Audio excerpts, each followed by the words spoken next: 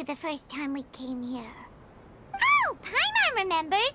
Nahita's consciousness had been trapped by the doctor, but we followed the clues she left behind to help her. So much time has already passed since then, and it seems Sumeru's changing for the better now that Nahita's in charge, right? Paimon just hopes this peace will last a long time, and then Nahita won't have any more new problems to deal with.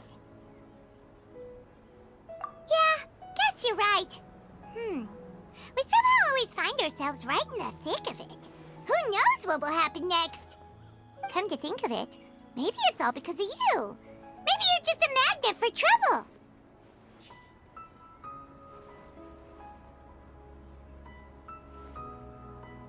Huh? Me? Before Paimon ran into you, Paimon never ran into any trouble. At most, when she was super tired, Paimon got caught in some strange whirlpool and sucked out into sea.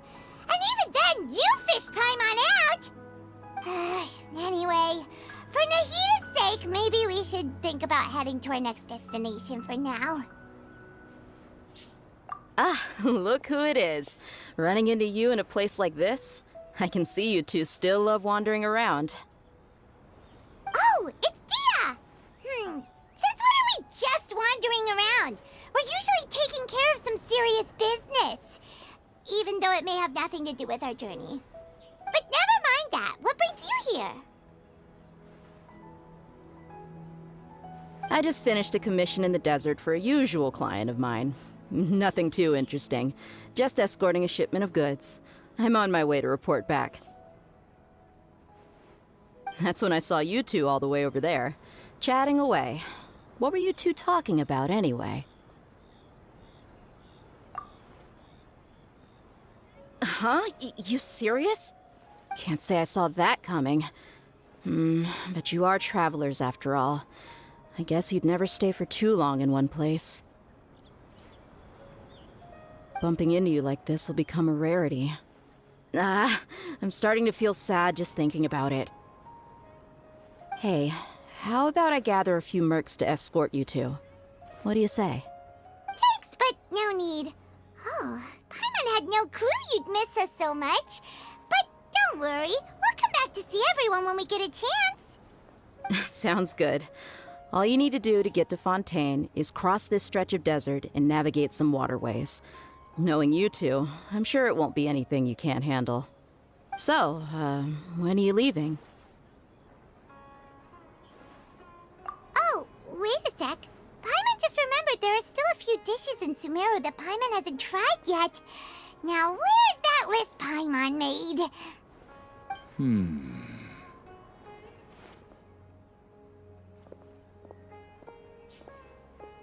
I see. Guess you won't be needing a going-away party or anything. It's sad enough to see you go like this. Though, now that I think about it, Sumeru wouldn't be what it is today without you. Seems true heroes always prefer leaving quietly. By the way, should we go say bye to Nahita?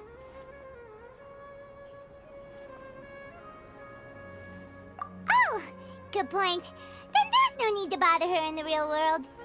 Then, I guess this is goodbye for now, Traveler in Paimon. Whether as a client or a friend, you're always welcome to come find me.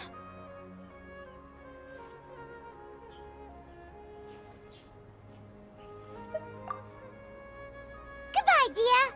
Bye-bye, Sumeru.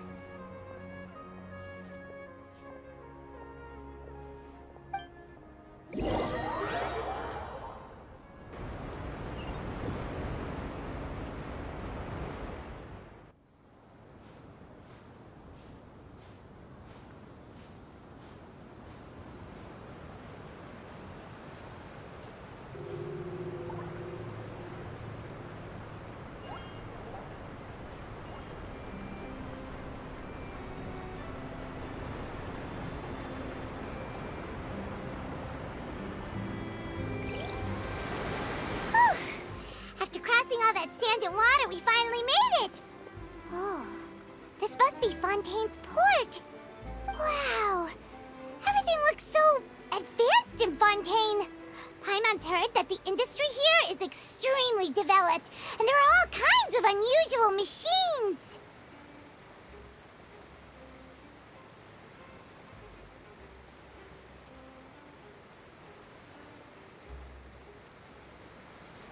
Just seeing the sights as a tourist is nice, but maybe it would be better if we found something to do.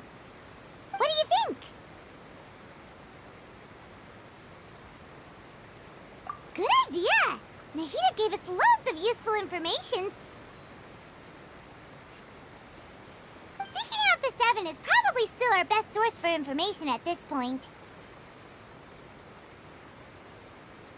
Yeah, the more we can learn, the better. So, what do you think the Hydro Archon's like? Will we get along? Nahida said that she has a very unique personality, whatever that means. To learn about a nation's god, start with the nation's people. There seems to be some locals talking over there. Let's go see if we can join the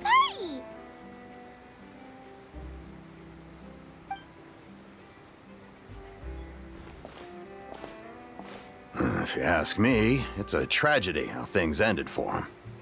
Clearly, he was a pretty decent person. Yeah, I didn't expect that kind of ending for him. I thought he would at least fight on a little longer for his family. I was expecting a sudden plot twist, but it's a pity that it never happened. Still, his story is quite the tearjerker.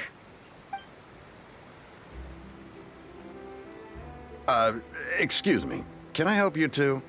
I couldn't help but notice you standing here listening. Hi.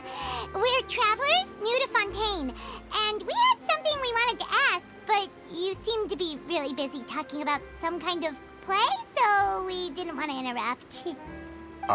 Play? Oh, no. We're talking about something that really happened. In fact, it's a case that was just heard a few days ago. Really? Like, a real trial? But the way you were talking about it and the words you used just now made it sound like some kind of story. Well, good tales are often based on true stories, aren't they? And what you see in reality may also be someone deliberately putting on an act while harboring ulterior motives. Whether something is true or not simply isn't that important. The main thing is whether the story being acted out on the stage is splendid enough. Oh, but it looks like you're not from around here. You probably don't know that the Fontaine Court of Justice is called the Opera Epiclese, or more commonly known as just the Opera House.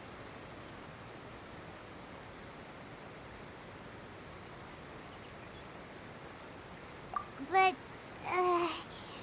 shouldn't court cases be treated a little more seriously than that? Not to question Fontaine's way of doing things. It's just that putting someone on trial is usually a very serious thing. No worries. Other visitors to Fontaine have wondered the same thing. You could say that we just don't want to waste the moving stories behind those cases.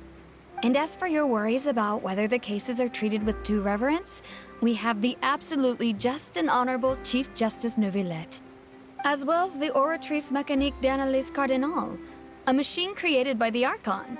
Between the machine and the Chief Justice, false charges and injustice are a thing of the past now.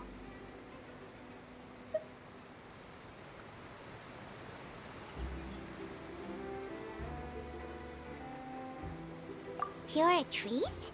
Is it some kind of machine, too? Oh, Paimon's curious. We should check it out if we get the chance. Wait, Paimon almost forgot to ask you our question. Do you know what we should do if we want to meet the Hydro Archon? Oh, that's easy. Just go to the Opera House. Lady Farina practically lives there. You could definitely say it's her biggest passion. Huh. I think what they mean is that they wish to speak with the Archon personally. In that case, I'm afraid it's going to be a tad more difficult. You'll have to make an appointment well in advance, and it'll depend on whether or not she has any time slots available. Huh.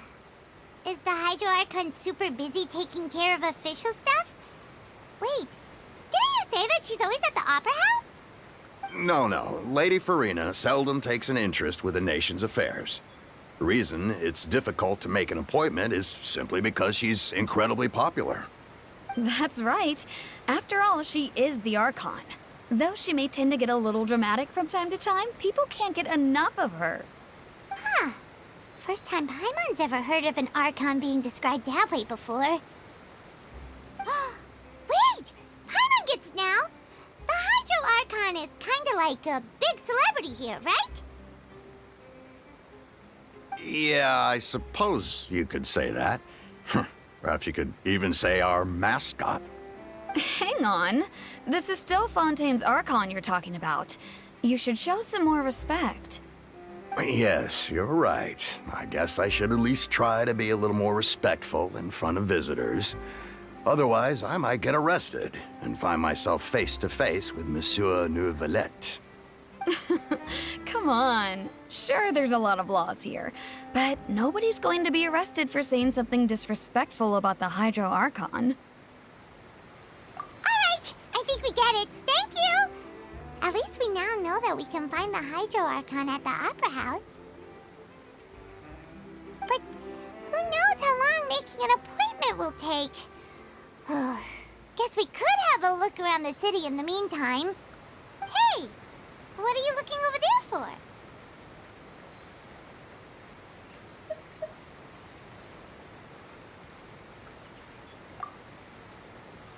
Huh. Maybe something's the matter. She isn't going to jump into the water, is she? Maybe we better go check on her.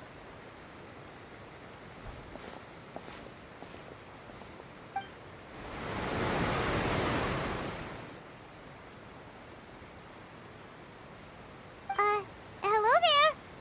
Excuse me. Are you alright? Huh? I'm fine. Thanks. Oh, okay then. We just noticed that you seem to be worried about something. About many things, actually. But there's nothing I can do but just keep my troubles to myself. I was just reminiscing about a place my brother and I would play when we were kids. It was just atop that hill over there. See? You're pointing at the sea. Wait, are you saying that you and your brother lived in the water? Though people call the waters around Fontaine a sea, it's actually just an inland lake that's filled with fresh water. And though I can still see that hill clearly in my memories, now it's been completely submerged. He would skip and jump, tossing sand in the wind. The sun shone brightly, and the air was filled with the scent of the sea. But now, the water is gradually swallowing our memories. It won't be long before it swallows us. Sorry. Paimon doesn't really get what you mean. I don't believe we've had the pleasure of meeting. Are you Lynette's new friends? Oh, and you are? Thanks for looking after my sister. She often comes here to reminisce about our childhood, that's all. There's no need for any concern. Allow me to introduce myself. I'm Linny, and this is my sister Lynette. If I had to guess, I'd say you must be travelers from abroad. Nice to meet you. Paimon is Paimon, and this is the Traveler. We just arrived in Fontaine. We were just talking with your sister. Even though we didn't really get what she was saying. I see. It's unusual for Lynette to be so willing to talk with anyone. In fact, she seldom speaks at all. I'm usually the only one she ever talks to. Oh, really? Then you two are just like us.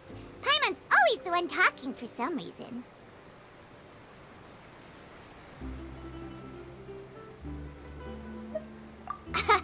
So that's how you think it is? I also think my brother can be too talkative at times. Seems you were right, Paimon.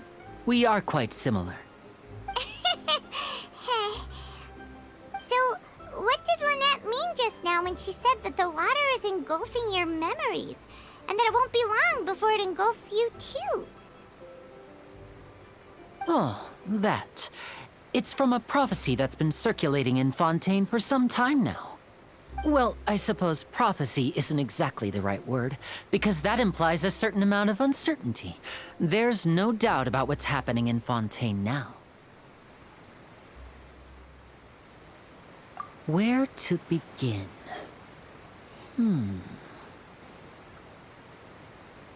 Let's put that question on hold for a moment. We still haven't formally greeted each other yet, have we? Did all the introductions earlier not count? Hello, traveler.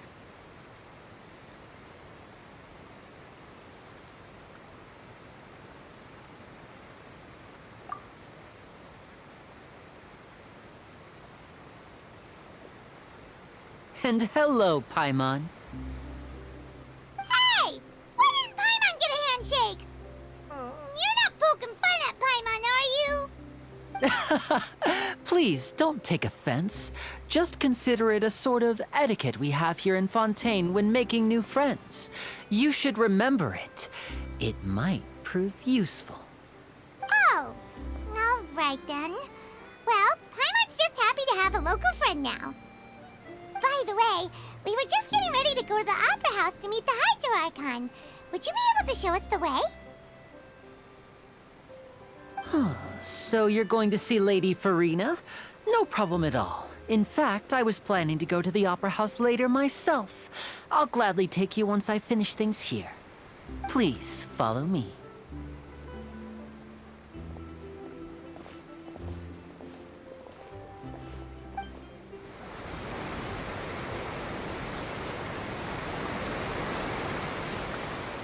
You said you were going to see Lady Farina? Well, it seems Lady Farina has come to see you.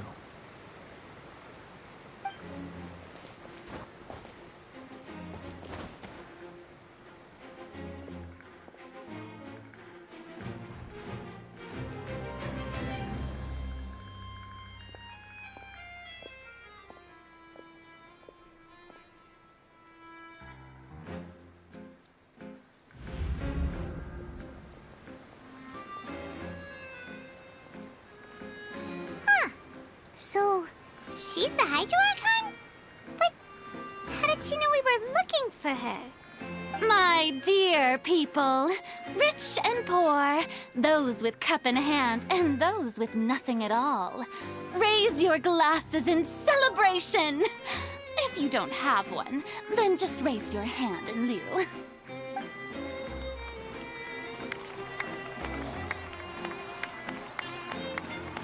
As you can all see, two unfamiliar travelers have arrived in our nation. Come, let us make a toast in honor of this traveler and her companion who have journeyed here from distant lands.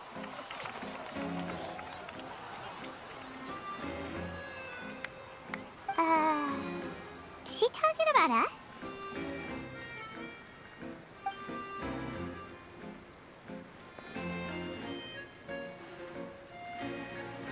I've long heard of the turmoil and chaos you've left in your wake as you visited other nations. But I welcome you nevertheless. No, I have come to receive you personally.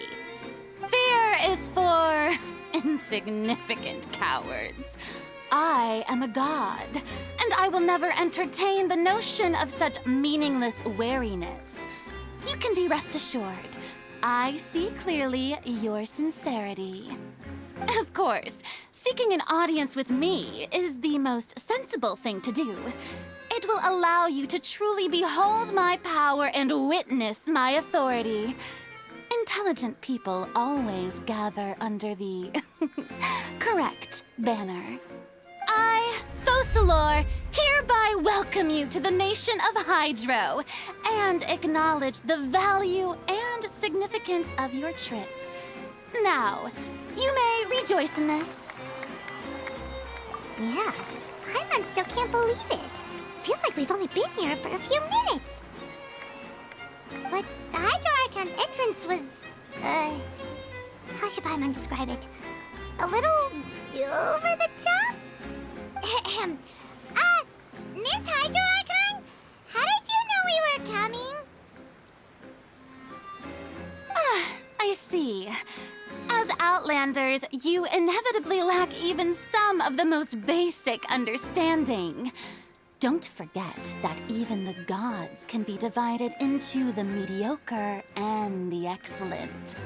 I suppose it's only natural for you to be awestruck by my abilities.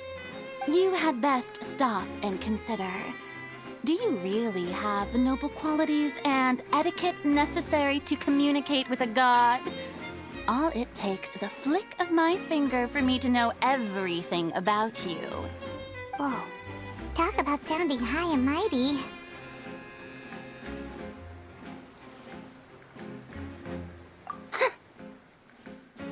Oh? What's with these looks? Perhaps the welcoming ceremony still isn't enough? What else should I say then? Is she waiting for us to start talking? Wow, I didn't expect to see Lady Farina here. What a surprise! Wait, does this mean they're the legendary blonde traveler? How did I not notice before? Hey, what's all the commotion? Oh, is that Lady Farina? Is there some kind of drama going on? Of course. That's the blonde traveler. The one all those stories are about. Lady Farina came here to personally see her. Oh, I bet this is going to be the duel of the century. Ooh, I've got to see this.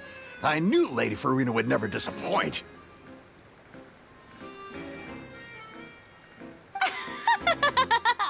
Yes, but don't get too excited now.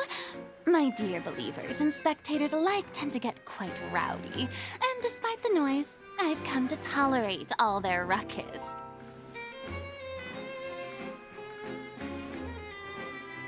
You may consider this my reward to all of you. I have determined that there will be an epic duel between myself and this traveler from another land, just as you were hoping to see.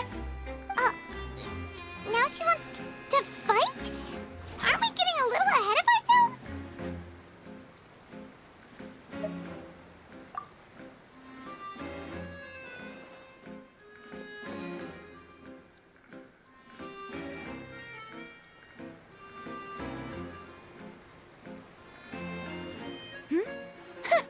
Are you not afraid?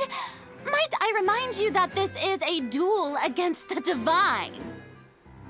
What are you trying to do, traveler? Provoking a god in front of her people? Stand down, Clorend. I admire her bravery. Few have the courage to draw their sword against a god. She is obviously a true warrior. Unfortunately, people nowadays only crave to be thrilled, and a mere duel will not slake their thirst for excitement. Huh. Yeah, she's right. Just a duel wouldn't be all that interesting. On Araneus, criminals are always requesting duels to defend their honor. They're getting a bit old, to tell the truth. You see. Then, as the god of justice, I shall face this traveler in another kind of duel. A duel in court! Whoa, all right! Now that'll be worth seeing! Right. This is Fontaine, after all. Such a grand opera house, it would be a pity not to use it. Why do you care so much about the crowd's reactions? Seems you've spent a little too much time in the opera house. Besides, how exactly do you plan to have a duel in court? You mean you're going to put us on trial?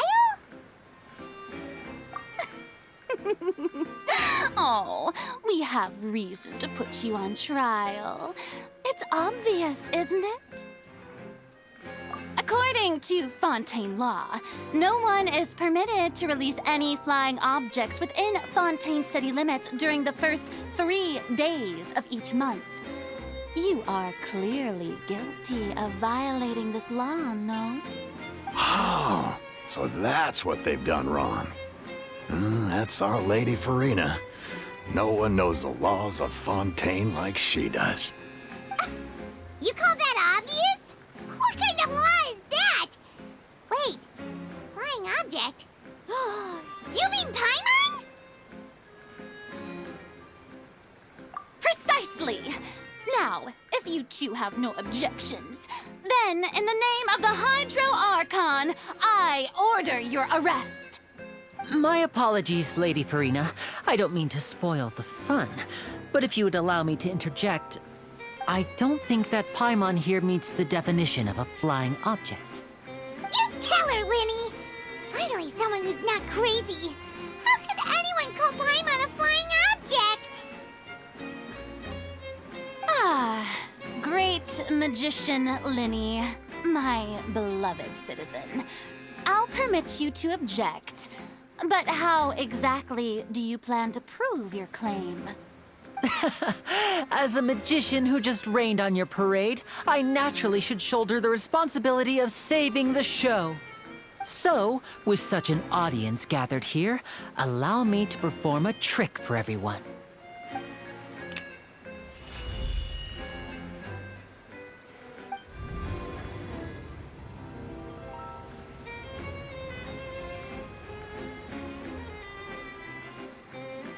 Ta-da!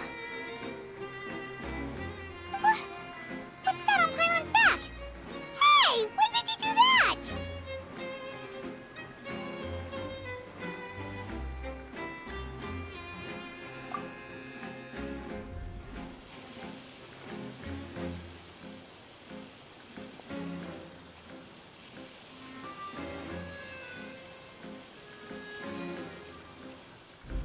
There. As you can all clearly see, Paimon should be classified as, well, something like a balloon. This rope has been in the Traveler's hand all along. It was just that no one could see it before. Huh? You call that magic? You've got to be joking. I thought it was pretty good. Nice one. Huh. I'm not sure what to think. It seems Lady Farina's charges no longer hold water.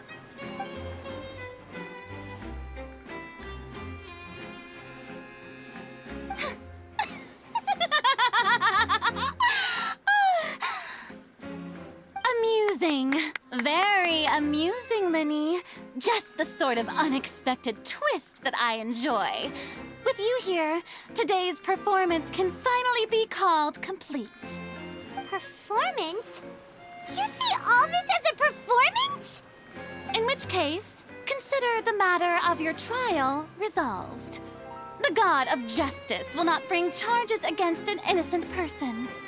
But when there are valid grounds, I will not only judge travelers from abroad, but even the gods of other lands.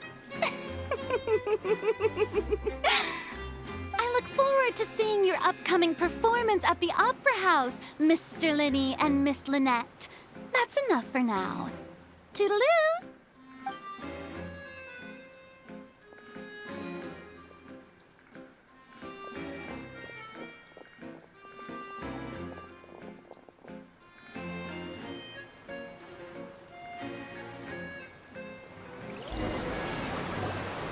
And just like that, she's gone.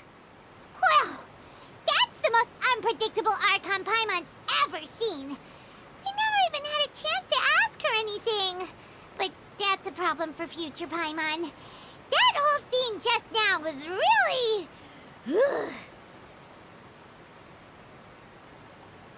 Don't mention it. I just happened to remember that there was such a law, so I did a little preparation, just in case. I didn't think it would actually come in handy. So, now do you see what kind of god Lady Farina is? She can be a bit confusing at times, but she is still amenable to reason. Anyway, Paimon had no idea you were a magician, Linny. It sounded like you'll be performing at the Opera House, right?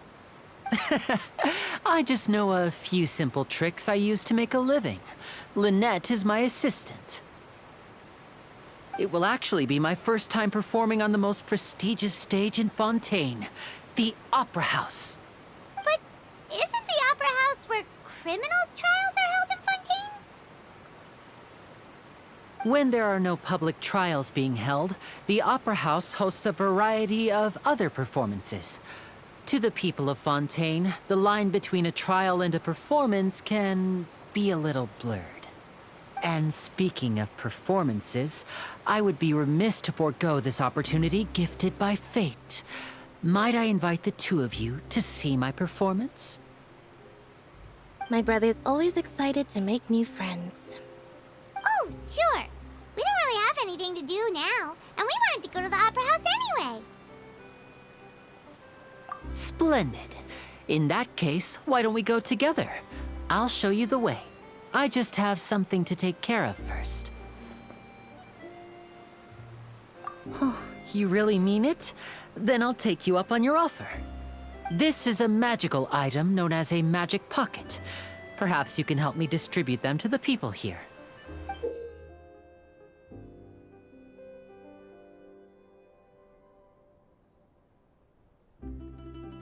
Huh? What are they going to use it for? About that... You asked me before about the prophecy, right? Let me start by telling you a little more about what it entails. I'm not sure exactly when it began, but a prophecy has been circulating around Fontaine. It says that every person in Fontaine is born with sin. No matter how the nation of justice holds trial after trial, this sin cannot be absolved.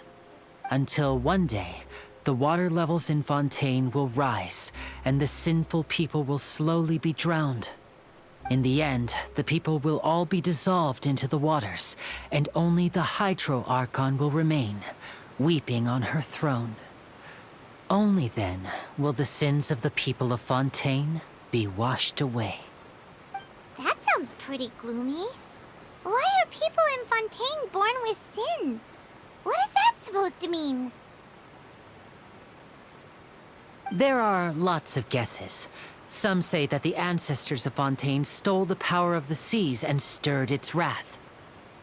Others say that the people of Fontaine never heeded the first Hydro Archon's warnings and offended Celestia. But here in Fontaine, evidence is what matters. There hasn't been concrete evidence for any of these claims, so they can only be regarded as conjecture. If even the people in Fontaine don't know what sin they committed, wouldn't it be better just to ignore the prophecy completely? Why bother feeling guilty all the time? That's exactly what the people did at first. But in the last few years, the water levels in Fontaine have actually started rising. Many places have already been completely submerged, and now lie beneath the sea. Many people carry on with their lives as before and shrug it off as a natural phenomenon. But my family and I think that the people of Fontaine shouldn't ignore the possibility, which would end up sentencing them to death. We hope that at least the people who reside near the waterfront can move away before it's too late. So, we've started distributing magic pockets to them. As a magical item, these magic pockets have astonishing capacity. I'm sure they will come in handy when people are moving their belongings. Oh, Paimon gets it! It's like preparing for a rainy day! But this is more than a bit of rain. Perhaps only absolute power could ever contend with such a catastrophe. But who knows? We're just tiny specks in the grand scheme of things.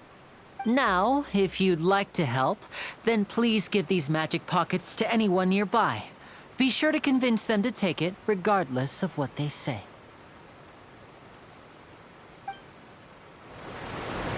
So you're the blonde traveler that everyone's been talking about. My apologies for not recognizing you earlier. Oh, a magic pocket? Seems you really thought of everything. I guess it's better to prepare for the worst and hope for the best. Thanks. Please, also thank the magician on my behalf when you get the chance. What's this? So you also believe in the prophecy. Keep it. I won't have any use for it. What? You mean you don't believe in the prophecy? No, I believe in the prophecy. But I also believe in another story. The story says that people once lived in the ocean. They were one with the ocean and couldn't live apart from it. But as time wore on, people desired to live on land and developed blood vessels, encapsulating the sea within their bodies. Thus could people set foot on land. So, if you ask me, when the water rises and takes us all, it'll be like we're going home. Oh, we hadn't heard that one before. But people can't live underwater. They'll die. You should probably still take it. All right, I'll take it. I guess I just feel that being dissolved into the water doesn't necessarily mean death. Huh? I don't want that thing. Way I see it, if the prophecy's true, it's still gonna be a long time before the water can cover everything. Life is all about living in the moment. What use is there in worrying about the future all the time? We'll cross that bridge when we get to it. You should still take it. You never know when it'll come in handy. Oh, all right, fine. Thanks. It's just that if I start moving, that means I've already given up on the life I have now. I'd really rather not. Oh? You already handed out all of the magic pockets? That was fast. So, what did people have to say? I bet you heard some, interesting opinions. Yes, but that will change once disaster strikes. I know they'll change their minds, so it's only right to help them prepare. Is there anything else you need to do before we leave? Yes, one last thing. I have the magic pockets made by a workshop in the court of Fontaine. Since we're out and about, I was thinking about bringing him some more materials. So, you want to collect materials? Just tell us what the materials look like and we'll help. Many hands make light work. Oh, that would be much appreciated. We'll need some Romaritime flowers. I remember seeing them near the waterfront on the east side of the harbor. You made quick work of that. I can tell you're an experienced traveler. I've also finished collecting a few here. Maybe next time you'll feel like helping too, Lynette. No way. I'm in power-saving mode today. Otherwise, I fear I may not have any energy left for the performance at the Opera House. Fine. Though the performance is still a long way off. Now that we're finished here, we should get ready to head back to the Court of Fontaine. So, we're going to the Court of Fontaine before we head to the Opera House? Good. Paimon wants a tour of Fontaine's largest city and try...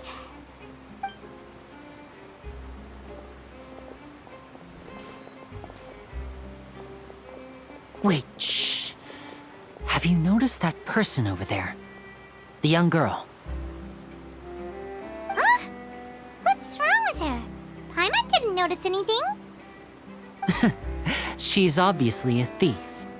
Magicians and thieves practice similar methods. We divert attention, and a distracted audience is one that won't discover what you're really doing. Watch her movements carefully.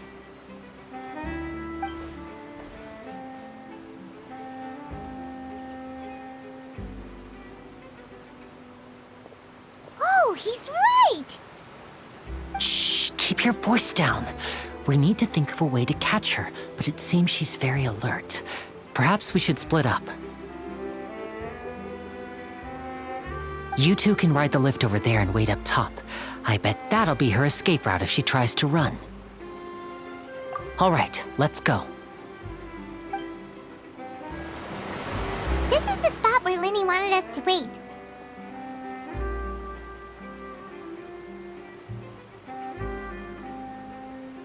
Oh, look! Isn't that her?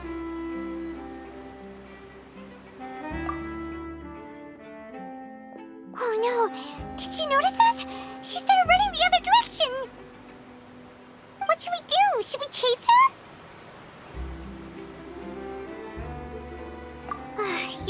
right. She might also be trying to lure us away.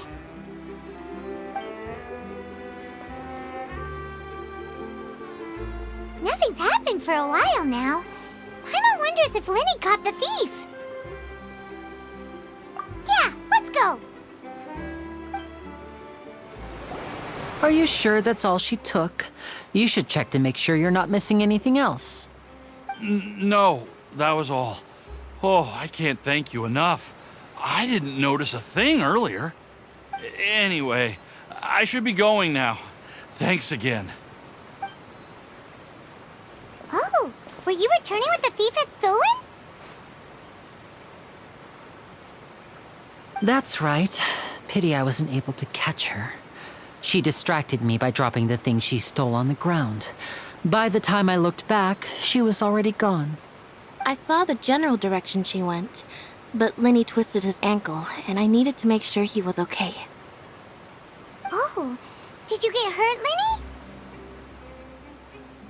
I'll be all right. It's just a twisted ankle, that's all. In fact, it's feeling better already. If you want to play at being a hero, at least try not to get hurt doing it. Imagine what would happen if you managed to derail our performance as a result. You're right. Sorry, Lynette. I have to admit that the thief was even more skilled than I had anticipated. But at least we were able to get the stolen items back, so it wasn't a complete failure. What a slippery little thief. Guess things turned out all right in the end, though. Linny's initiative paid off. All right, let's put this little detour behind us. We should go to the Court of Fontaine now.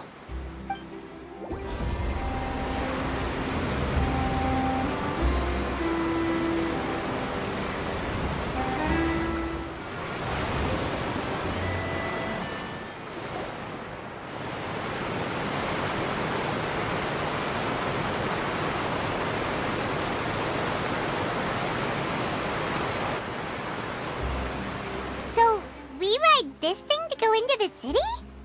What an ingenious way to get around. People in Fontaine really know how to use water. This is an aqua bus. It allows people to travel between several key locations around Fontaine. It's pretty convenient, but the ride can become a little dull after a while. The scenery is always the same.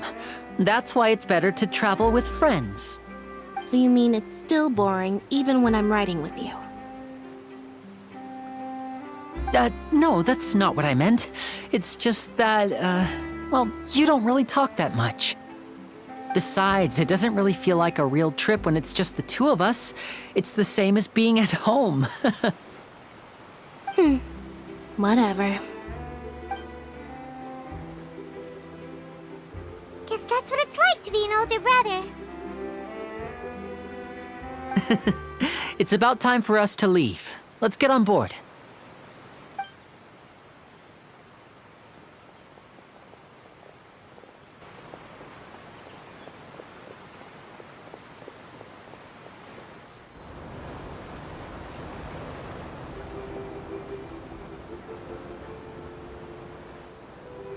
Huh?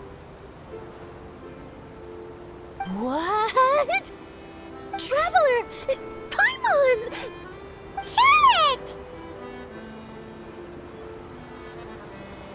Oh, I never guessed I'd bump into you while riding the aqua bus. In the story of my life, this is big news. What are you doing in Fontaine? I didn't hear anything about you paying us a visit. Yeah, it's quite the coincidence. But as travelers, we're always on the move. It's not surprising that nobody knew we were coming. Though we still have no idea how the Hydro Archon knew about us. Oh, let Paimon introduce you to our new friends. Oh, no need for introductions, Paimon. I would recognize the great magician Linny and his assistant Lynette anywhere. I wouldn't be much of a reporter if I didn't know who they were. It's a pleasure to meet you. I'm Charlotte, a reporter for the Steambird. Nice to meet you. From the Steambird, huh? We've often relied on your paper to promote our performances. It's an honor to meet you. Now that everyone knows each other, Fontaine suddenly doesn't feel like such an unfamiliar place. So, what have you been up to lately, Charlotte? Any big news? Not too much. When there isn't any breaking news, I mainly cover the trials at the Opera House. You can still manage to keep readers' attention as long as you tell things from a clever enough angle, even if it's the same old topics. For example, reporting on how a scammer once deceived vulnerable girls into relationships, or how a financial criminal was once so poor that they ate a single piece of bread for 5 days. Ah, you're right. Seems you know me pretty well. What I'm really after is exclusive, sensational news pieces that could shake the country. These smaller stories are a waste of my talents. Oh, I just remembered. I've been following a case lately. Well, a series of cases, actually. You mean the serial disappearances of young women case? That's right! These stories are the talk of the town right now, and it's probably the most mysterious case we've ever seen.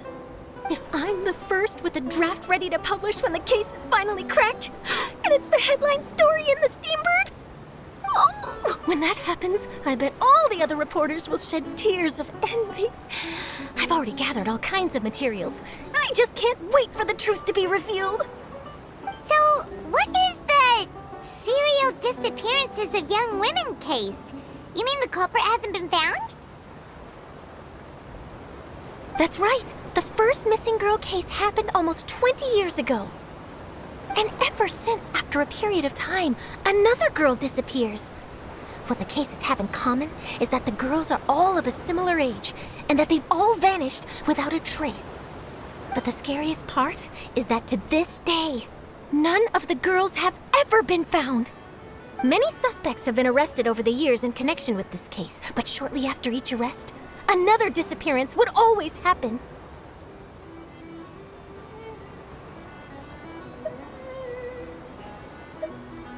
Yes, it's possible.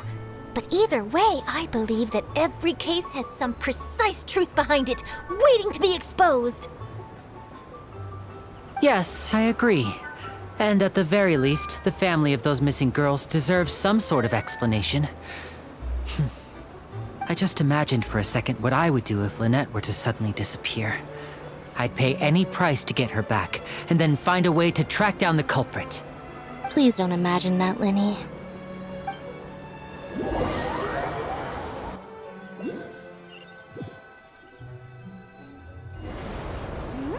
Hey, we're almost there! Look!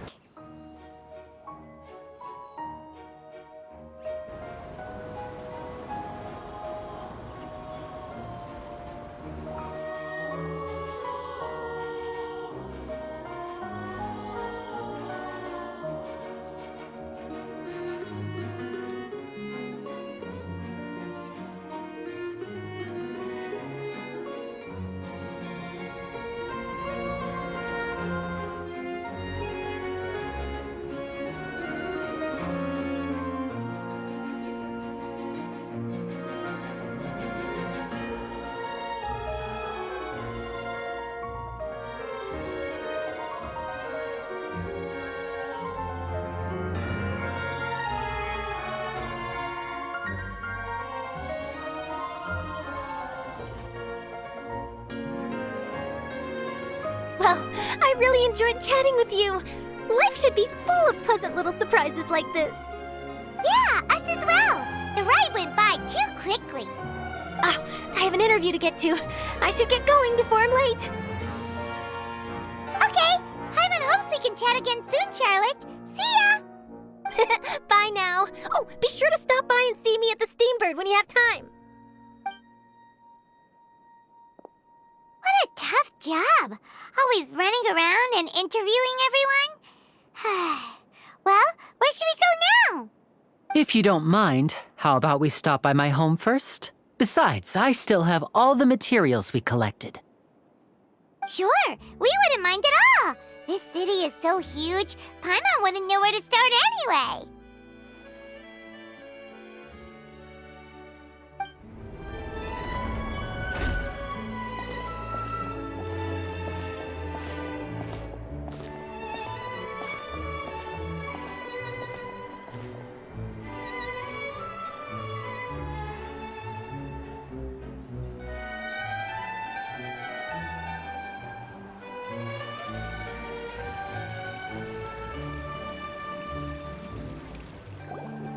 This is our current abode.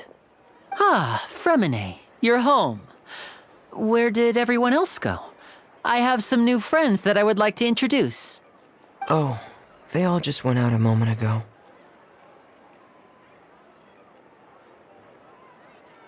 I see.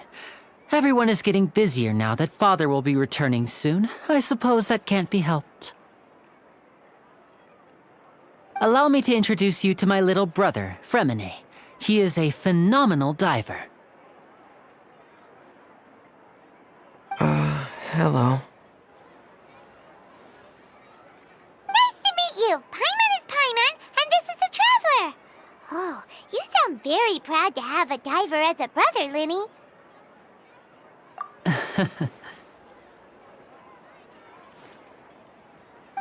Linny, could you come here for a moment?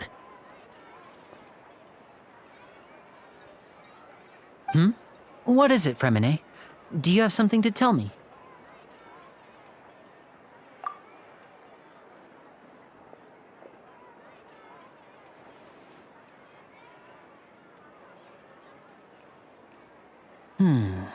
Okay, I see. Is everything all right? Oh, it's nothing. We were just discussing a little housework. Sorry for the interruption. Oh, before I forget, the Traveler and I collected more materials to make magic pockets. Were you able to get any, Fremine? Yes, I went diving and gathered lots of materials. I was about to give them to you. That's our Fremine, always quick with the underwater work. All right, I'll take these to the workshop.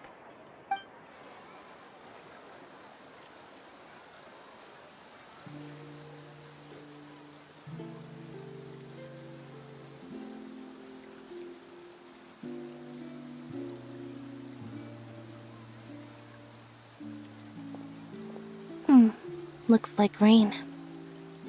Oh, you're right. But wasn't it clear and sunny just a moment ago? Fontaine's weather sure is weird.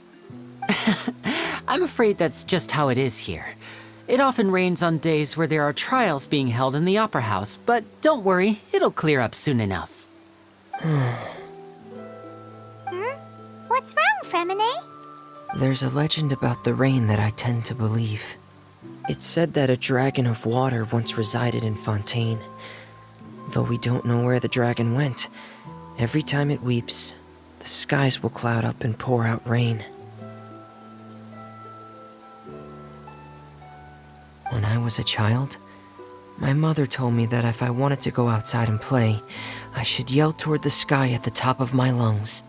Hydro Dragon! Hydro Dragon! Don't cry!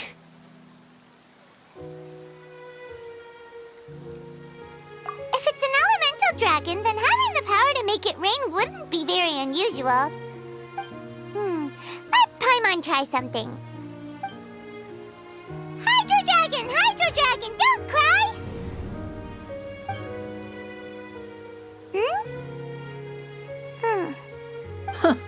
Doesn't seem to be of any use. It is just a legend after all. You know, you might be a more popular magician if you understood the concept of romanticism. Or could at least play along. Sorry. It might be because we've never met the Hydro Dragon. Perhaps it can't be comforted by the words of strangers.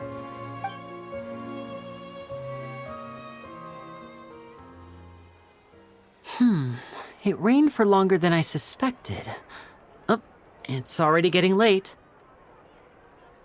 Was there something you needed to do, Linny? Yeah, some preparations for the show at the Opera House. I need to find a way to catch the last aqua bus of the day. On the day of the performance, just ride the aqua bus to the island of Araneus. I'll have Lynette meet you at the fountain in front of the Opera House. Oh, are you leaving now? What is it, Fremine? I'm in a hurry. Oh, I get it. You feel nervous delivering the materials for the magic pockets, is that it? Perhaps we could trouble the Traveler to help us take these materials to the Beaumont workshop and deliver them to the owner there? I'm afraid that Fremine can be quite introverted. And the boss there tends to be pretty talkative. Fremine has always been a little afraid of her.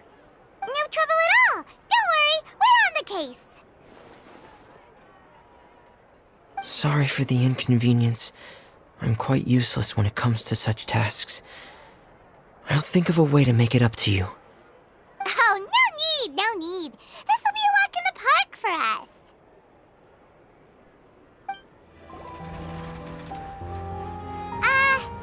Hello? Is there anyone here? Oh, hello there. New customers? Looking to buy, or do you need something made? Or perhaps you're just looking for a chat with me. Oh, no, we're just here to deliver some materials. Here they are. They're for making... what were they called again? Ah, these must be for magic pockets. I could tell right away. I've already made several orders worth now. No need. They've already prepaid several batches worth. When they told me what they'd be using them for, I even offered them a discount. But they insisted on paying the full amount, saying that I had a business to run. It seems both their hearts and their pockets are made of gold. Whoa. So, is Linny actually loaded? I can't say for sure, but who knows? Maybe there's good money to be made being a magician in Fontaine. Hey! Is this machine what you use to make stuff here? It looks really advanced. Why use your hands when a machine can do the work? It would be a waste not to use the latest technology, and wasting is a kind of crime. But where does a big machine like that get its power from? Well, it's a little complicated. I'm not sure I can put it in layman's terms for you. But basically, everything we usually use here in the city is powered by indemnitium. It's a type of energy that's produced from trials. Huh? How can trials produce energy? Well, I'm not completely sure of all the details myself, but basically, when a trial is in session, the Oratrice Mécanique d'Analyse Cardinale harvests people's belief in justice and converts it into energy to be used all around Fontaine. So that's what its other function is? Paimon heard that the Oratrice was created by the Archon to make judgments. But Paimon still doesn't get it. How could something unreliable like people's beliefs be turned into a stable power source for these machines?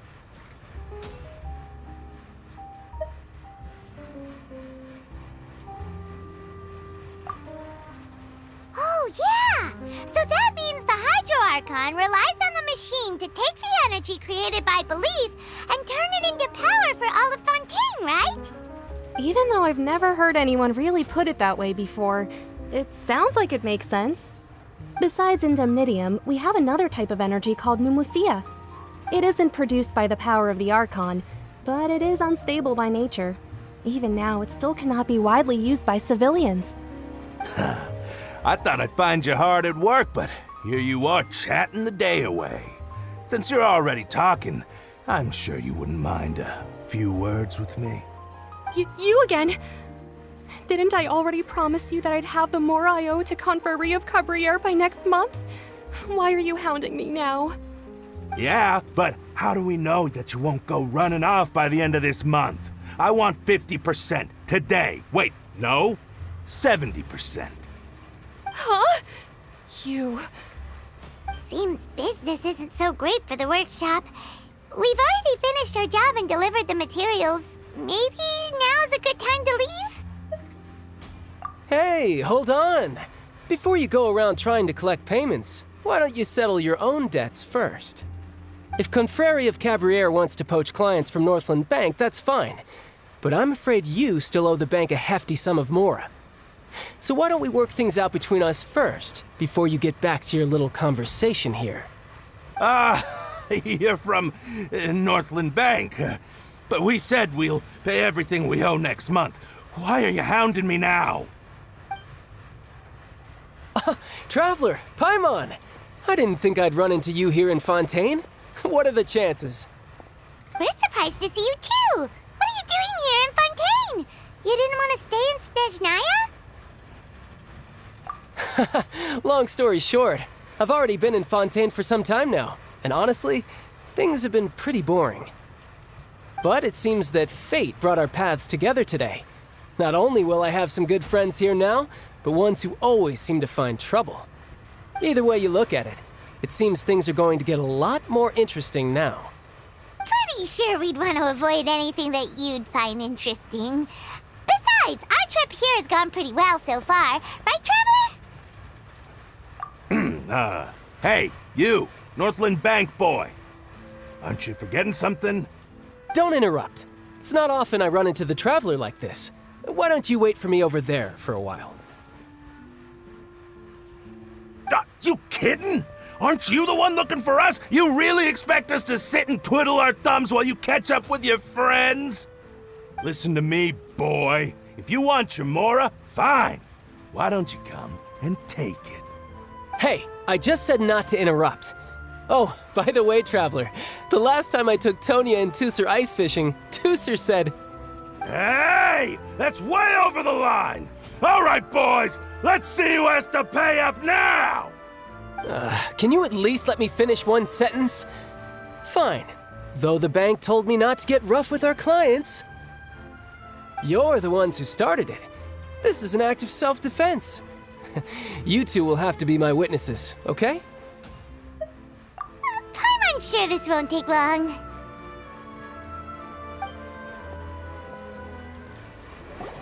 Oh, what's your deal, Brad?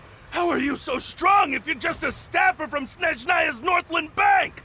Wait, don't tell me you're... Oh, now you notice. It's a little late, don't you think? Just make sure you understand that you don't mess with Northland Bank. Got it?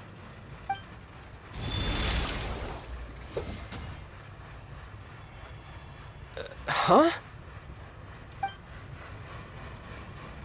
Now's my chance!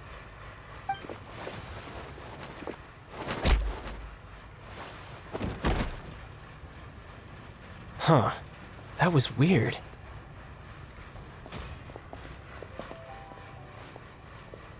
I'm not sure.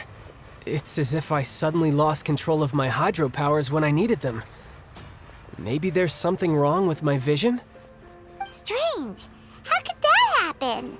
First time Paimon's ever heard of someone losing control of their vision. Never mind. It doesn't matter. If I want to stay sharp, I shouldn't be relying too much on my vision anyway. Besides, I always have my delusion in case I need it. So what are you doing in Fontaine, child? And don't say it's work for Northland Bank. Well, I guess it's because I've been in a bad mood lately. Huh? What kind of reason is that? Wait, since when do you feel down about anything? I don't know. Maybe I still have a lot to learn about myself. But recently, there seems to be some sort of restless power stirring inside of me. And I don't know why, but every now and then I feel like I'm in a terrible mood.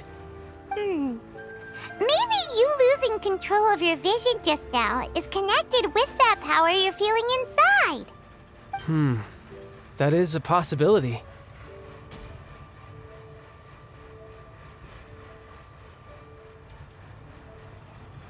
I can't remember if I ever mentioned it before, but when I was 14, I fell into some unknown abyss.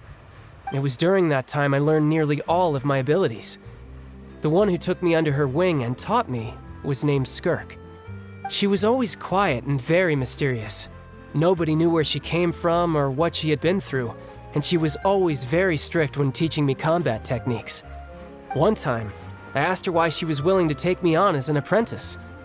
From what I could make of her answer, it was because I had awakened it, and traces of it remained on me. She said that all my combat training would be useful in the future. But what is it? What did you awaken? She never explained that, but my guess is that it's related to a dream I saw when I had just fallen into that abyss. In my dream, I was in the deepest depths of the sea, and the boundless seabed was all around me. But in front of me appeared a whale that was so massive, I felt like I couldn't breathe. A whale? When we fought against you before, you summoned a huge whale that seemed to leap at us. Is that the one? That's just an abstract form of a whale that I create using my elemental powers. It takes that shape because the scene I dreamt of the whale has always been stuck in my mind. I'll never forget it. So you used the whale as inspiration for one of your moves? Huh. Seems a little twisted to Paimon. So why don't you just go ask your master? Maybe she knows the answer. You make it sound so easy. Ever since the incident I experienced there, I've never stopped searching for Master Skirk and that unknown abyss. But it's been years now, and I've still found nothing. There isn't even a trace of the place where I remember falling into the abyss. Oh, it sounds like some kind of ghost story. Yeah, I'm out of leads at this point, but there's nothing more I can do. It seems that strange encounters in this world tend to be elusive like that. Oh, seems the time really flies when I'm talking with you. I just remembered I have somewhere else I need to be, so I should get going. What? More work for the Northland Bank? No, it's more of a personal appointment. Lately, I've been sparring with some of Fontaine's official champion duelists whenever I'm feeling bored. Official champion duelists? You mean it's their job to duel? Yep. In Fontaine, before a criminal goes to court, they're given one chance to defend their honor by requesting a duel with an official champion duelist. The champion duelists are all-powerful fighters selected from among the nation's best. And the duel itself is a no-holds-barred fight with no specified stopping point. So engaging in such a duel is regarded as a symbol of defending your honor. If a criminal manages to win the duel, they'll be acquitted. But if they lose, they'll have no choice but to stand trial. And the worst-case scenario is that you're simply killed in the duel. Though it's rumored that Fontaine has a death penalty, from what I can tell, no one has ever been officially sentenced to death. So really, the only people who opt to duel are those who have suffered a grave injustice in being accused, or those who greatly value their honor. Otherwise, why gamble with your life? So, do many people actually get out of their trials by winning the duel? Apparently, it's exceedingly rare for anyone to actually win. Fontaine probably enacted this system as a way to show that the nation respects the honor of its citizens. Besides, none of the champion duelists are to be trifled with, which is exactly why I was itching to face them as soon as I got to Fontaine.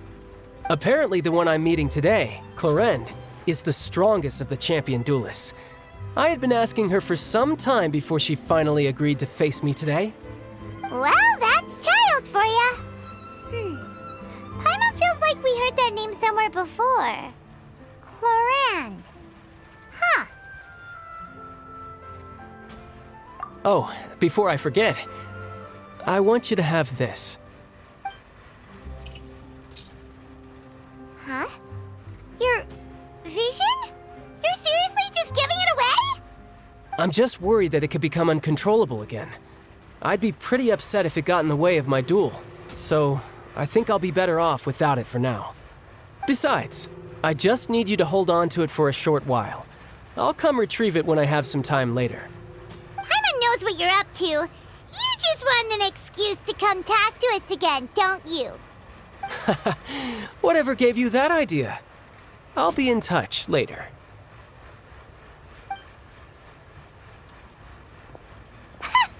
That sneaky guy. He said he's been feeling down lately, but he seemed the same as ever to Paimon. Well, seems we don't have much to do for now. We might as well walk around and see the city before Lenny's performance.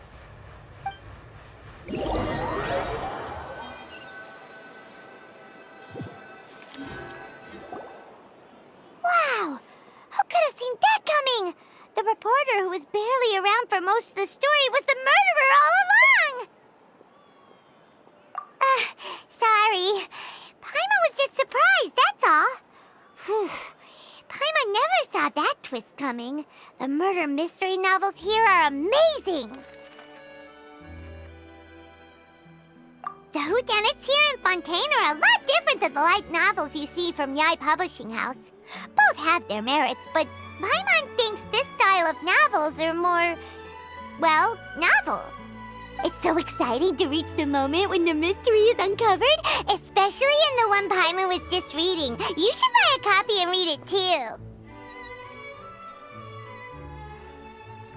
Oh, sorry about that. Paimon will be more careful next time. Hey, shouldn't we be heading to the Opera House to see Linny's performance soon? It's almost time for the show to start, so we should get going.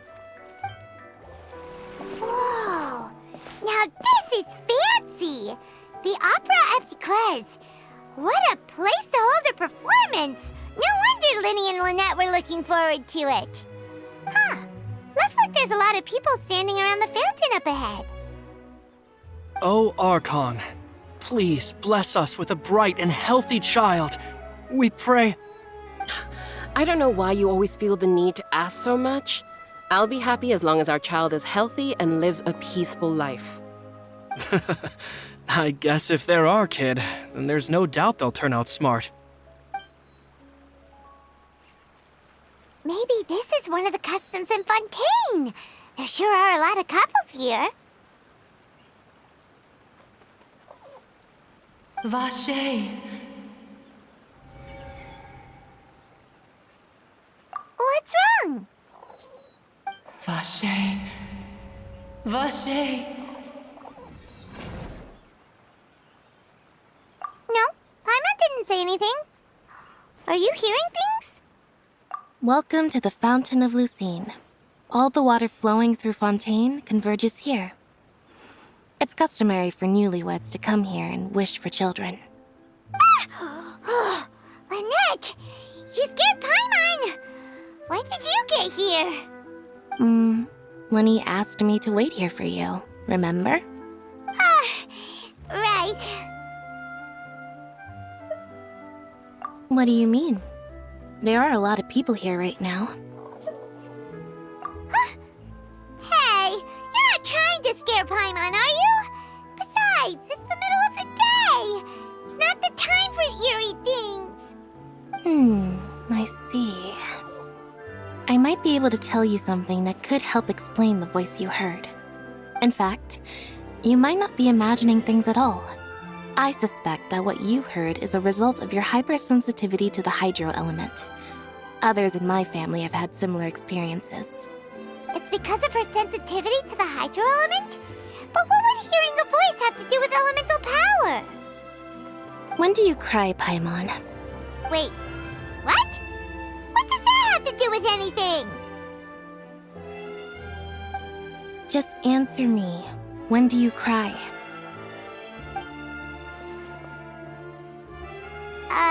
When Paimon's really sad? Oh, and when Paimon's super happy. Oh, and also when Paimon's really, really scared. Then you should understand that tears contain your most intense emotions. Like I just mentioned, the Fountain of Lucine is where all the flowing water in Fontaine converges. Even the tears that fall to the ground will eventually gather here.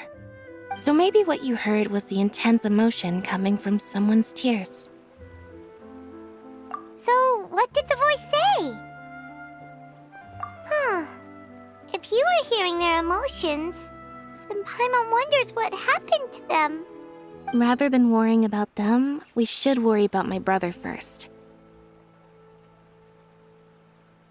Don't let that calm look of his fool you. He tends to get pretty nervous just before a performance. So chatting with Linny might help him relax a little before he goes on stage. Oh, right. That makes sense. Let's go in and see Linny.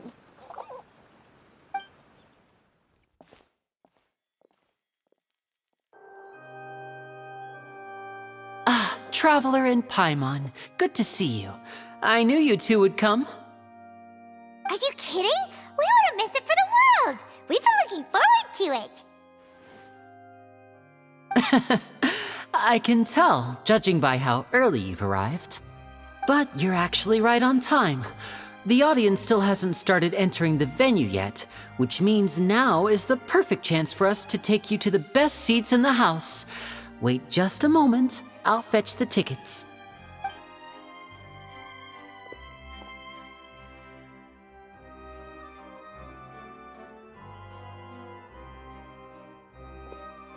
The Opera House has assigned seating, so you always have to make reservations.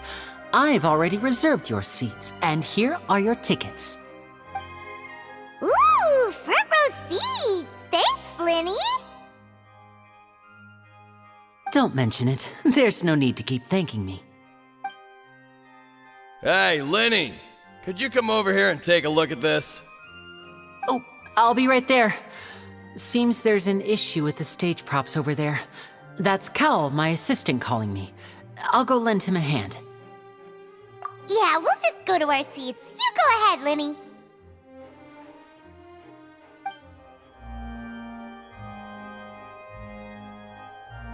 Oh, these should be our seats. Come on, let's sit down.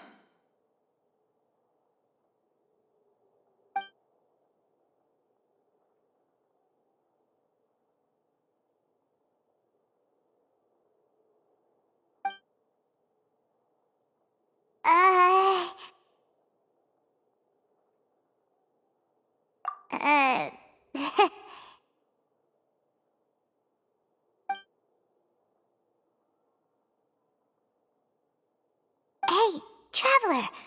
Maybe we should strike up a conversation with the person next to us. Since we're sitting together and the rest of the place is practically empty still, it's kinda awkward if we don't say anything.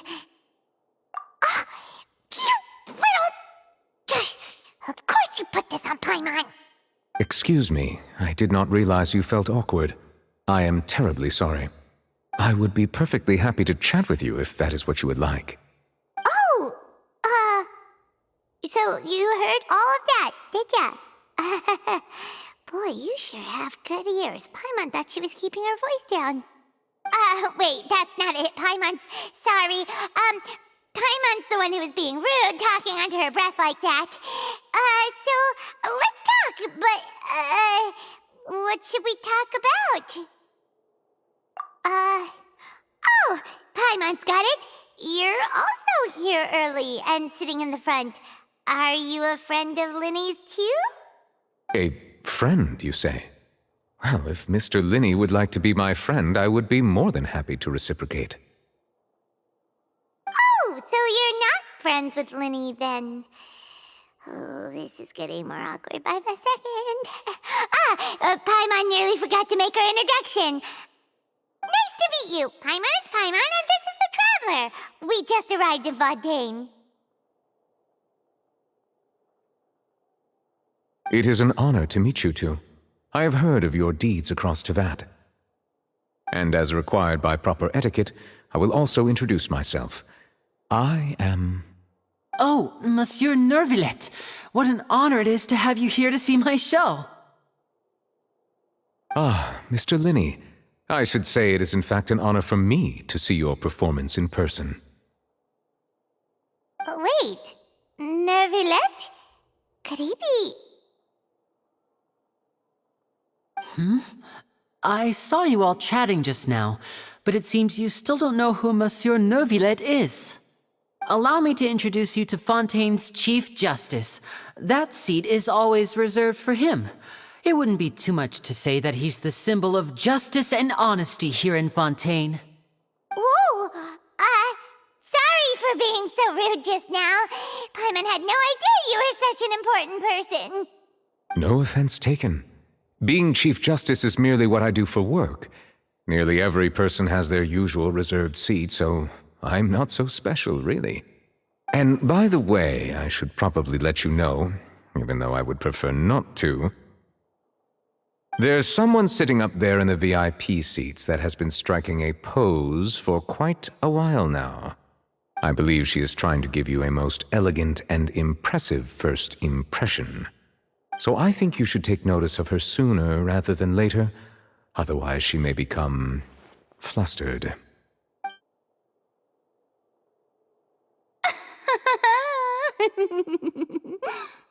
Huh? Oh, it's Farina, the Hydro Archon. Huh. She sure has a smug and satisfied look on her face. guess she has no idea that you saw right through her act. Very good. That is for the best. No need to pay her any more attention. We may now enjoy the show. Huh? So is this what things are like between the Chief Justice and the Hydro Archon? All right, please wait just a moment longer. I've pretty much finished my preparations, and the performance will start as soon as the audience has made their way to their seats. Yay! The show's finally about to start! Paimon can hardly wait! Paimon's never seen a real live magic show before!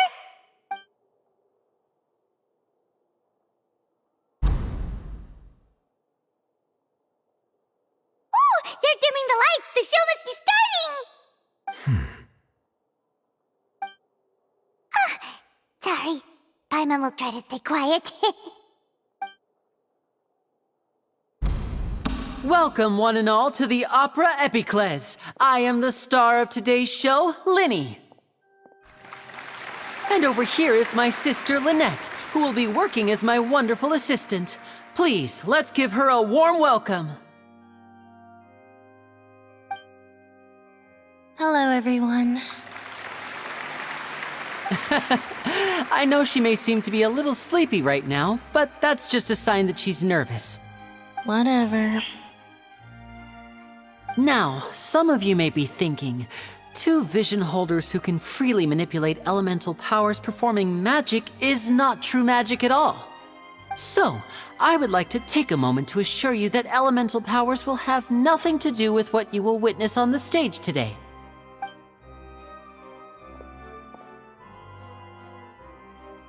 Both Lynette and myself have removed our visions for the show. That way, even the gods won't be able to help us. Oh, good point. That's what makes the show real magic. Now, without further ado, let the show begin. Lynette will now exit the stage to make some preparations. I know you might miss her, but don't worry. She'll be coming right back on stage momentarily. Perhaps in an unexpected way. I'm sure she'll be stealing the spotlight soon enough. Oh, and before I forget, there's one more thing I should say. You never know what can happen in the blink of an eye. A magician's greatest skill is making things disappear or appear. The possibilities are endless.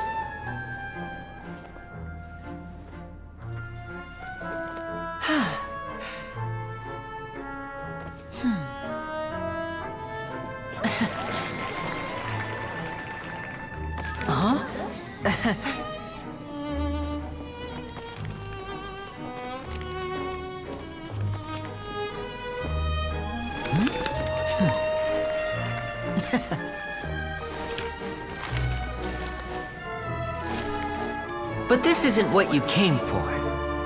These little tricks, you've seen them all before. So it's time for something truly extraordinary, don't you think? This one's a little tricky.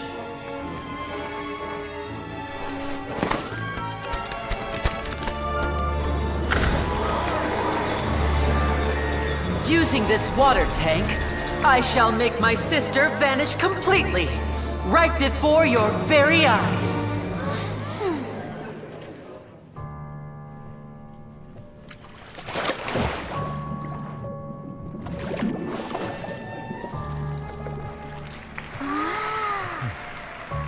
It's actually quite simple. She'll just turn into air bubbles and float right out of the top.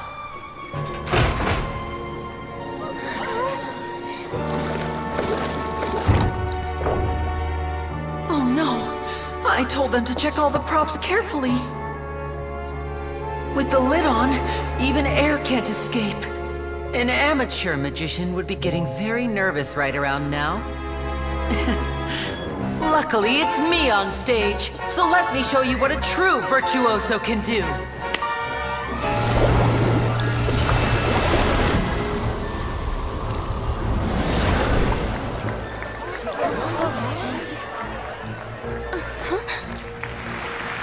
Lynette, are you still there? Don't go too far. We don't want to use up all our magic. Hi, I'm back. Uh-huh.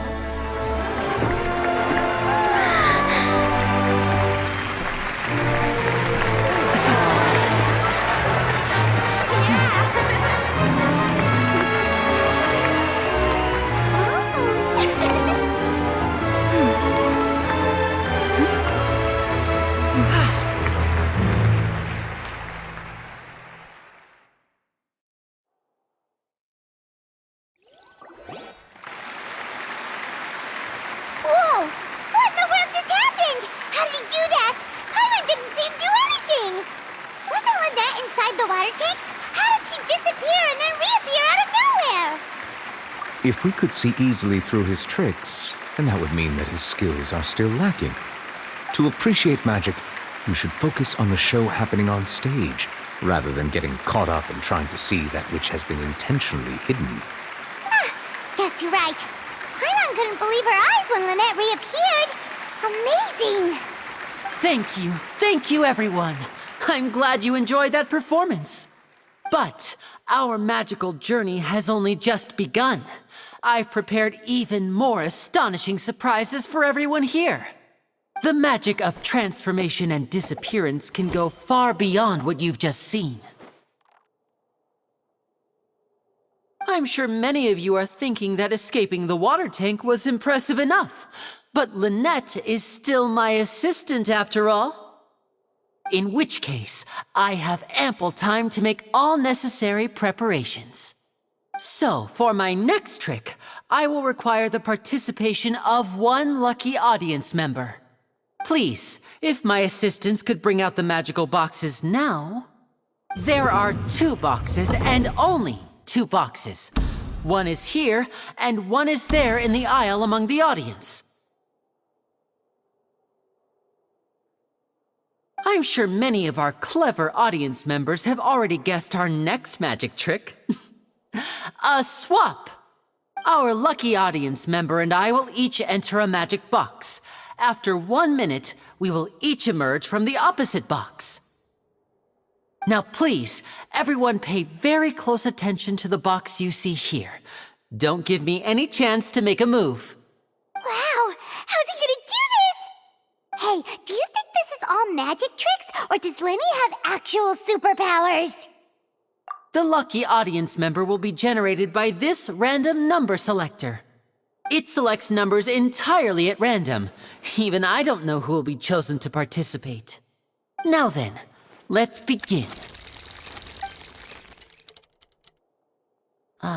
Let me see. Oh, row 7, seat 3. Congratulations! You now have the chance to experience magic firsthand for an entire minute. Please, come forward. My assistant will take you beside the magic box. I'm sorry, it might be a little cramped inside, but no need to feel nervous. We've carefully arranged everything for you to be as comfortable as possible. You don't need to do anything, but no matter what strange things may happen, don't come out of the box. If the magic is interrupted, who knows where you might end up? You might even find yourself in the Fortress of Meropide. Oh, okay. All right. Before I enter the magic box, there is one more thing I need to ask the audience to do. Could you all give me a countdown? Like this. 60, 59, 58. Just keep counting down. You can go a little faster or slower if you like. I won't be able to see anything in the pitch black box, so I'll be relying on your voices to know when time is up. Oh, and no tricks now.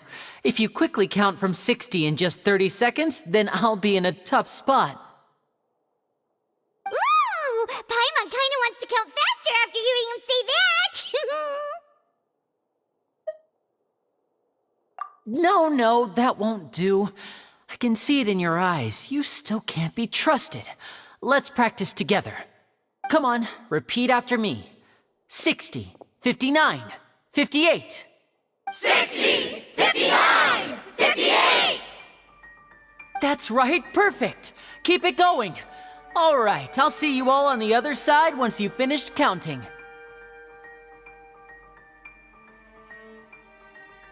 $54, $53, $52?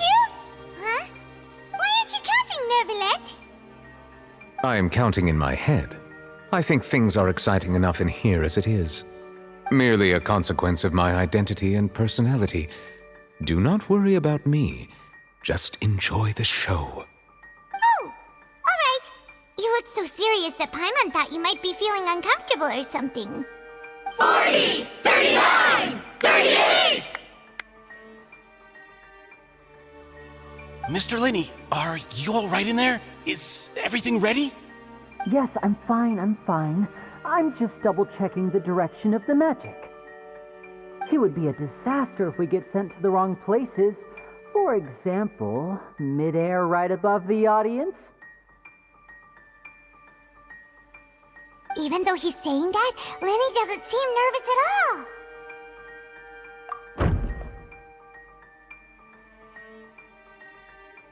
Ah, what was that noise? Did you hear it too? Not sure. Anyway, it doesn't seem like anyone's worried about it.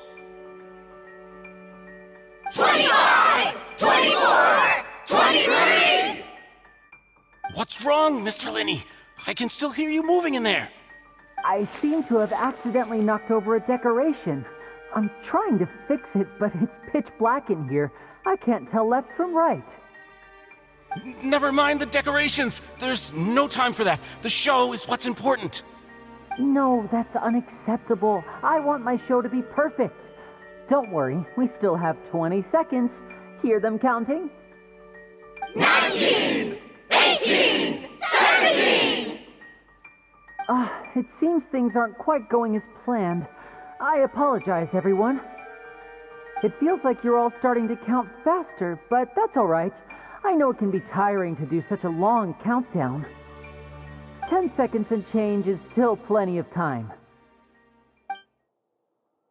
10! Almost there now.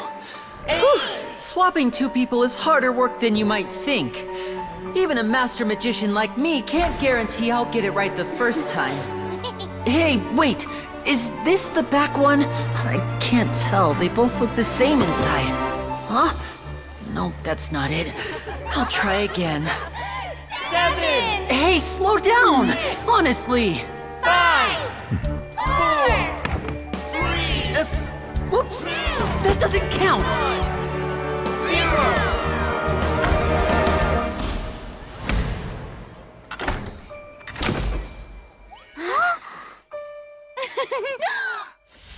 Ta-da!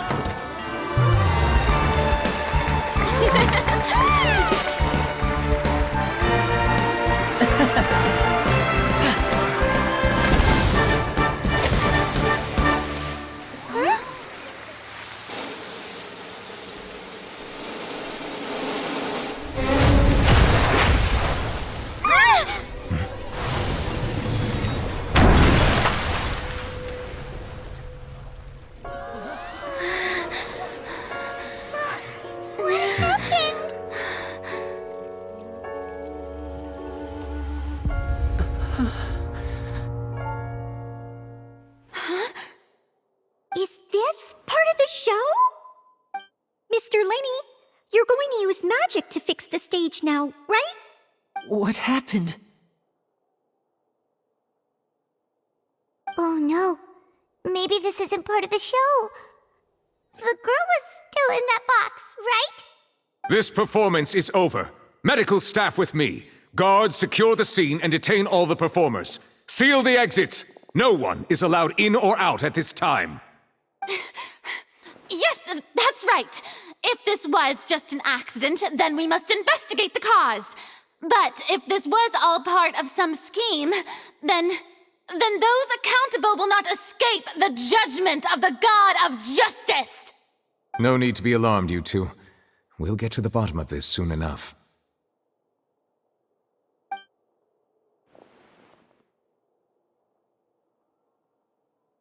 Unfortunately, the person who is in the magic box has been pronounced dead. His name was Cowell, one of the assistants in Linny's magic troupe. Apparently, the fireworks on stage ignited the ropes that were suspending the water tank, which then caused the tank to fall onto the stage. As of now, we are still not sure why we found Cowell in the box, rather than the guest from the audience. And after an initial search of the area, the guards have confirmed that the girl is nowhere to be found. It appears that this incident was not merely some mishap with the performance. And there are many indications that it is connected with the case of the serial disappearances of young women. The serial disappearances case? That's the case that Charlotte mentioned before! I know the truth. I can see through the whole thing. really. Using such a shallow and obvious mystery as his finale. Did he really underestimate us that badly? I say that our powerful magician, Mr. Linney, is now the prime suspect for the serial disappearances case. Huh? Why me? This whole thing was an accident. No, this all occurred during your magic show, did it not? The missing girl disappeared after being chosen, did she not? The deceased is one of your assistants, is he not? Now that I think about it, that whole speech about magicians making things disappear was nothing more than a provocation, a bald-faced challenge. That can't be right. How can Linny do this? He was in the box on the stage the entire time. We can even hear his voice. Besides, before the show, he told us that he would like to catch the criminal behind the disappearances. He couldn't possibly mean catching himself. Save discussion for a later time, please. Lady Farina, may I assume that your comments just now constitute an accusation against Mr. Linney and his associates, and that you are pressing charges? Huh? I just think that I think it might be a little early to talk about formally pressing charges. But what Lady Farina said just now makes perfect sense. Looks like she's gonna personally deliver justice. A kidnapping and murder carried out under the cover of a magic show. Lady Farina said it all. I mean, of course, my dear people. But what excites me even more than the obvious truth before our eyes is the opponent I'll be facing.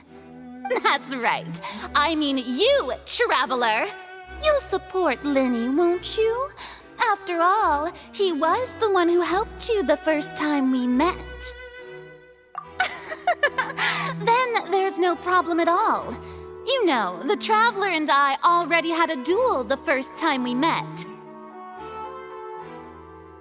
But with Linney's help, our little duel ended in a draw.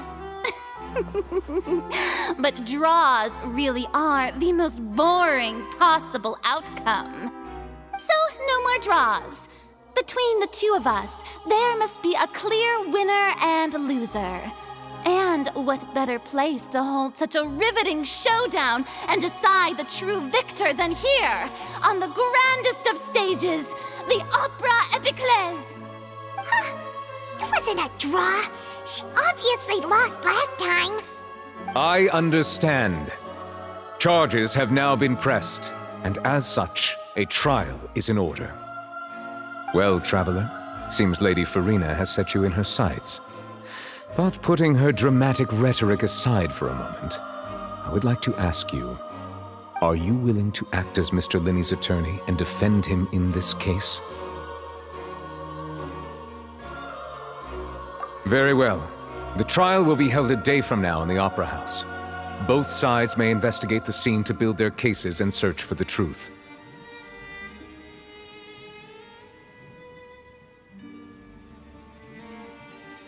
Linney and his troupe are all potential suspects and shall remain within the Opera House.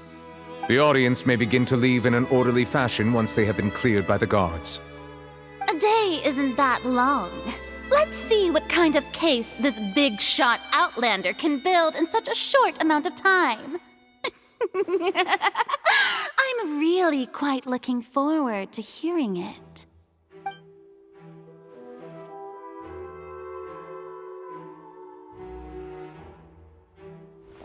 Linny!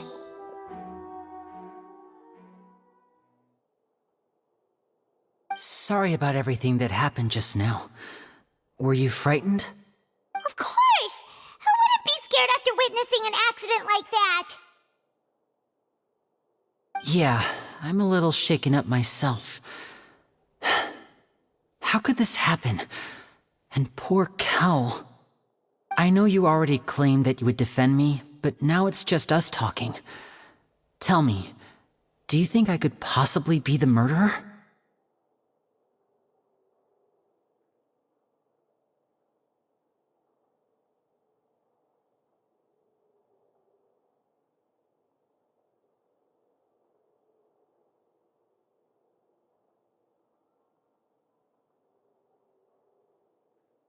Good to hear.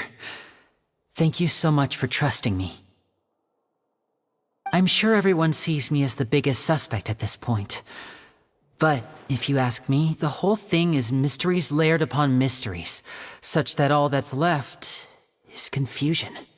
I don't know whether what happened there on the stage was purely an accident or not, and I don't know why poor Cal was in the box. As for how that girl chosen from the audience could suddenly disappear, I'm afraid I don't have any answers either. If someone tampered with my performance, then we need to figure out what they did. Even a skilled and knowledgeable magician like myself couldn't pull all that off in just 1 minute. Which is precisely why we need to investigate! As this book says, the impossible could not have happened. Whatever happened must have been that which is possible. Paimon bought them when we were reading at the bookshop in the city earlier. Pretty cool, huh? Don't worry, Paimon used her own savings to buy them. It wasn't from our travel funds. I think they look cute on you, Paimon. You have good taste, Lynette. That's the right attitude. Feeling depressed isn't going to help me now. I need to get back to my normal self. But with the guards watching our every move, it's going to be especially difficult for Lynette and I to prove our own innocence. Good thing you agreed to be our attorneys. Thanks for that. We'll be counting on you. Yes, thank you so much.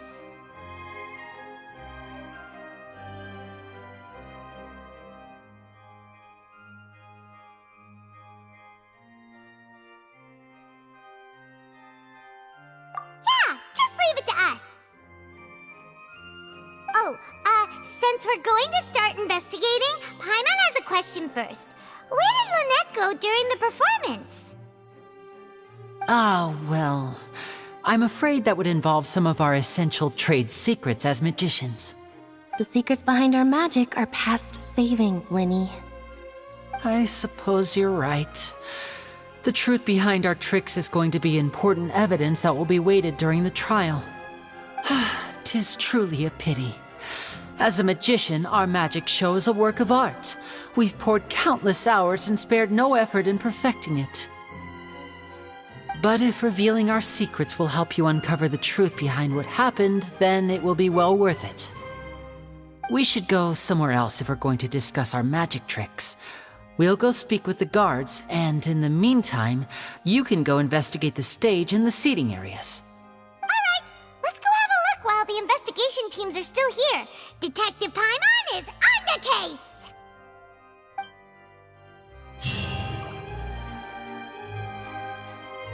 Hello, officer. How's the investigation going? I see. You must be the traveler that Lady Farina mentioned. Listen, I'll be perfectly honest with you. I'd avoid getting mixed up in this whirlpool of a mess if I were you.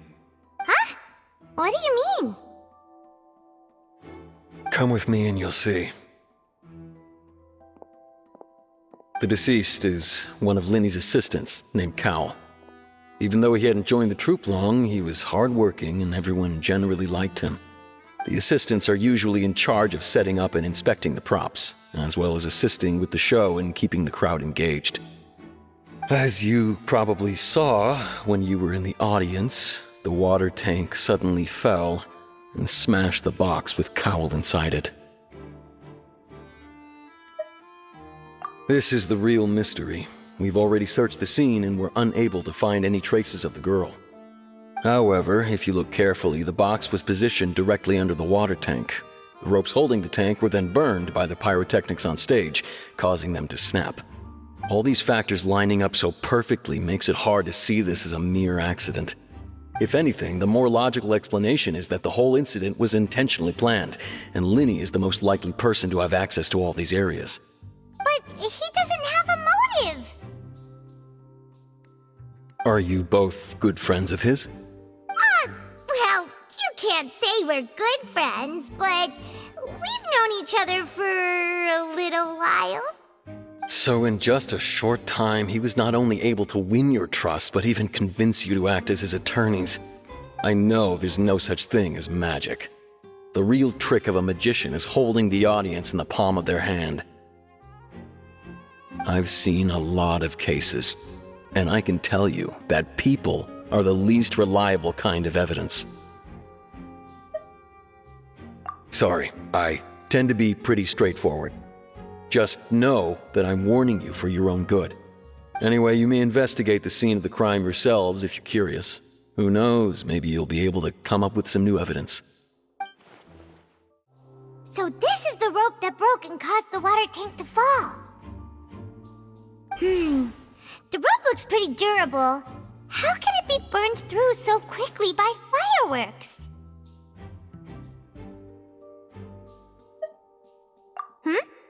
Why are you suddenly so serious, Traveler?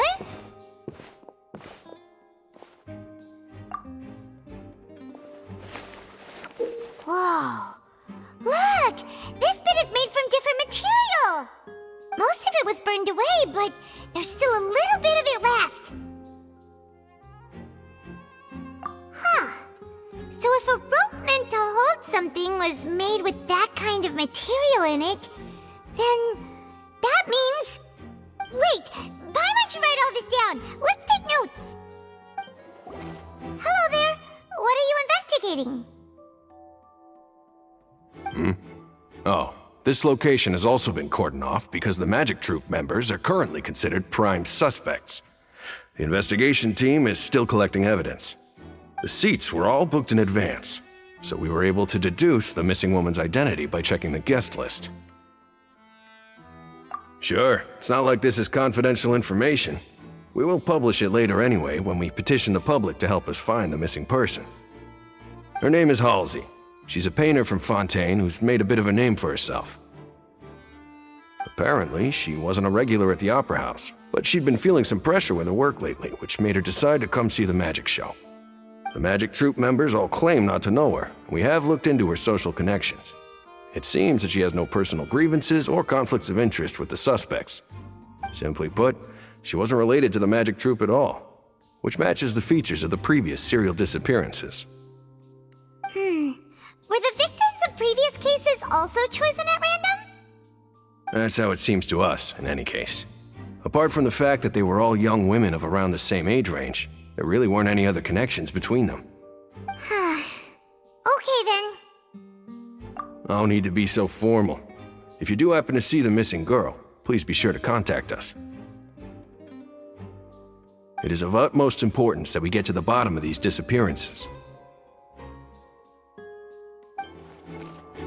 The investigation team has some new findings. Turns out there's an issue with the random number selector after all. See, I told you. What if the machine picked some big guy's seat? You think the murderer would have still made his move then? Sorry to interrupt, but we're helping Linny and Lynette with their side of the investigation. What were you saying about the number selector? There's something wrong with it? You're trying to help them? That'll be a tall order. Linny used the machine to pick a random member of the audience during his performance, right? The lucky girl that later disappeared. Well, we thought there might be a serious problem with the machine, so we had it taken away for further inspection. It turns out that the seat number it picked wasn't random at all. The machine picks that same number every time. I'm sure you already know that you have to make a reservation in advance to get a seat, regardless of whether it's a trial or some performance. In other words, Linny knew who would be sitting where from the very beginning. That much checks out. Linny reserved our seats for us too. Bet you see why I was saying it'd be tough to make a case for Linny. Even though it's bad for Linny's case, Paimon had better write it down. I see that you're investigating the area. Well, it just so happens that I'm interested too. If you find any new and interesting leads, be sure to share them with me, alright? We don't have too many thoughts yet.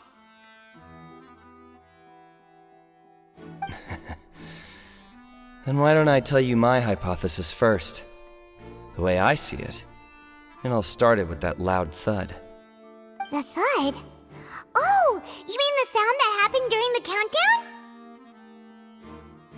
Yes, exactly. It wasn't terribly loud, but I suspect that most people heard it. It's just that everyone was awaiting the results of Linny's trick with bated breath, so no one paid it much mind. But now that the incident has happened, the thud has become an important clue. That makes sense. So, what do you make of it? I'm of the opinion that it may have been the sound of Linny's accomplice, Lynette perhaps, jumping atop the water tank or something like that. And when the pyrotechnics went off, she cut the rope, sending the water tank crashing down. But wasn't the noise we heard too loud for that? Perhaps the balance wasn't right, leading to a particularly rough landing.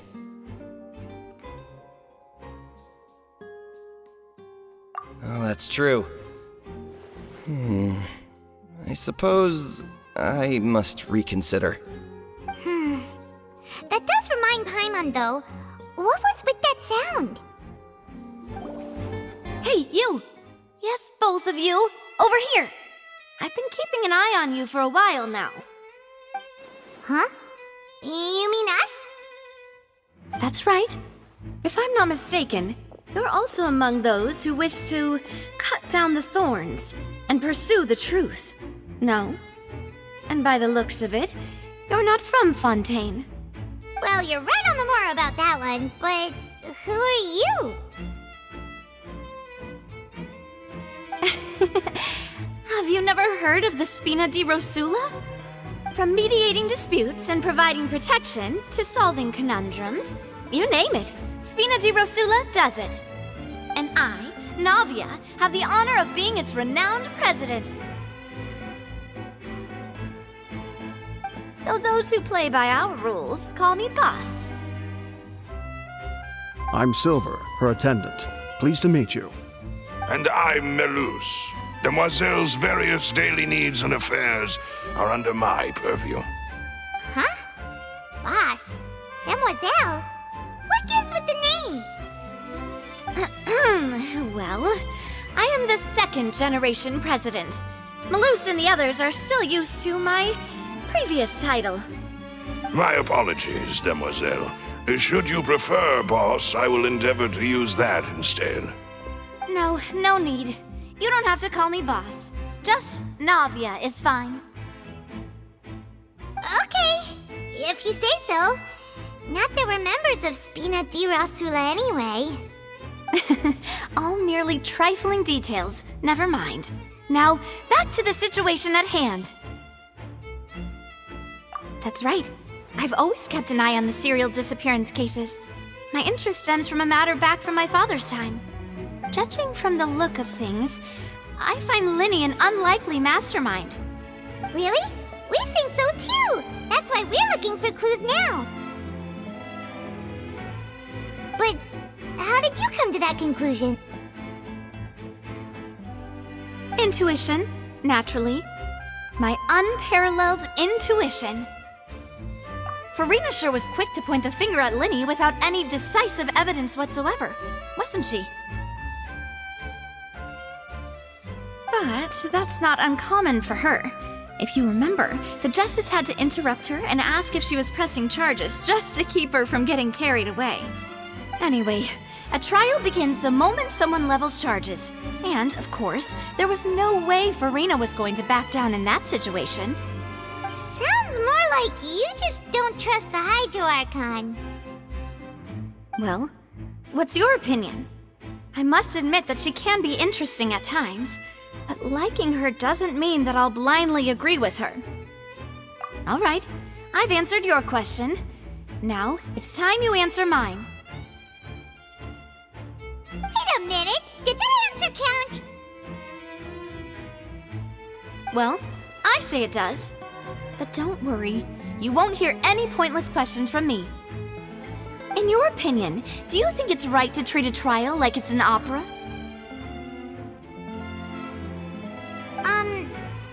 Well?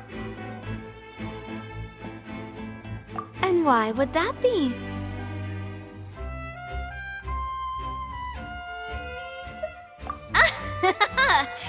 See, Silver and Melus?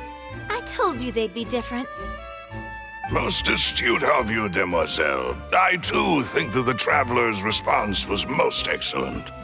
No matter how wonderful the script or how fervent the audience's expectations may be, the trials that go on stage here must be based in fact. And if that can be done, boss, then... All right, that's quite enough, Maloose. Anyway, I like your answer. You passed with flying colors. Now, I need to make some preparations, following which our joint investigation shall commence. You two shall be my assistants. Wait! Since when did we become assistants? Oh, well, I can be the assistant. Sure. Or your companion, if you like. I'm really not that fussy. That's more like it. Far be it from me to brag, but I believe that Demoiselle's intuition will be instrumental in uncovering the truth. You wish to save a friend from false accusations, and we wish to unravel the disappearances. In this sense, our goals are aligned. You have a point. You're quite the talker, aren't you, mister? And what about you over there? What do you think? You seem like you've got something on your mind. I have nothing to add. Oh, alrighty then. We'll be making some preparations first. Just be sure to let us know if they start revealing Linny's tricks. Thanks! Sorry, but no one can freely enter or exit the Opera House at the moment. If you wish to leave, you must register your identity with us first. No, we're not leaving. We're representing Linny and Lynette as attorneys, so we're investigating the case. Were you always guarding this entrance? Yes, after the Chief Justice gave the order, everyone coming in or out must undergo a strict inspection. So, the missing girl couldn't have left from here. At least, not from that point on. I doubt there was much opportunity then, either. How can you be so sure, Well, because I was in charge of security near the entrance at that time. I couldn't see Linny's performance from here, which was quite a shame. Just my luck. But still, I did not abandon my post, and I stayed put no matter how loud the applause was. If someone had so much as even approached the door, I would have noticed it, let alone if they had tried to leave. We Melusines are good at that sort of thing, you know. So, it's safe to say the girl couldn't have left through here. Alright, thank you for your help. This'll be useful info. Understood. Then I will be going with you. Just so you're aware, I will be monitoring your actions and making notes as necessary. Very good. Thanks for being so agreeable. I'd pull a rose out of my hat as a gift for you if I could. You may spare the pleasantries. I'm just doing my job. You've arrived. Who's this? Me? I'm Spina di Rosula's guardian angel. If you've got a problem, I've got the firepower. Sorry, I got a little carried away there. Call me Navia. I'm a partner of theirs, and will be helping investigate this whole situation. And these are my companions. Would you mind if they join as well? Fine by me. Oh, new helpers?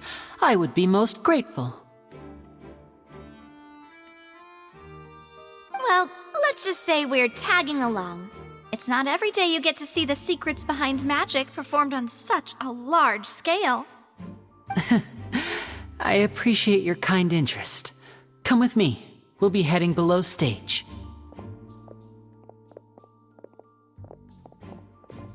Huh?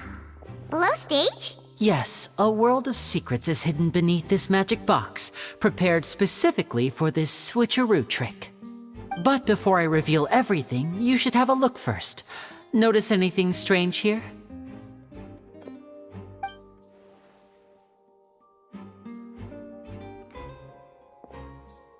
I'm not trying to be dramatic. Remembering the details of a trick will help you understand the methods used to perform it more easily. Huh. Weren't there balloons and other decorations here? Where did all that go? Ah, good eye. That said, you're still far from discovering the answer. The back? You mean the inside of the door? What's different about it? Paimon didn't notice anything. Very good indeed. I thought you might not be able to catch that, given that you were sitting in the first row. The back of this door was patterned. Those patterns are now gone, replaced by a smooth wooden board. So, if you put 2 and 2 together, what do you get? Exactly. All right, let's go. I'll tell you how it works as we head down.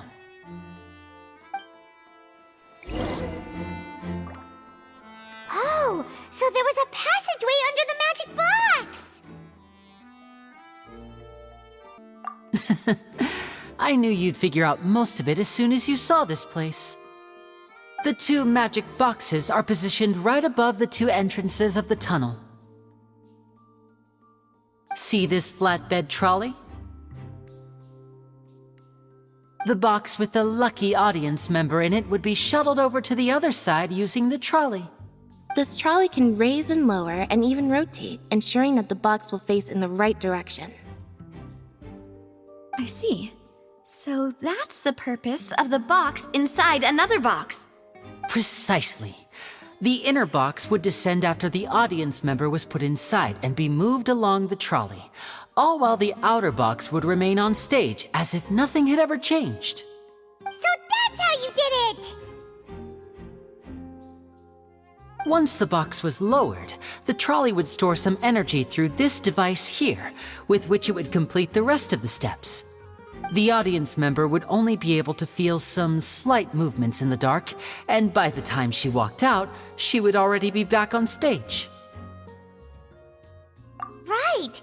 You were talking that whole time, and you even came out for a moment near the end! Ah, yes. A phonograph operated by Lynette was used to achieve that effect. My assistant and I had already scripted our conversation beforehand. When the countdown began, I had already gone to the opposite box via a tunnel using that ladder. And what about Lynette? Where was she? I was in the mezzanine space in the back of the box. Oh, interesting! That's how we were able to coordinate Linny's lines with the assistant. And, by the way, I was the one who walked out of the box at the end. I mean, we are twins. All it takes is a change of clothes and no one can tell who's who. And that's my favorite part of this trick. Only Lynette and I can perform it. So that's how it all worked! Wow, every detail you revealed was more amazing than the last!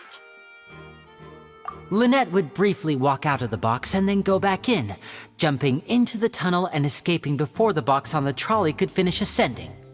And then I walk out of the other box in the audience area, and the trick would be complete. The operative word here being would. But as you saw, Cal was in the box, not our audience member. She, on the other hand, mysteriously vanished. We really don't know how that happened. If not for that interlude, this would have been an astonishing trick. I probably never would have figured out how you pulled it off.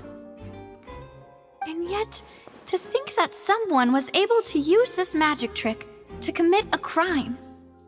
Could we have a look around? I think we can come up with some more leads. This is the scene of the crime, so Linny and Lynette are not permitted to stay here. I'll escort them back up. Yes, of course. No need to be so strict now. I won't disappear into thin air, you know. Thanks, everyone. We're counting on you. Huh. What's this? Looks like a hook tied to the end of a rope. Huh? There's all kinds of odds and ends here. Perhaps it was a prop for a different trick. But why would it have been left here? Whatever it is, Let's make a note of it first. The floor is wet. Please be careful not to slip. Speaking of which, why would there be water here? Oh, Paimon knows! It's one of those tricks where you pour water into a jug and then flip the jug over only for the water to disappear? And here's a broken vase! Huh. Did the trolley knock it down while moving? That can't be. The trolley moves along tracks from start to finish. It couldn't have hit the vase at this distance. Let's note this down too and think about it later. Oh, these are the clothes that the lady chosen from the audience was wearing, right? Her clothes are here, but she's nowhere to be found.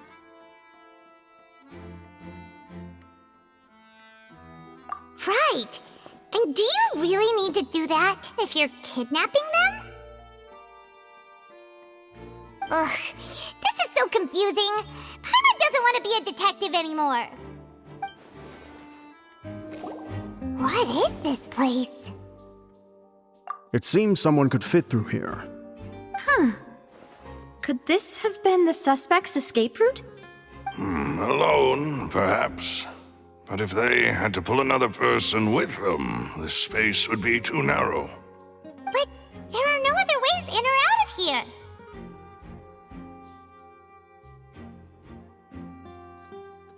Oh, you're right! Let Paimon write that down.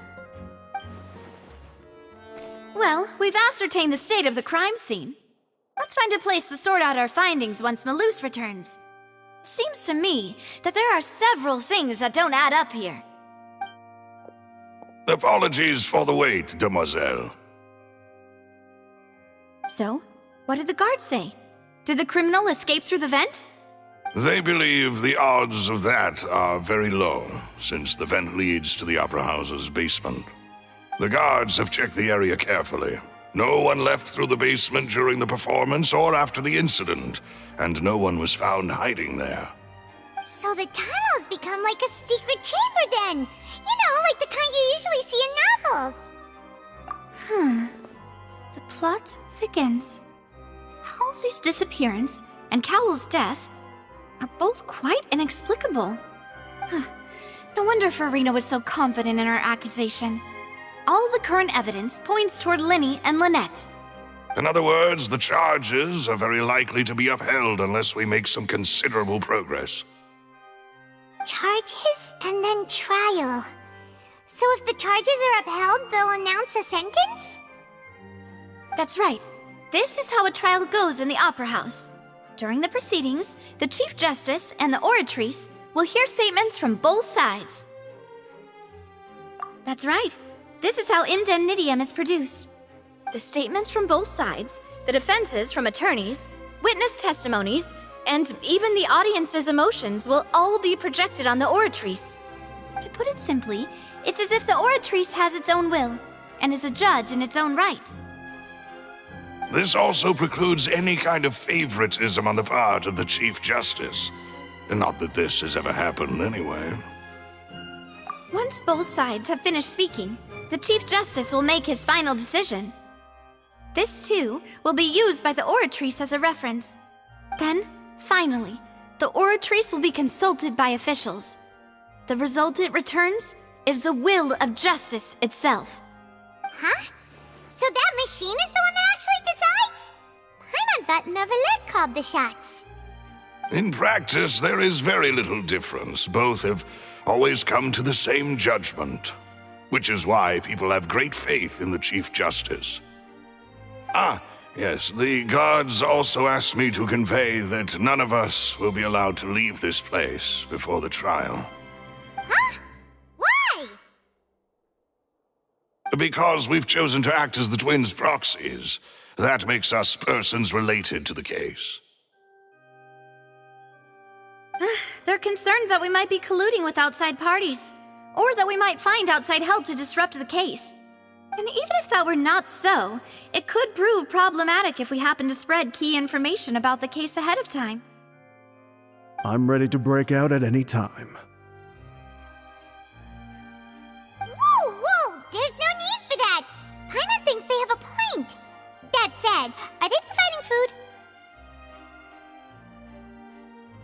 Of course. I just hope you don't mind the lack of options. I'm afraid that catering to all tastes is not in the cards, nor is any guarantee of balanced nutrition.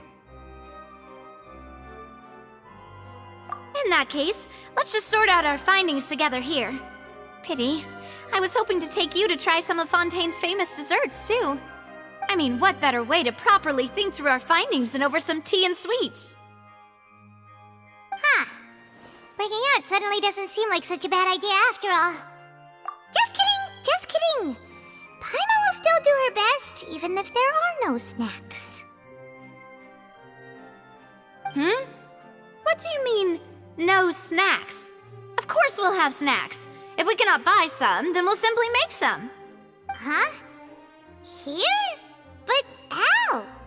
Understood, Demoiselle. Everyone, please come with me.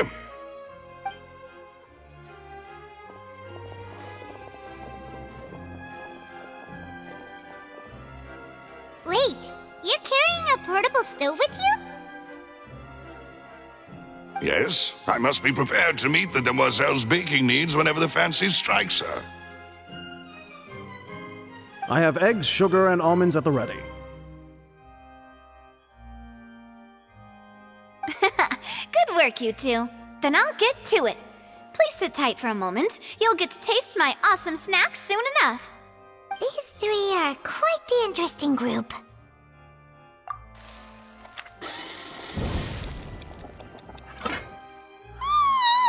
And Paimon thought it smelled good while it was still in the oven! Oh, it's even better now. Paimon can't stop drooling. From the way you had these two guys carrying all that stuff around, Paimon thought you'd have them do more during the baking process. But you ended up doing the entire thing by yourself! Beating the egg whites, grinding almonds, everything! I was applauding. And I was giving encouraging smiles. Paimon was just thinking, aren't you worried about getting your fancy dress dirty beating egg whites and baking like this? Well, I don't think it's carved in stone anywhere that fancy ladies can only read books, sip tea, ride horses, and play the piano.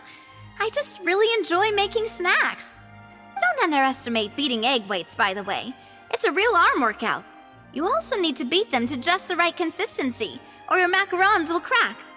Anyway, give these a try, fresh out of the oven. There's 3 for each of us. Only 3? Well, eating too many sweet treats might send all that sugar to your head.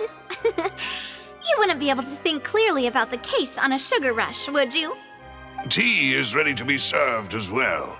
This is Demoiselle's favorite, strong black tea with a floral fragrance that clears the mind and lifts the spirit. No need for concern. I'm merely doing as I should.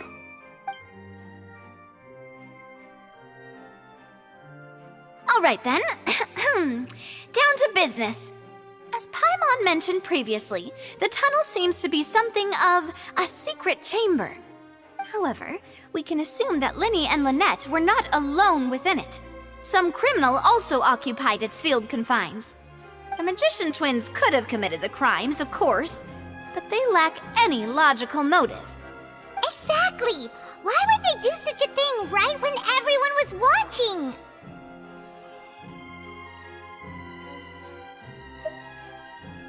The flower vase and the thud we heard during the performance could indicate some altercation between Halsey and the criminal in the tunnel, resulting in the shattering of the vase, the discarding of her clothes, and her abduction. Perhaps the criminal thought that since she was chosen from the crowd, she would be too easy to identify if she was still wearing the same clothes.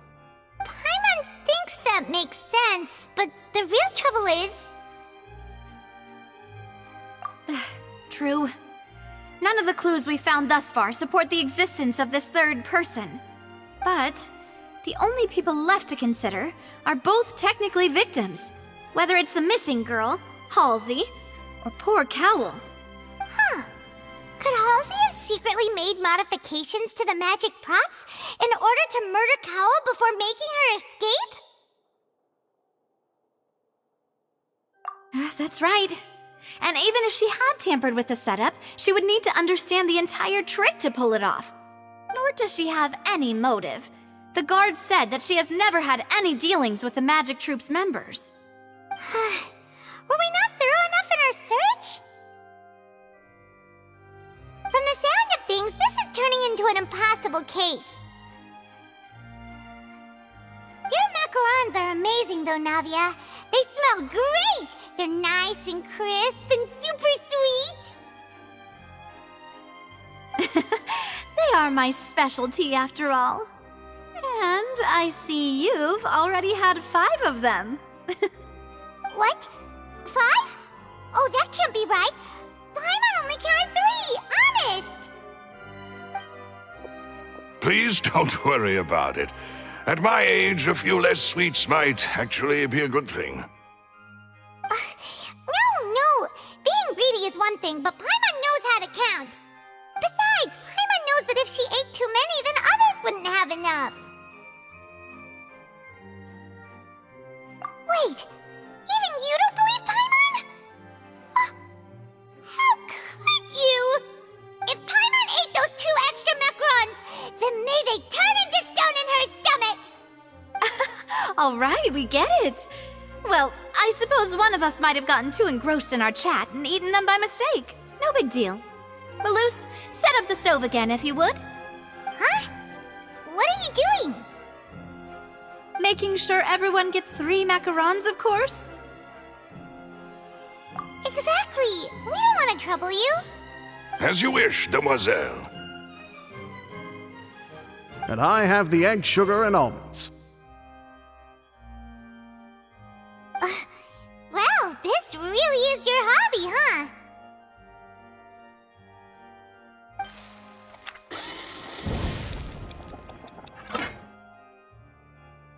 Well, that's it for snack time. I'm going to have another look around the area. I don't know what we're looking for yet, but we've still got some time. As attorneys, I suggest the 2 of you think the case over again. It would be awkward if you got all tongue-tied on stage during the trial. Alright, thanks for your help, and for the snacks. It was nothing. A small task for the Spina di Rosula. Silver, Malus, it's time to go. I'll be back if I find anything new. What do we do?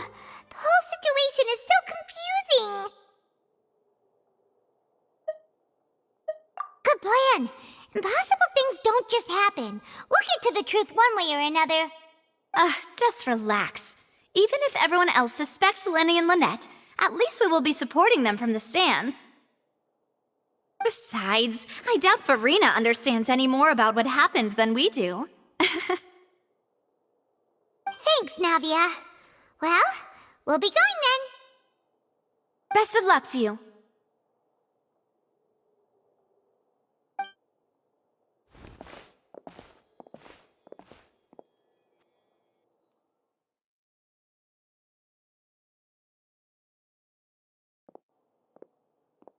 Ah, finally, you're back.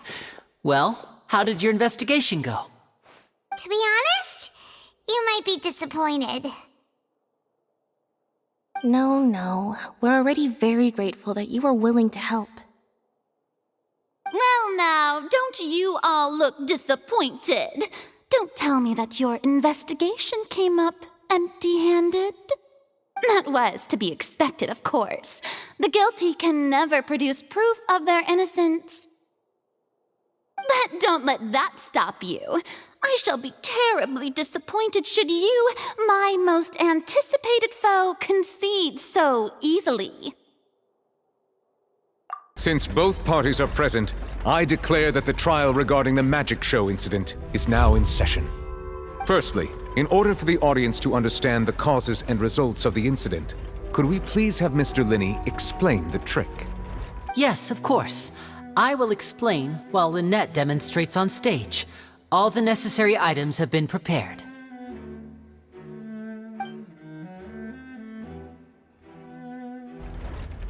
Thank you, Mr. Linney. In that case, I take your statement to be that You ran to and remained hidden within the magic box in the audience stands once the trick began, and thus could not have committed the crime. Is this correct? Yes, that's correct, Your Honor.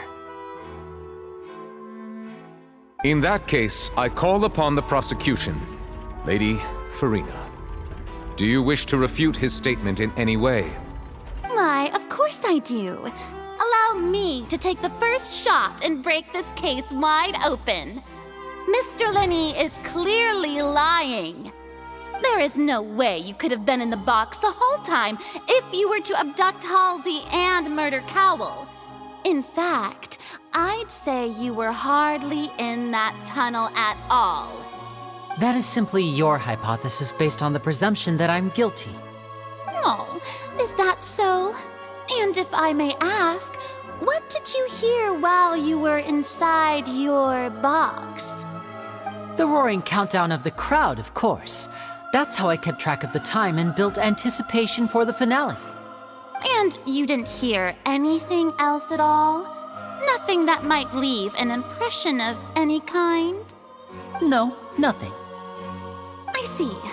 But when the count reached 30 seconds or so, there was a thud. One so loud that I believe practically everyone heard it. Huh? Hey, hang on. Something's not right here.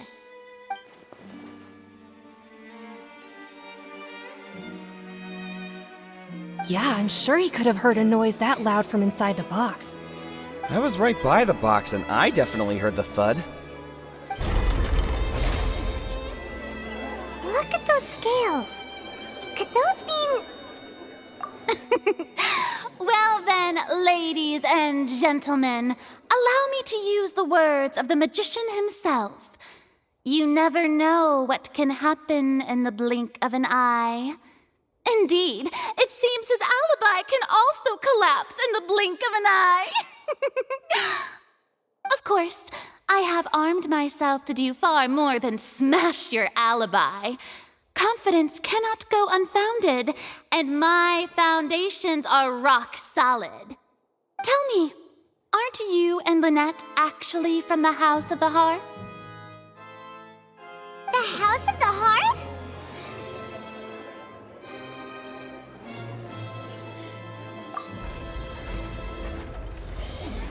No wonder they did something like this.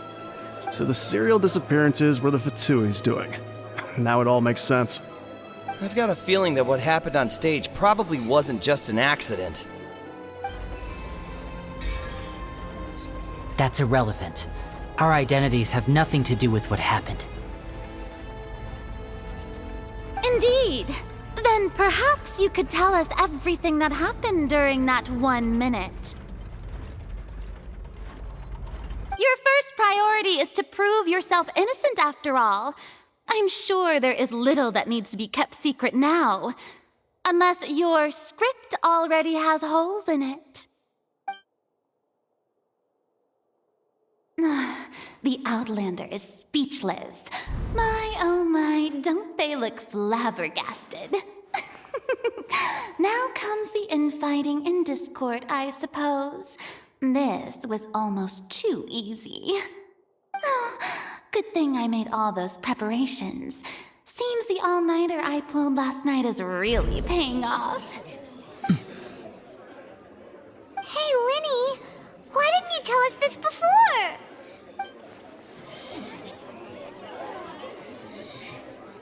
Order! Order! Mr. Linney, allow me to re-establish the facts. Lady Farina has raised 2 points. First, when the thud was heard in the Opera House, you were neither in the box nor the tunnel. Second, you and Ms. Lynette are both members of the House of the Hearth. Are these claims true?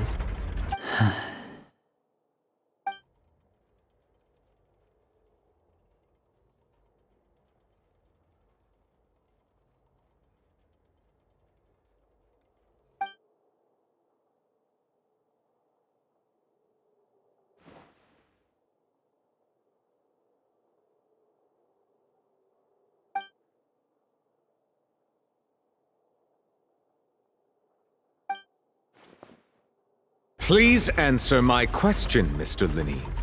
I'm sorry. Yes, they're true, Your Honor.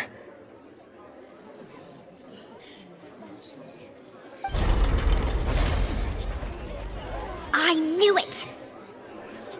Well, that's it. We might as well move on to the sentencing already. What should we do now? Granted. In that case, what is your request? Is that really necessary? They're already as good as guilty. The defendant deceived their own attorneys. What is there left to discuss? Order! Order, I say! Your request is reasonable, and we shall adjourn. This trial will reconvene in 1 hour. So you would stick to Mr. Linney's defense even after knowing what you do now? You certainly have more professionalism than I thought. In that case, my dear audience, let's allow the joy of victory to steep for a little while longer.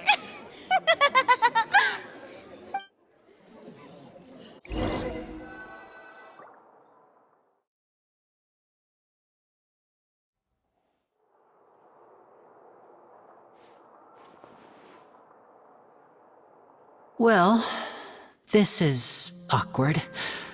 I didn't think the Hydro Archon would dig all that up. I'm sorry, Traveler and Paimon. Yeah, sorry. Paimon doesn't know where to start. We trusted you two. We based our entire reasoning on the assumption that you weren't bad guys. Not to set the wrong tone or anything, but Paimon's really mad! I'm very sorry. I know you're angry, and reasonably so, but please, let me explain. I know you've clashed with the Fatui several times before. I wouldn't be surprised if just hearing the word is enough to make you upset.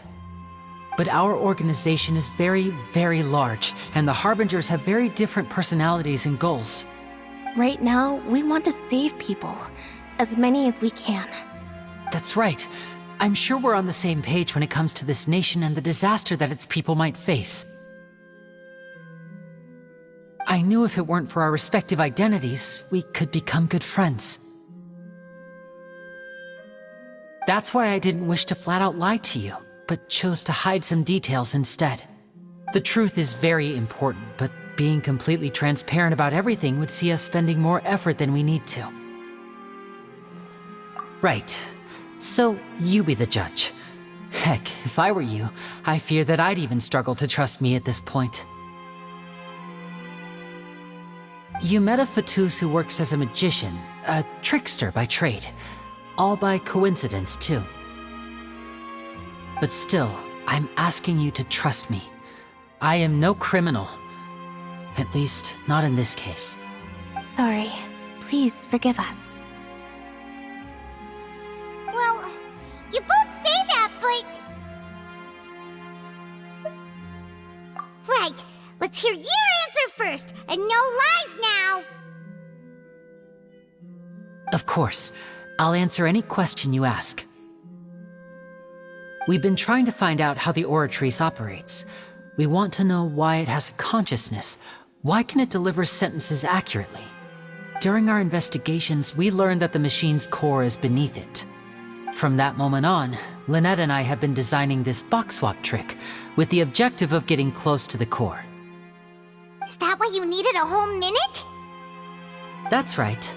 In truth, the audience would take about 75 seconds to count down from 60, while I would only need 15 to get to the opposite box.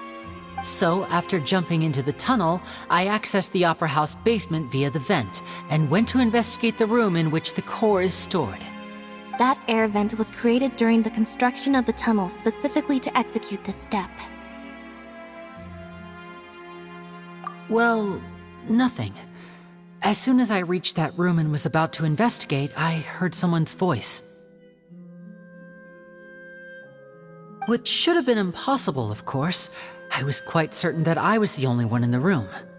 That voice seemed to recognize me and tried to speak to me. I chose to err on the side of caution and retreated the way I came.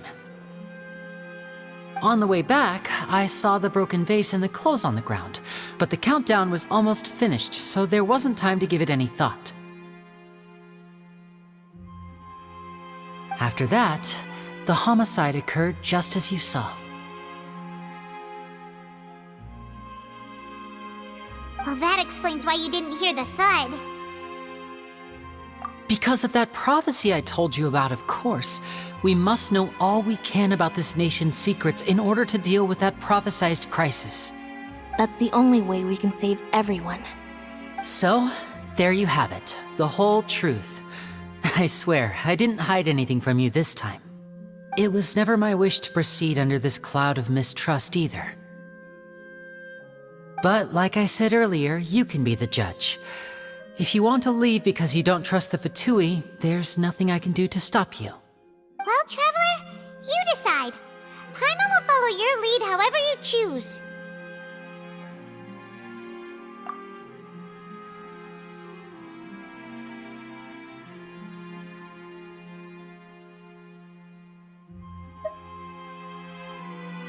Okay, thank you. Thanks for giving us a chance. The current problem is that the scales are tipped pretty badly against you two. If we want to refute the Hydro Archon's accusations, we're gonna need a seriously watertight defense.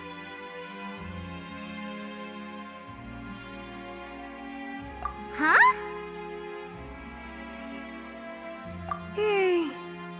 Oh, Paimon thinks she gets what you mean.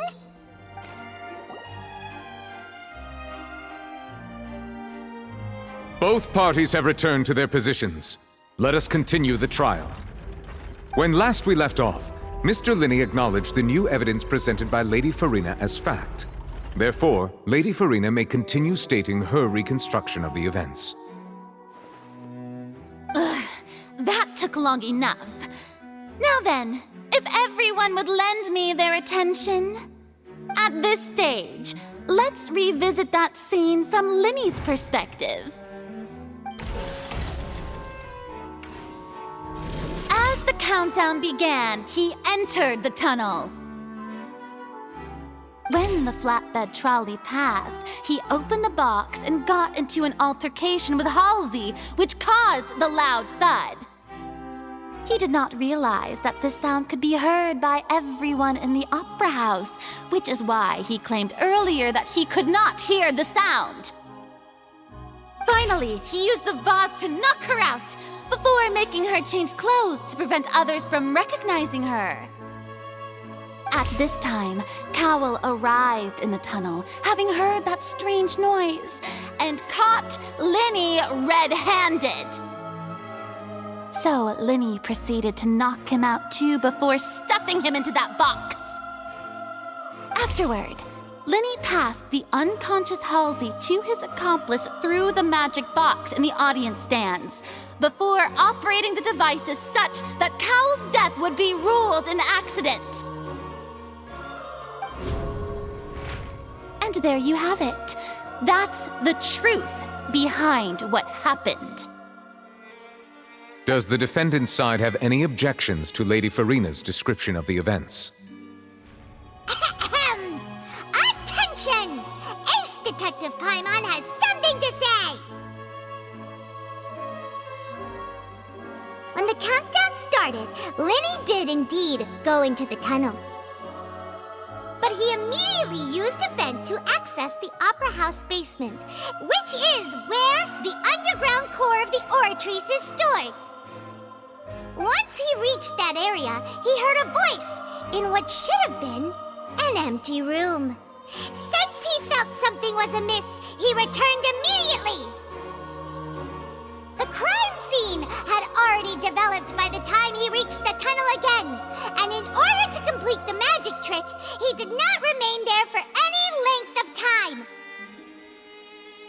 Finally, he reached the surface, and that was when the accident happened from his point of view. Therefore, he's innocent! Whew! Paimon did it! Paimon actually managed to say all that! Oh, wasn't it awesome? In other words, you believe that he knew nothing of the incident?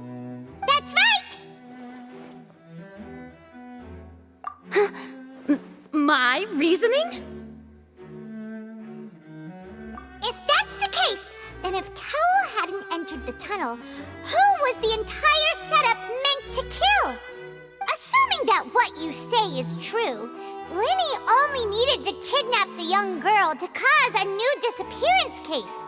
What would the point of killing someone on stage be? Oh, they have a point. That's right, you tell them! And that's why they're partners of mine. They've managed to turn things around. Oh, well, your denial is very strident, I'll give you that. But what proof do you have to back your claims? Of course I do. If he had been in the magic box the whole time, how could he have not heard that sound? Why do you ask? You're saying that he wasn't?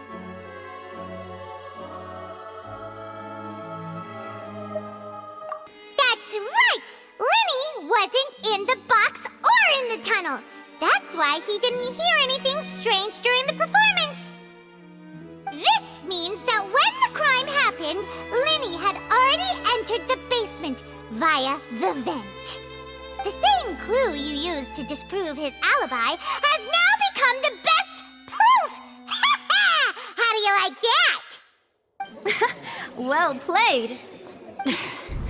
To think you'd use such logic. Well then, if it wasn't Linny who committed the crimes, then who was it? Huh? That can't be right. Are you serious? The killer was, in fact, Cowell, the deceased! Oh, is that so? How interesting! Let's hear your reasoning then. What I must do next is recreate the truth. What Cowell did, and how he went from would-be perpetrator to victim.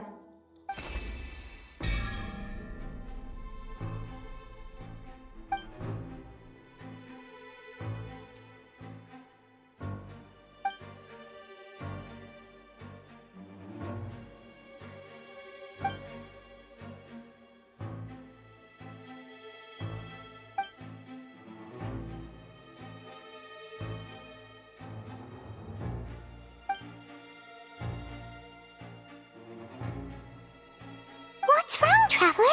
Are you still having trouble figuring things out? I see how it is. So this was all just a bluff. And here I thought you had something to show for it. But it seems you're still far from the truth. Look, since we're at a dead end, why not consider a different track? Just like the trick as it transpired, the end result must have been utterly different from the magician's initial design. If only we knew how Halsey disappeared. Well, that would be nice, but the tunnel only has 3 exits, and none of them seem very likely. And it's not like this is a magic trick where you can just make a real live person disappear. You know, like you did from that water tank, Lynette.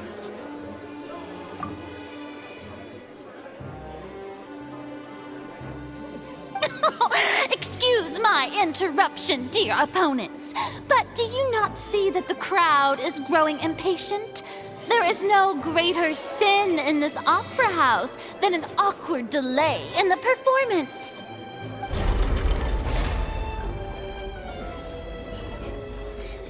If the defense is unable to make further effective arguments, we will move on to the next stage of the trial.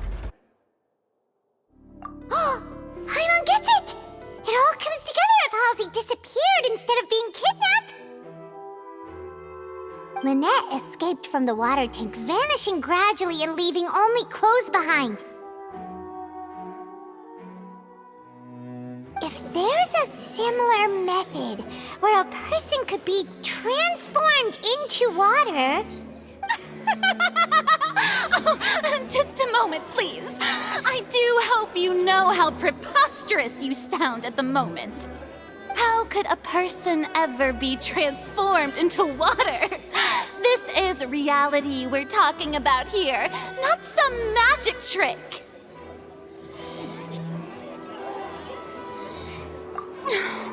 Must we really? I should think that of anyone. Your friend Linny already knows this truth very well. Magic tricks are ultimately just illusions and misdirection. But Halsey's disappearance is very real. We're talking about two completely different things. Even so, I trust the Traveler's judgment. The truth must be out there somewhere. Perhaps some new line of reasoning may open if we try to gather all the focal points that don't make sense. Since Cal was the deceased, we haven't placed much attention on him. But given that we aren't making much progress with the case, it wouldn't hurt to have a look at his belongings, would it? People really do come up with all sorts of harebrained schemes when at the end of their rope. The way I see it, your suggestion that we broaden the scope of our investigation is nothing but a tactic for stalling the trial. Nevertheless, I believe that this is a reasonable request on the part of an attorney. Since the trial does indeed appear to be at an impasse, I believe that additional evidence may help us make more progress.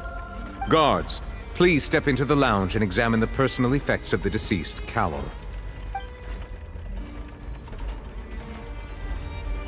We are still examining the items, but we have already made critical progress that we feel must be shared with everyone post-haste. We discovered several test tubes of fluid within Cowell's baggage, each labeled separately. The notebook in his backpack claims that these fluids are water from the primordial sea. The primordial sea? The note's contents also indicate that Cowell belonged to an organization that sells illegal drugs and that he had an accomplice. The notebook has many entries concerning safe usage of these fluids, in which the keyword dissolve appears many times. One of these tubes was labeled Opera Epiclese, along with yesterday's date. It is empty.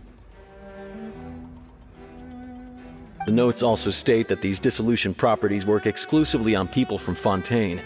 It's likely that Halsey was chosen as some sort of test subject. As such, we believe that the defense's hypothesis is, in fact, supported by sufficient evidence. You've got to be kidding! People dissolving into water? Could something so ridiculous actually be true? Wait a moment. This reminds me of a certain prophecy, but it's just a coincidence, isn't it? Huh. If people can become water, does that mean that the water tank's real use was as a means to hide water stains? And if Cowell was targeting that girl... Wait just a minute. Could that mean... You two, with me, quick! Demoiselle, wait! What about your partners? Let's go. Just trust me. Order! Order! It is undeniable that further examination of the deceased's personal effects has yielded some surprising results, but we cannot yet verify the veracity of these clues. Still, let us assume that these clues are indeed authentic, albeit with the understanding that Ms. Halsey has yet to be found. Guards, please continue examining the items along these lines. Mr. Linney, it appears your hypothesis is supported by the evidence, so please continue speaking. Of course. Thank you, Your Honor. If we uphold this hypothesis, I believe that many of this case's seemingly unrelated clues can be connected together. Right! Like the metal hook! That one didn't make sense at all. Let's think about this. Cowell's methods must have something to do with that water from the primordial sea. Ahem! It's Ace Detective Paimon's time to shine again! In the original plan, Cowell would tamper with the water tank rope and the number selector securing his target. When the magic box containing Halsey was lowered, the metal hook would retract gradually and pierce the balloon at the top of the box. When the balloon attached to the box popped, the water from the primordial seed inside it would pour down and dissolve Halsey. Afterward, Cowl would enter the tunnel and break the flower vase to conceal the water inside the tunnel, with the remaining evidence being covered up by the water tank on stage. But he encountered something unexpected in the tunnel and wound up being fatally hit by the same water tank he meant to use to cover his tracks. Huh. That does make sense. That actually links together a lot of the more confusing pieces of evidence. Oh dear, what do I do? Even I think they sound convincing now. Have I falsely accused an innocent person? What a humiliation. Now, it seems like the only point of contention remaining is the exact circumstances that led to Cal's death. His notes mentioned he had an accomplice who could be related to the situation.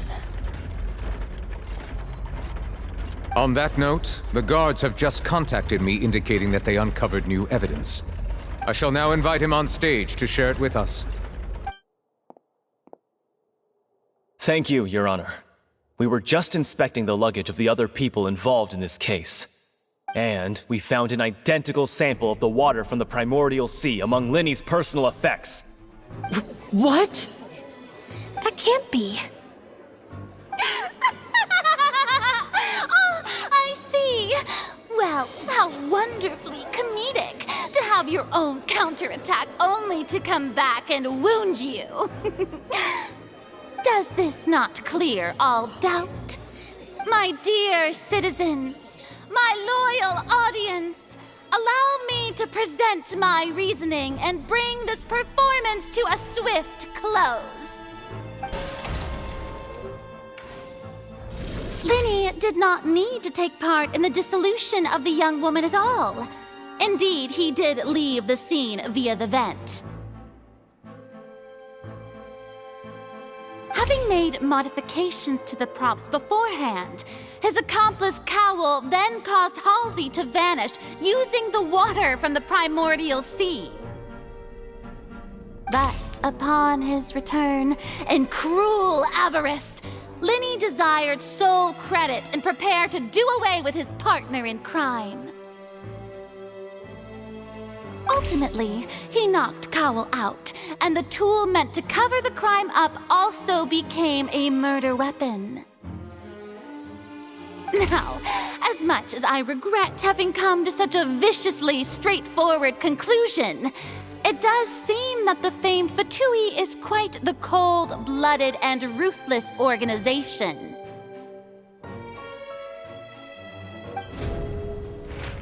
Am I right, Mr. Linny? We've used up all the evidence we collected. There's no way for us to make a rebuttal here. Is this the end of the road?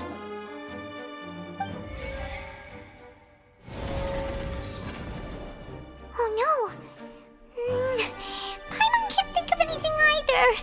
It doesn't look like there's any way around this. Seems using the water as new evidence was too good a move. Oh, why did this have to happen now? I think we've all seen enough now, and we have ample witnesses to my flawless reasoning. I believe this is indeed the finale. Now then, my good, noble Chief Justice, should we not, in your view, Excuse me, everyone, but I must interject.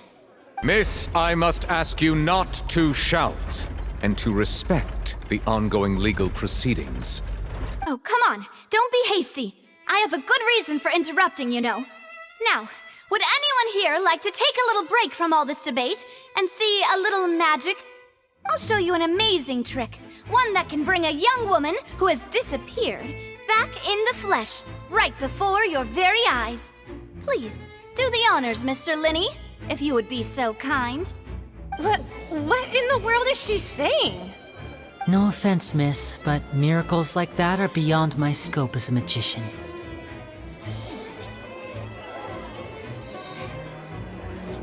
Come on now, don't be silly. Magic is all about misdirection, isn't it? It often conceals the truth while presenting a fascinating illusion. But once everyone believes the illusion, can't magic reveal the truth to them once again? And wouldn't such a trick be the most marvelous finale to today's performance? Come on, Lenny and Lynette. Give it another go. Don't worry. Spina di Rasula has made the necessary arrangements on your behalf. But as the magic makers and stars of the show, I think I should leave the final performance to you. I understand.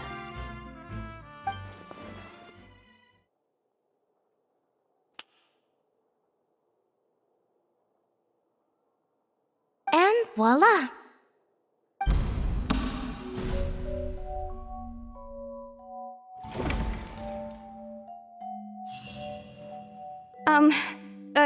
Sorry for the interruption. Wait, isn't that Halsey? So the whole thing about people dissolving wasn't true after all? To be clear, I'm only here because this person told me that if I testified, the merit of doing so would lessen my sentence. I was hiding outside this room listening to the proceedings because I was afraid that I would be the one put on trial. I was just feeling happy that no one had noticed me, and then before I knew it, she caught me. That'll teach you to underestimate us three. Where should I begin? I'm sorry. I'm the one who killed Cowell. I admit it. What? Why? Firstly, my name isn't Halsey. It's Lillian, and I'm originally from Mondstadt. I heard that Linny's show was gonna be a real thriller, but I missed the chance to buy a ticket, so I stole one. That's how I make a living. I steal stuff here and there, and I'd never been caught before. But I was noticed at the harbor a few days ago, and I barely got away. Linny was the one who caught me in the act. Hey, no wonder you look familiar. So you were the thief. Liddy even mentioned that you were pretty skilled. Well, and I thought that would have been the end of it, but then the number selector chose me. He even mentioned the Fortress of Meripede. That's a prison, isn't it? So you can imagine how shocked I was. I thought he was onto me for sure. So I played along with the show while looking for an opening to flee, but then I got water poured on me for no reason, and then someone jumped into the tunnel to nab me. I wasn't going to take that lying down, so I knocked him out and stuffed him into the box. There was nowhere to run from there, though, so I had to change my clothes and hide in a box containing performance costumes. I slipped out after the first guard arrived at the scene and continued hiding inside the opera house. Can a person even hide in there? But I swear I didn't know that the water tank would fall down. Really, I swear it. Had I known that, I wouldn't have put him in the magic box. I may be a thief, but I'm no killer. Well, that makes everything pretty clear now, doesn't it? This time, we need to tell the entire story from Lillian's perspective. And it's Ace Detective Paimon time! Having been selected out of the blue, Lillian panicked. Her panic only intensified after she entered the tunnel and had water poured on her head. So she kicked the door open, producing the thud we all heard. Hearing the commotion, Cowell leapt into the tunnel, only to discover that Lillian had not dissolved. He did not know that Lillian was not from Fontaine, but was a thief who made her way in by stealing a ticket. Mistakenly believing that the water from the primordial sea needed time to take effect, he tried to force Lillian back into the box. The two broke the flower vase during the struggle, but Lillian came out on top, knocking Cowell out and putting him in the box. With no way of escaping, she changed her clothes and hid in the costume trunk until the performance ended.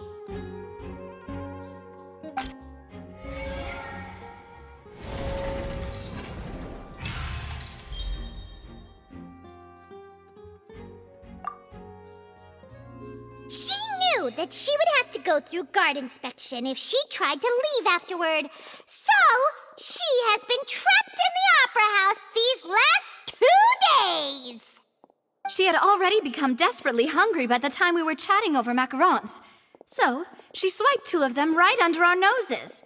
Talk about a sneaky thief. At this point, all the events that happened in the tunnel have now come to light.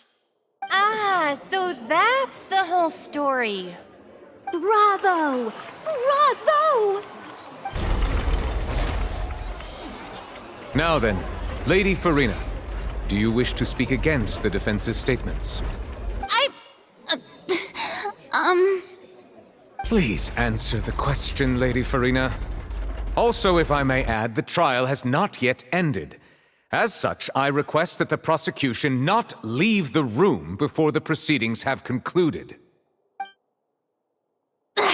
What? Are you reading my mind now?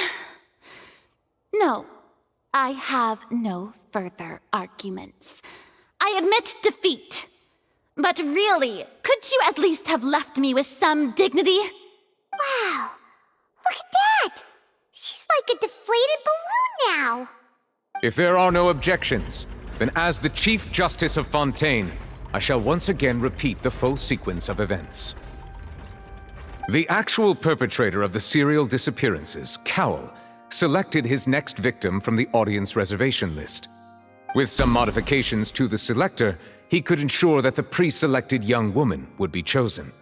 To cover up any evidence while committing the deed, Cowell thought of allowing the water tank to fall, which would conceal the water left behind after the young woman was dissolved. He also tampered with the rope suspending the water tank, using the fireworks at the end of the performance to cause the tank to drop and hide the watermarks. He poured the water from the primordial sea into a balloon during the preparation of the magic box and stuck it to the box's lid. Finally, he passed the prepared hook on a rope through the gap in the magic box's door when bringing the young woman to said box. When the magic trick officially began, the box containing the woman was lowered into the tunnel, tightening the hook rope and bursting the balloon containing the water. If all had gone to plan, the young woman would be dissolved at this time. However, Lillian was not from Fontaine and thus fled the box with a loud noise. Realizing that there was trouble, Cowell entered the tunnel and met Lillian. Thinking that the waters had not yet taken effect, he decided to proceed. However, his opponent was more capable than he thought, and he was overcome, knocked unconscious, and placed into the magic box, and thus became his own final victim. Lillian, according to her own statements, then changed clothes and hid until the performance ended, before hiding in other parts of the opera house. As for Linny, he was in the underground structures within the opera house, and was thus ignorant of these happenings. From this reconstruction of events, we can conclude that Linny, the accused, is in fact innocent. While there is much in Linny and Lillian's conduct that should still be investigated separately, this case, at least, can be handed over to the Oratrice to make the final decision.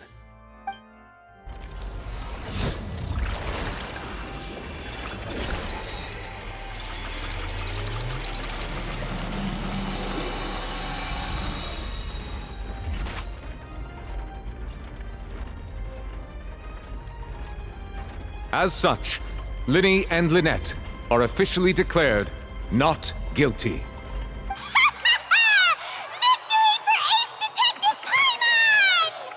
Great work, partners. Thank you all. Thank you so much. Next, I think we deserve an explanation, Guard Vaughn. How did you find the water from the primordial sea in Linny's baggage? Right! Your discovery caused me to make a serious mistake, you know. Or was that not a discovery, but false evidence that you dared to bring before this court? I suspect that the accomplice mentioned in Cowell's notes was not Linny, but you, yes?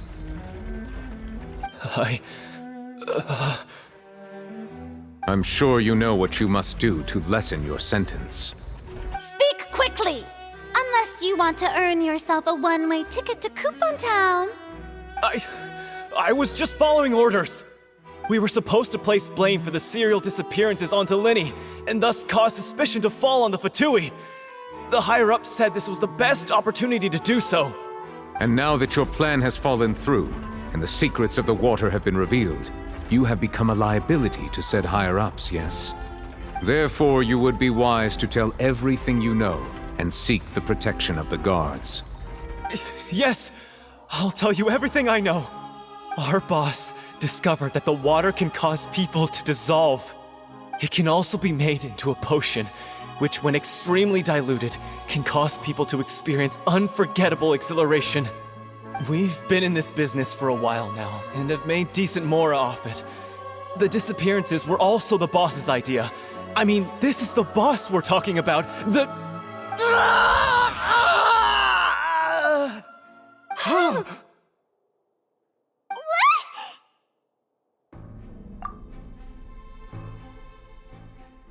And now he can no longer talk. Such ruthlessness. I shouldn't have expected any less of them. An outrageous act. All present, please submit to inspection immediately.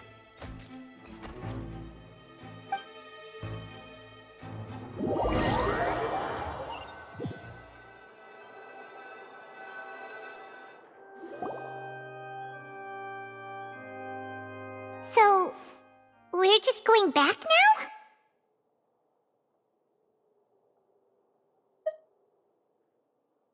That's true, but... Traveler, Paimon, please wait.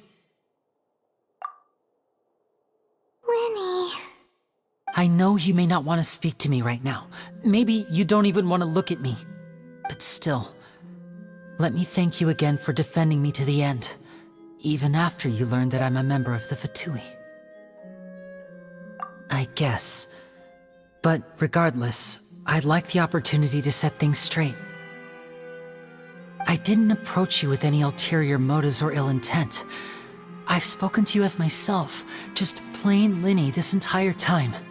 As for why I'm a Fatus, it's because the goals of the House of the Hearth align with those of an orphan like me.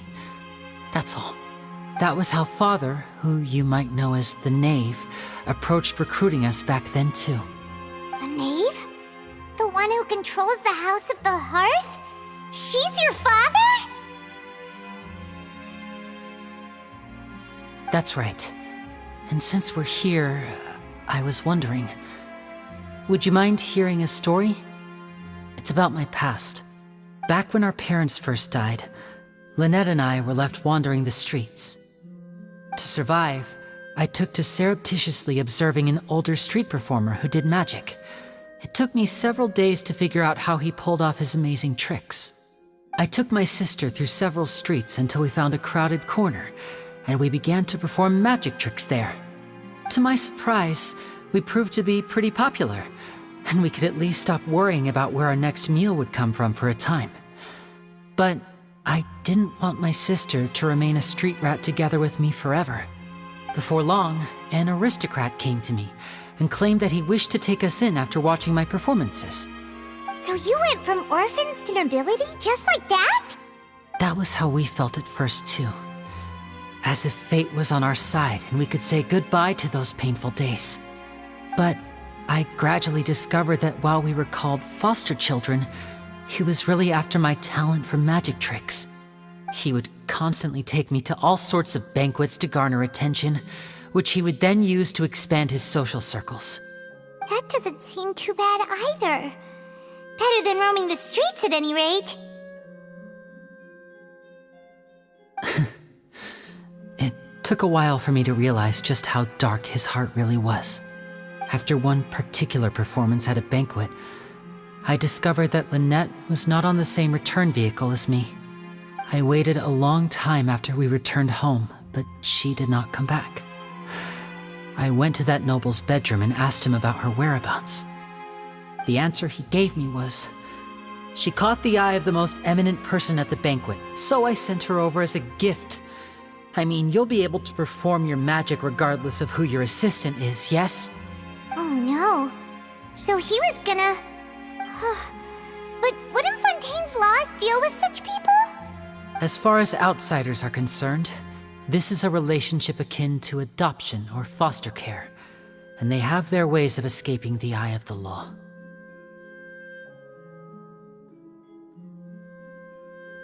I managed to ferret out the location of the mansion of that so-called eminent person and hurried through the night.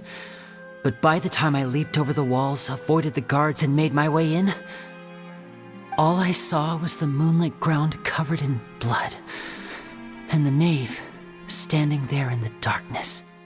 So, she'd already taken care of that guy. That's right. She had rescued my sister before she could come to any harm, and had even discovered several girls hidden in a basement, all of them orphans. Father, the knave, might have seen something in me, and so she made me an offer. The House of the Hearth welcomes you, for your interests align with ours. Here, none will ever betray you. Indeed, betrayal shall never be permitted here. I was hesitant to trust her. I had just been betrayed by nobles. But she was also quick to destroy the noble who had taken us in at first, giving us back our freedom. Oh, so that's how the two of you joined the House of the Hearth. She has her own plans. She has gained permission from the Tsaritsa to first use the Gnosis' power once she obtains it. She plans to use it to find a way to break the prophecy and save Fontaine. So, she believes in that prophecy too? That's right. The whole House of the Hearth is currently working to combat that crisis.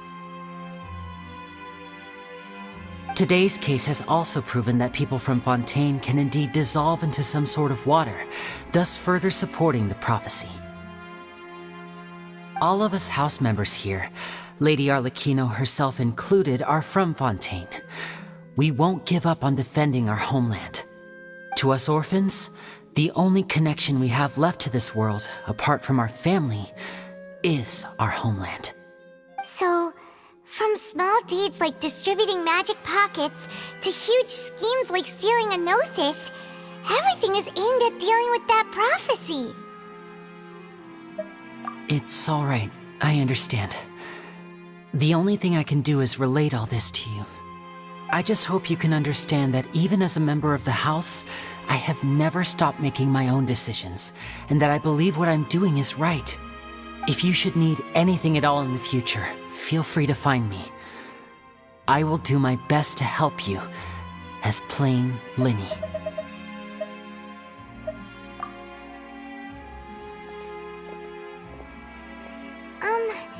Bye, Linny!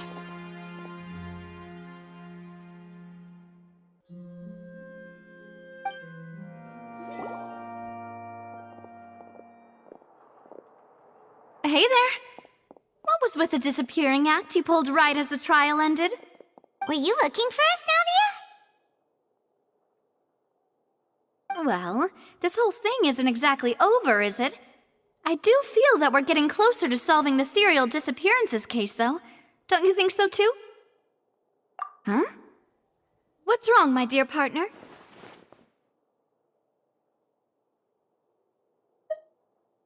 Besides, are you sure we're the ones who can crack a case that's been cold for decades now? And given that there's new evidence from the trial, there should be a trail of breadcrumbs for the Hydro Archon's people to follow now, right? Ah. I see. Well, I won't lie. I'm a little shocked to hear that from you.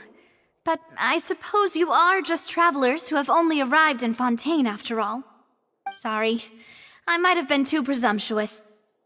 Don't say that, Navia. Ah, and we were having so much fun investigating with you, too. It was like having new waters flowing into a stagnant mire, causing new hope to spring forth, and the reflection in the murk to become clearer. Sorry about that. I'm a bit prone to nostalgia. Don't mind me. Wait, shall we have a farewell meal? You know, to commemorate our time as partners? Huh? Do we really need to get that formal? Well, guess you really did treat us as partners, huh?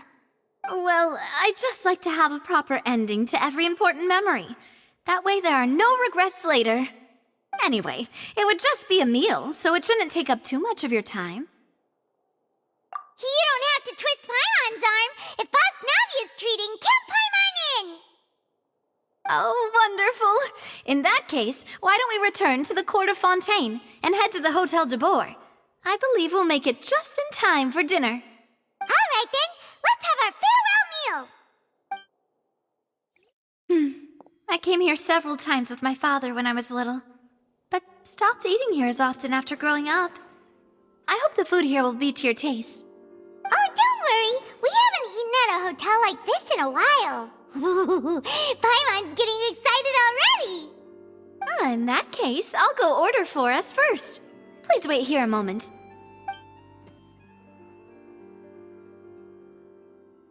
Ooh, everything looks so good. People in Fontaine sure know how to enjoy life. Why, of course. Go ahead, try whatever you like. If the food's good, I'll make a group reservation for the rest of Spina di Rosula next time. And if it's not? Well, then I'll still bring everyone. Albeit with only one dish per table. You, sure have your own way of doing things. Oh, we called this a farewell meal, but we could also treat it like a victory feast, right? We did just win that case after all. Oh, true. Very true. In that case, boss, we'll have another 2 dishes. Huh? Paimon didn't mean that you had to order even more food.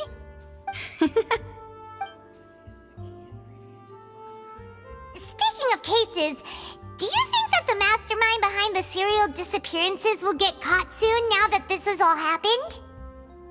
Well, we've certainly taken a big step forward, but I feel that's about it.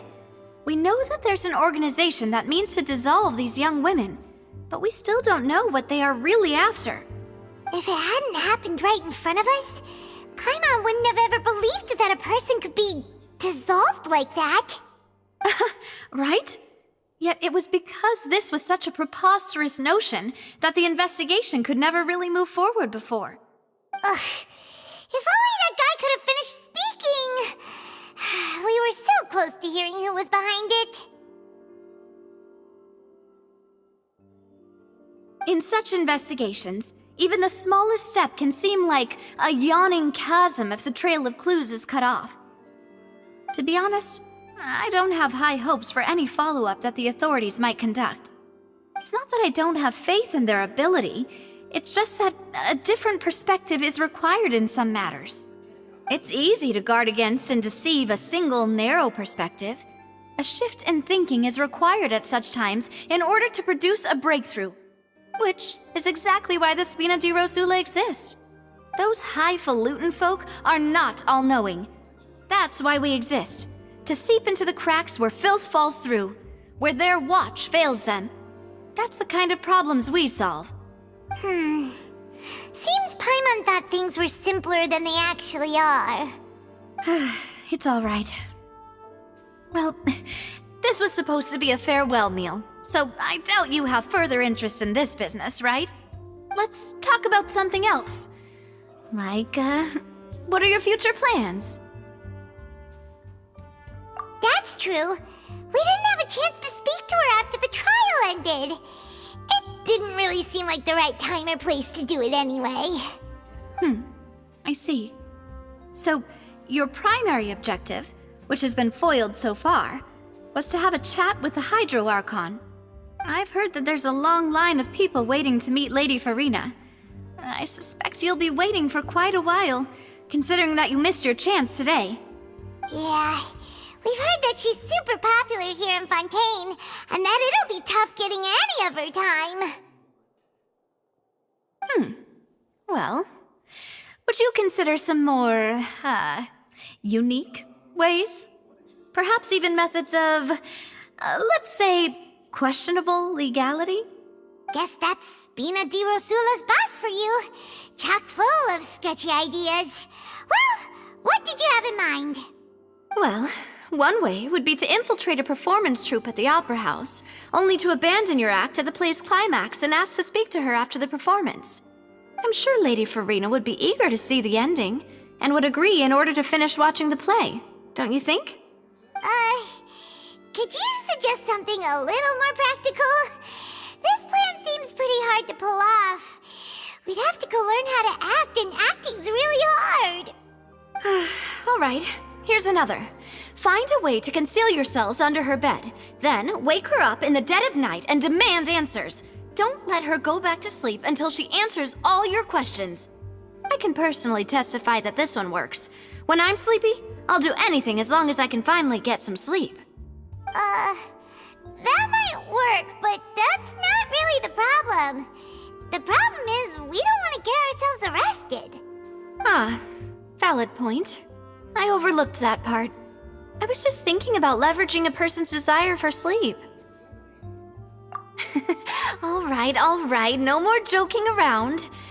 Perhaps you could... Oh, I don't know. Cut the line when she's on a break. You did defeat her in court, clearing citizens of hers from false accusations. False accusations she had nearly upheld personally. I imagine that she feels quite ashamed about the whole thing. You mean that if we catch her while she's on a break, she might be too embarrassed to refuse? Oh, that does make some sense. Why don't we give it a try after this meal? You know, strike while the iron is hot and all. Huh? Paimon, did you drink my Fanta? Was this your drink?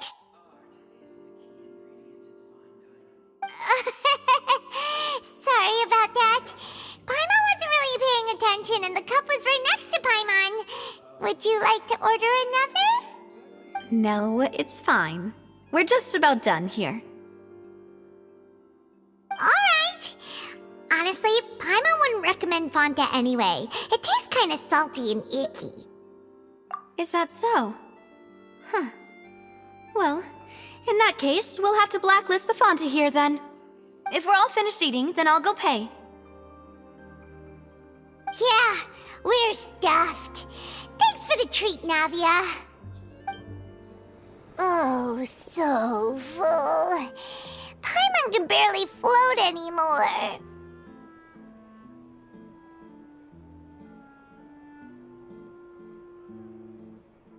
Nah, that would be so... normal. You know, like you. Okay. As for expenses this month, we're left with... Hey, Navia! What are you doing over there? Oh, nothing. It was just a meal, you know? Nothing the Spina di Rosula can't cover. Let's get ready to try to meet the Hydro Archon again. Bye, Navia! So this is goodbye, huh? Well, if you do encounter any other trouble in Fontaine, you're always welcome to contact the Spina di Rosula. I'll give your requests the highest priority. In any case, I wish you smooth sailing. I'll see you again, partner. See ya! There aren't many people around anymore. Looks like that boat we took to Araneus might have been the last one. Vache. Looks like we're back here again. Huh? Traveler? Are you hearing voices again? Ugh. That's kinda spooky. Are you sure we don't want to come back in the morning? Vache? Vache. Hey, why are you still walking towards it? There might be something nasty in the water. Huh? Hang on. Paimon can kinda hear a voice. It's calling for Vache, right? Hey, Traveler? Stop walking! Come on, wake up!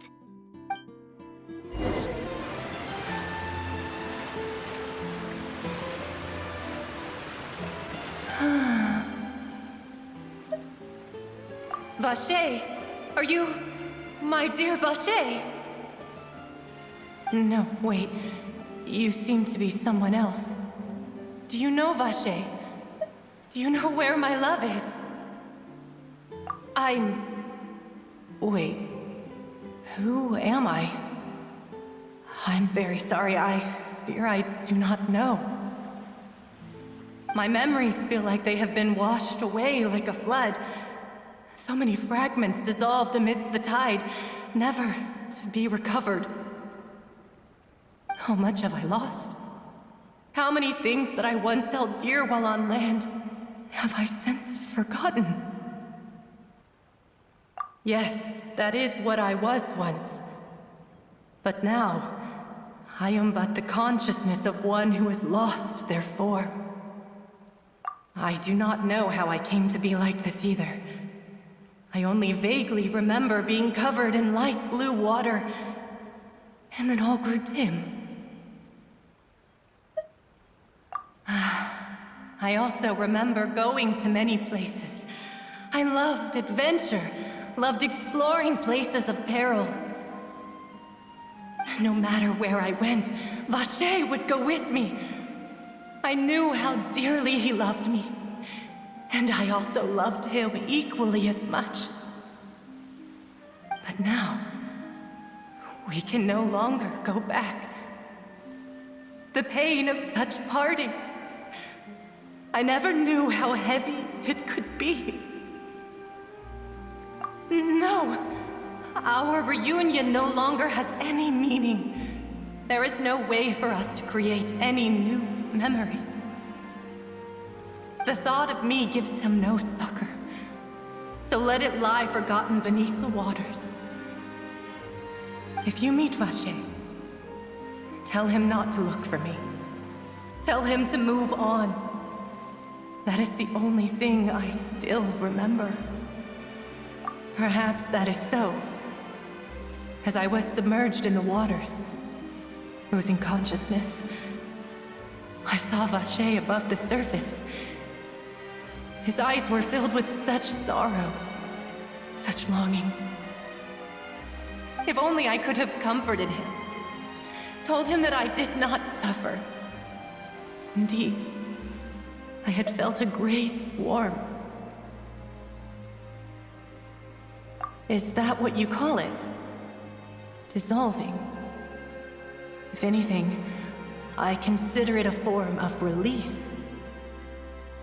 It was a state of neither fear nor frenzy, with only an endless peace, like the water's still surface.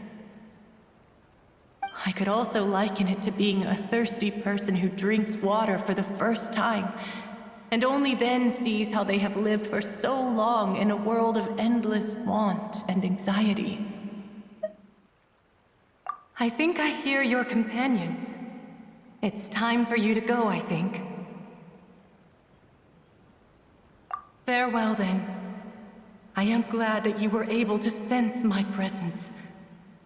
Remember, if you see Vache, tell him not to seek me out any longer.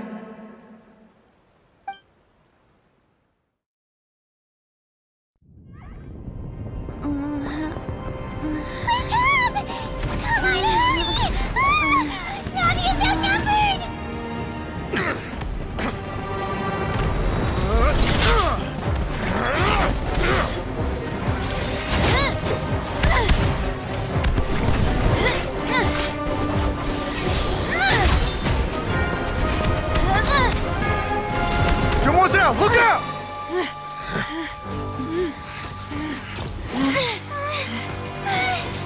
Dear God, it's a whole army of Gardamex.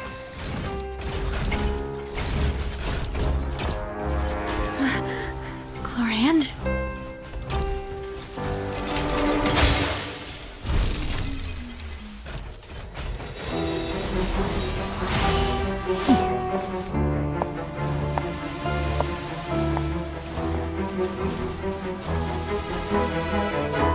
Quick, now's our chance!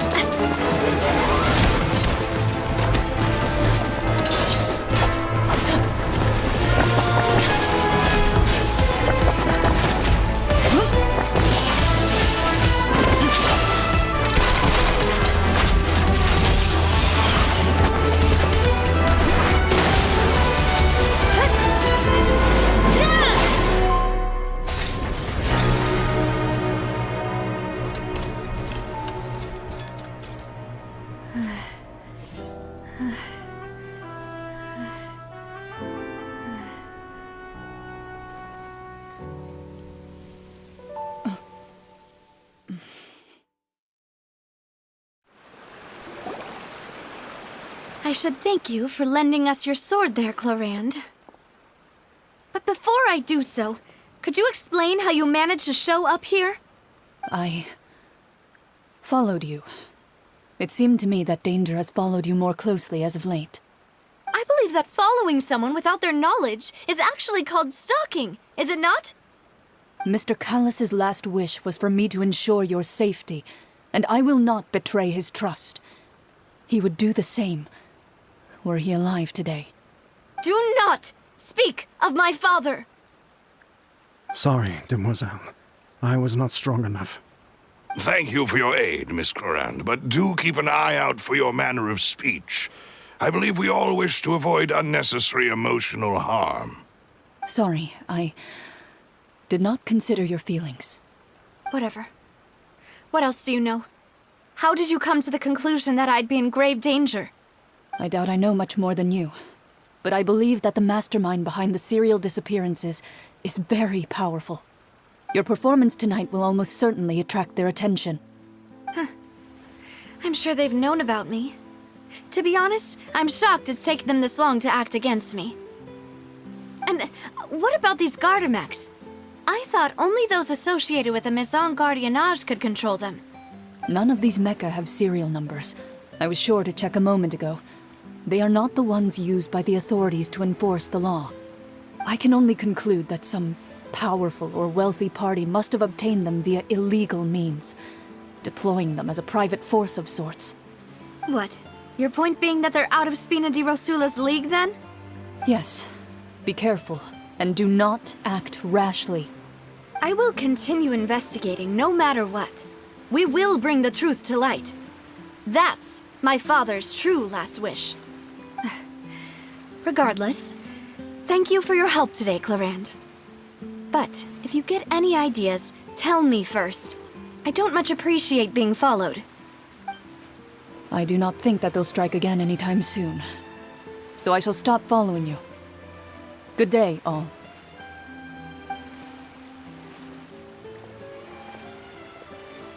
Right. I suppose that's the best news we've gotten today. Demoiselle, I believe that Miss Clorand was being sincere with you. If we tried, we could attempt to thaw relations a little. I know, she's... Oh, thank goodness! Paimon thought we were done for! Those Gardamex came out of nowhere while you were unconscious, and Nadia and her gang saved us!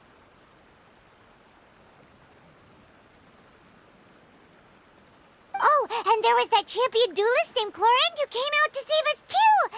We got lucky there. Paimon probably couldn't have fought them off otherwise.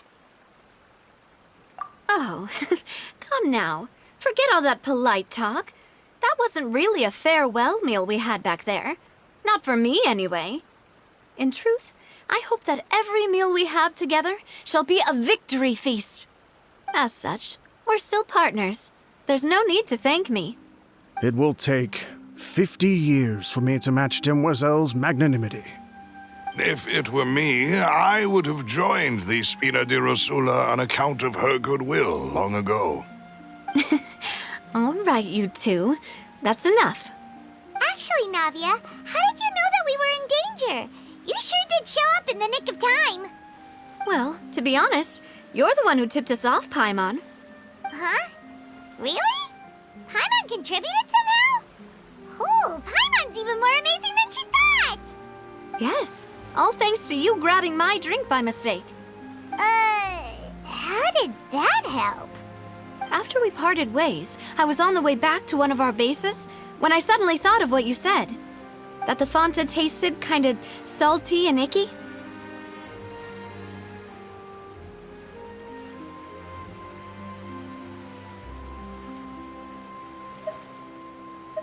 Fanta only comes in sweet flavors, so how could it have tasted salty?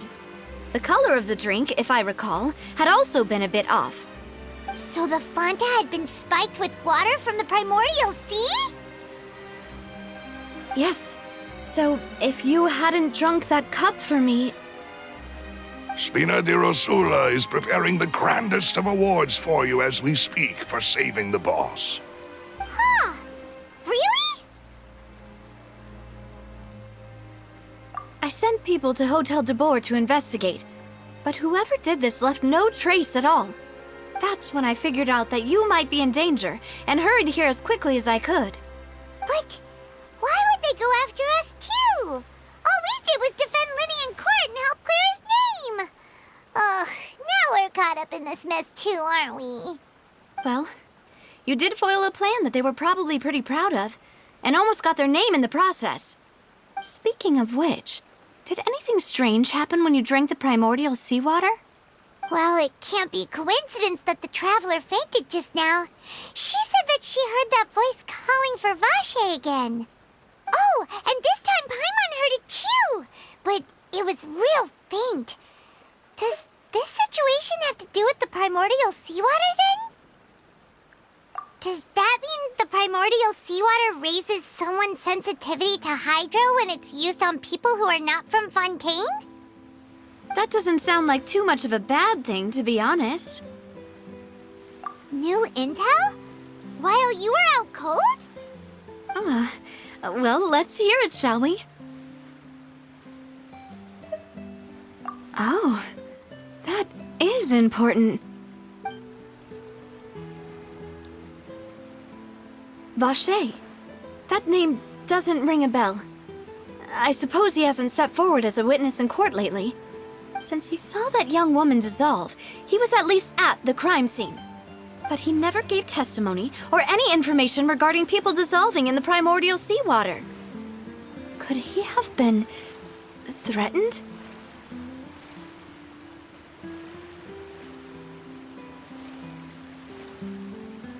Yes, thank you. This is very important information indeed. We will continue to investigate. Oh, you mean you'll help us investigate? Well, you did say that our farewell meal didn't really count. That means we're still partners, right? And besides, we're in this now whether we like it or not. You're not gonna let those people who targeted us get off the hook so easily, are you, Traveler?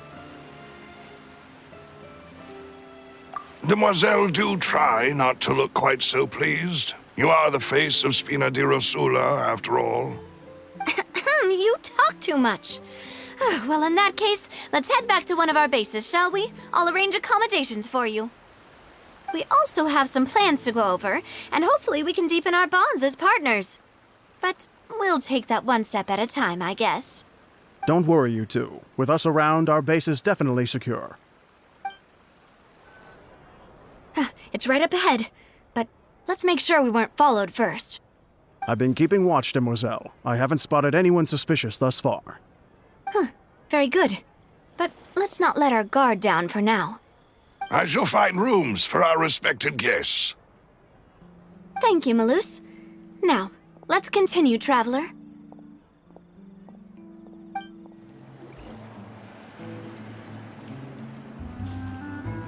So, this is your base? It's not quite what Paimon imagined. Your accommodations have been arranged. Under the present circumstances, I can confidently say it's the best we have. Well, our funds have been a little tight lately. After all, we don't allow illegal or unethical profiteering. In fact, our funds often come from citizenry who support us. Seems like it's tough times for everyone.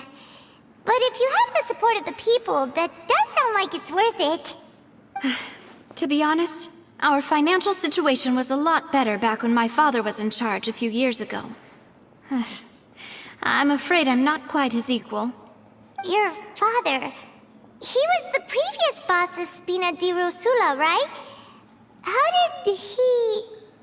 Demoiselle, if you'll allow me to explain. No. I'll explain it myself. I suppose I couldn't run from this topic forever. And as partners, this is something I hope they can understand. My father's name is Callus. Yes, the same one they call Callus the Unfaithful in the streets. 3 years ago, he was accused of murdering his own friend, but he chose a duel to defend his honor instead of standing trial. He died in the duelist's ring. Oh no. But I do not believe my father was a murderer. I'm sure he was set up. At the time, I believed that if he only stood trial and was duly investigated, something amiss would crop up and prove his innocence. But strangely, he not only requested the duel himself, but rumor has it that even after being seriously injured, to the point where he could be deemed as having lost the duel, he refused to surrender, determined to die in the arena. 3 years later, I still don't understand why he did that. How could he protect his honor if he's dead? If anything, he gave up his chance to defend himself. The closest piece of info I have is that my father had been investigating the serial disappearances case at the time of his death. Ah, so that's why you're so determined to get to the bottom of that case. That's right. I've also tried to investigate the murder my father was implicated in, but I haven't found a single new clue in my countless reviews of the investigation records. However, I believe that if the murder case is related to those behind the disappearances, they must know something. I must know what really happened. Was my father coerced? Framed? Even if he really did kill his friend, I must get to the truth. If only he'd been more open with me when he was still alive. He even hid the fact that my mother died due to complications when giving birth to me. And now, here I am investigating his death.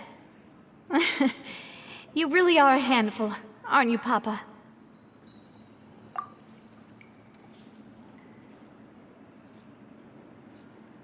Demoiselle, please, if there is anything I can do, anything at all. I also will never believe that Master Callus murdered anyone. There are none whom I respect more than the two of you, Demoiselle. Master Callus did so much good in life, yet all it took was one murder case for him to be dubbed Callus the Unfaithful.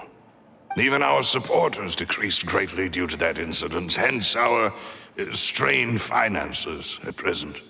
Wait, if Callus was such a good man, wouldn't people at least be a little suspicious when he was accused? No. Perhaps people just revel in that kind of drama. It's not something exclusive to people from Fontaine, really. Everyone's like that. People love watching the evil turn over a new leaf, but they also enjoy watching good people fall into an abyss from one slip-up just as much. But how could... never mind.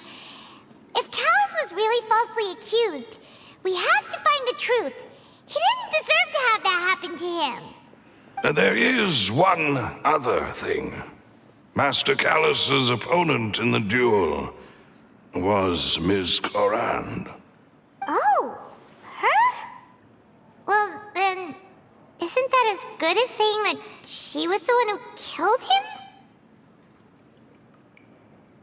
Yeah, that's not the sort of thing that you can just let go and move on from.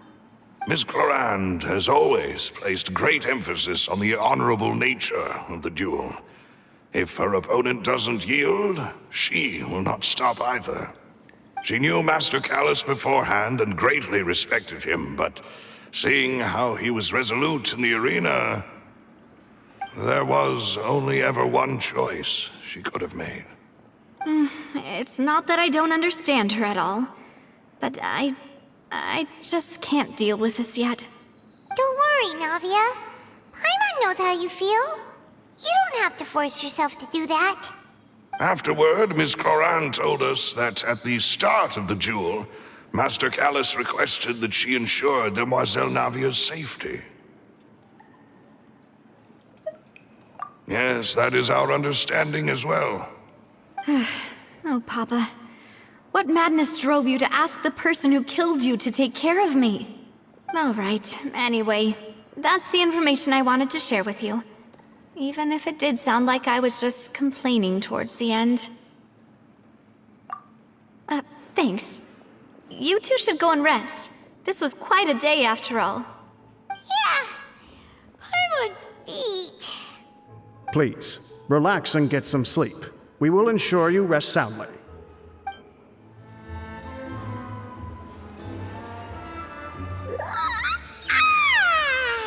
Paimon slept so well. This place feels almost too safe. Huh? Navia? Where did the other two go? I sent them back to Poisson. It's Spina de Rosula's place of origin, and where we have our headquarters. There's not much for them to do here at the moment. Paimon gets the feeling that you're just trying to get them off your back. But never mind that. When did you get back? Were you waiting here the whole time? No, I just returned after going out for a while. I did some investigating yesterday regarding the name Vache. Wait, so you didn't sleep at all? How could I after having such critical new evidence appear? Guess Paimon wasn't speaking for everyone just now, huh? Unfortunately, this name seems to have been wiped from existence. It doesn't seem to have a match anywhere. I suspect that those behind this have already taken steps to hinder an investigation from this angle. But that does prove that this Vache person is a key witness in the incident. Does that mean we're too late, though? No. There is one ray of hope. One place in Fontaine that they would find almost impossible to threaten, no matter how much they wanted to. And that is the archives kept by Chief Justice Neuvillette.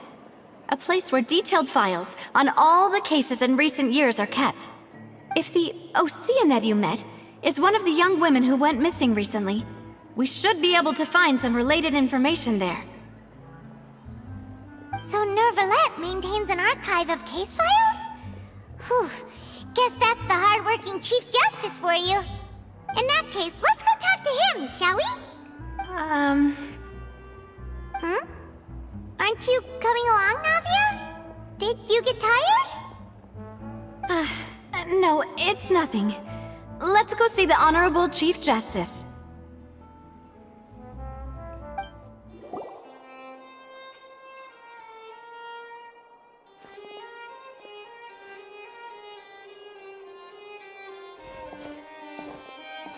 Halt! Please state your business here. The Chief Justice is presently occupied with official matters. Huh. This place does look pretty heavily guarded. Guess that proves that Neuvillette's files are really secure. Hey, don't you recognize us? Huh? Who are you? Just to be clear, I don't care who you are or who you might be related to. Our rules make no exceptions. See? They've got great discipline, too. Yep. Paimon can tell. If you're here just to crack jokes, I can point you towards the exit. Unlike some, we're busy, so please leave if you don't have a reason to be here. No. What I meant to say is, shouldn't you remember us from a few days ago? We were at the trial of the great magician Linny. Oh, yes, I remember. I read about it in the Steambird. You must be Linny's attorneys. It's all coming back to me now. We're here today to report and archive some information on a follow-up case. Huh. Is that even a thing? Of course. Don't worry. We're here on official business. You can trust us. All right then, I'll let you through. The Chief Justice is just inside. Thanks so much.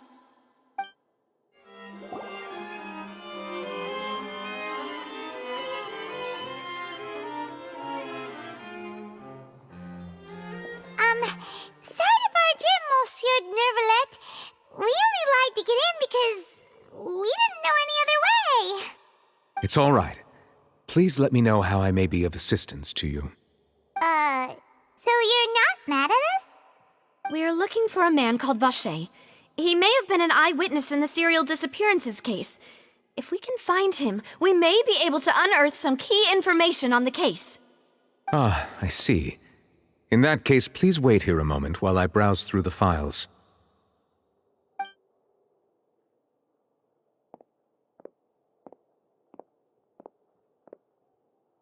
Who knew that Neuvillette would be so easy to talk to?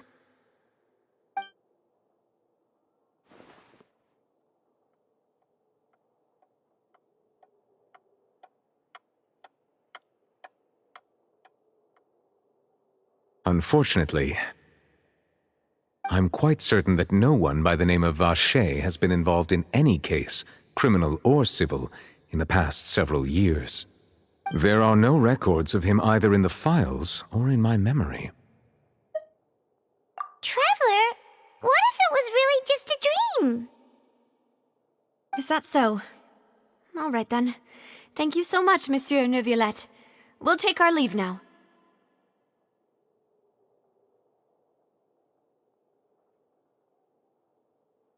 Ahem.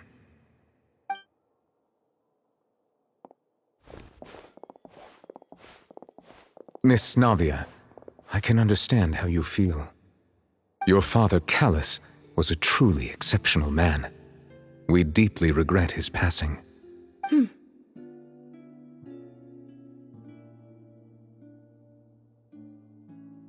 And what are you trying to say, Monsieur Neuvillette?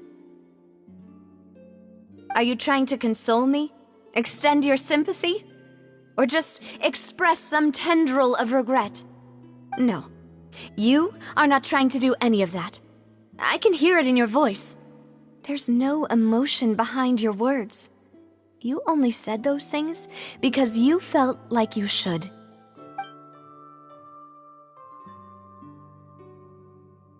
It's just like last time. After my father took his place in the duelist ring, I pushed through the guards to talk to you as a last resort. You even told me then that you thought there was something fishy with the case, yet you still allowed the duel to go ahead. In your eyes, the value of a human life is nothing compared to those cold laws you hold so dear. If you truly regret my father's death, then why didn't you call a stop to the duel? Why didn't you give me the power to stop him from throwing his life away? Why did you just let him die, despised and hated by all? Everything was hanging on a thread at that moment. Just the tiniest effort could have changed everything. There are still so many things I never got to tell him. So many questions he still owes me answers to. If you really have no heart, then just look me in the eyes. I, Navia, will show you the true meaning of regret. I'm sorry, Miss Navia. You and my father are truly alike. You keep all kinds of things in your heart and never say a word to anyone. It's not so much that you can't feel, but that you would never express anything. Oh well. In any case, everyone already knows full well the apathy of the Chief Justice. My apologies for taking my emotions out on you, Monsieur Chief Justice. Let's go, Traveler and Paimon.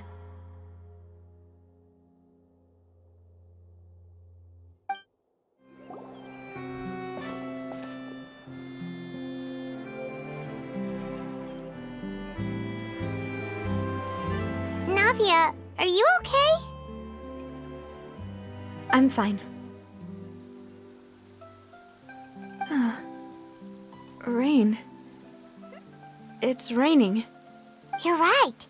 Wasn't it still sunny when we went into the building? And there shouldn't be any active trials today. How strange. Now that I think of it, on the day my father was convicted of murder, it was also raining. What is it? Did you think of something? Yeah, he was outside. It was uncovered and the rain could fall there. Why? Do you think the rain could have affected the crime scene? That thought has occurred to us before. We've even expanded the search area to try to account for that, but didn't find anything of value. Oh? Wait. You don't mean... So you're saying that the true murderer could have been turned into water and then got washed away with the rain? Yeah, and if that's what had happened, then no one would have believed your dad, even if he explained what he saw to the authorities. I really think I found a true genius for a partner. You're completely right. How did I not connect the dots earlier? All right, let's go to Poisson. With this new lead in mind, we'll get to the bottom of my father's case for sure. Yeah, we're gonna make progress for sure this time. Do you want to go with me now? Or do you want to head over by yourself later?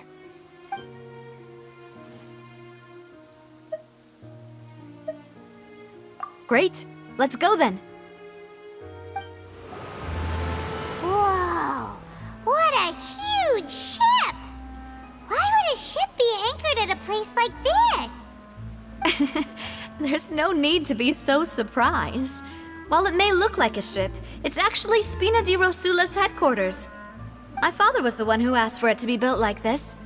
Perhaps our taste in exterior design is the only thing we occasionally had in common. A gigantic and glamorous ship embodies discovery, opportunity, ambition, and conquest. It symbolizes Spina di Rosula's bright and limitless future. And Paimon thought you were bluffing when you said Spina di Rosula had a glorious past. Paimon was confused why a group with such a history would live in the sewers. But now that Paimon has seen this ship for herself, she's been convinced. Well, Poisson is where Spina di Rosula began, after all. It's our main base, our home.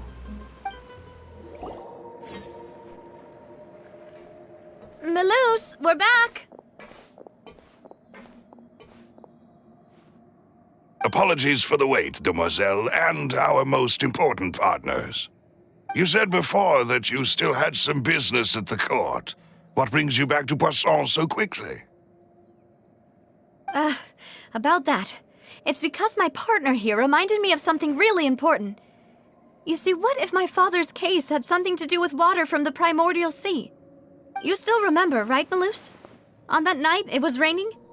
Yes, the case was quite similar to that of Mr. Linney's. Both were what you'd call impossible murders. Could you tell us a bit more about what happened before? Yeah, of course. Many years ago, something called synth began to gain popularity in Poisson. At a glance, it was a kind of drink that could excite your mood and produce many pleasant hallucinations. Wait! Didn't that guard guy who turned into water also mention that the primordial water could be used to produce some kind of potion? Yes, he did. Considering what we know now, it's almost certain that synth is created using water from the primordial sea.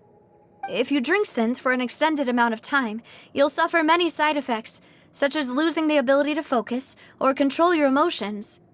And if you were to stop drinking it completely, you'll experience flashes of paranoia and anxiety while lacking energy to do anything. It's an extremely dangerous substance.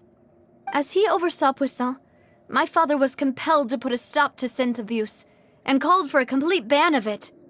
Boss's uncompromising attitude incurred the synth vendor's wrath, but no matter how much they threatened or bribed him, he refused to yield. Not only that, Boss became determined to find the mastermind behind the synth operation and put an end to the problem once and for all. Yes, but the enemy was very cunning. So he could never get anything out of the dealers, all of whom only sold the stuff and weren't privy to the rest of the operation. Recognizing that, my father decided to contact the dealers in secret and cultivate personal relationships with them. Finally, he was able to convince someone to become his informant. The man's name was Jacques. He felt greatly ashamed about his work after seeing many families destroyed by synth abuse. That night, my father hosted a banquet at his countryside estate. He planned to meet up and exchange information with Jacques over some food. But then, we heard 2 gunshots from the courtyard. We raced to the scene and found my father, still holding a gun, and Jacques, who was already dead on the ground. Huh? How did that happen? Aren't they on the same side? Sounds just like Lenny's case, doesn't it? In both cases, the culprit seemed obvious, but neither appeared to have any motive at all. Looking back on it, though, I now believe the most important clue was something we all overlooked at the time. There were pieces of clothing left at the scene. Precisely. It's all thanks to you that I made the connection now. Back then, we all just thought they were some costumes that Jacques used to disguise himself at the banquet. But, considering it now, it's almost certain that they belong to a third person at the scene. With one extra person, we'll also need to reconsider why the 2 shots were fired. You're right. We still don't know what happened. But my intuition tells me that we're on the right track to figuring it all out. I'm finally headed towards the truth. Jacques was an empathetic man who was infinitely remorseful for his past actions. It's unlikely that he turned on Boss with 0 warning. I think this third person is probably the key to the full truth. On that note, however, even though this will not please you, demoiselle, as your and your father's butler, I must still offer a word of warning. Our opponent is insidious and cruel. They are extremely difficult to deal with, and Boss has already lost his life trying to bring them to justice. Even though Spina de Rosula has lost most of its former glory, Poisson has welcomed a new time of peace, and we have been allowed to live out our lives. There is no need to follow your father's path. It would be both wise and in line with Boss's wishes to step back and give up on the case. If that's indeed what he wished for, then he should have told me that himself. Was I not the closest person to him? And yet, I was the one most kept in the dark. What was the point of him dying without sharing any of the secrets he knew? Did he manage to protect anything in the end? Synth is still here. Callus the Unfaithful is still his epithet. And Spina di Rosula is barely getting by. Nothing has changed. Did he think I'd just accept his meaningless death and live out my life just as meaninglessly? I've never accepted that, ever. Not since that day, and certainly not now. I want to find out the real answer for everyone's sake. For the missing girls, for the victims, and for myself. Navia. This is indeed the best moment to act. Your partner appears to be quite reliable, and more importantly, demoiselle, I think you're also ready to take this on. So you do know something else, Malouse? Yes, I do. In fact, even before that banquet, Boss already knew of the connection between Synth and the serial disappearances case. But what drove all the tensions to the boiling point was the revelation that you, demoiselle, had been selected as the next target to disappear. What? Boss also didn't tell you that he had been diagnosed with a rare illness. The doctors told him that he had no more than 5 years left to live. And the serial disappearances case caused him great anxiety. 5 years was nowhere near enough time to resolve this long-standing conflict, but once he passed away, all the danger would pass on to you. Knowing all of this, he decided to use one final intimidation tactic before his death. He claimed to have already gotten his hands on some key incriminating evidence for the other side, and even told some members of Spina di Rosula about the details. But as long as you remained safe, he would not share the evidence with the public. If something were to happen to you, then he and all those he told would immediately expose all they knew about Synth and the disappeared victims. Right, so nobody would be able to get off scot-free.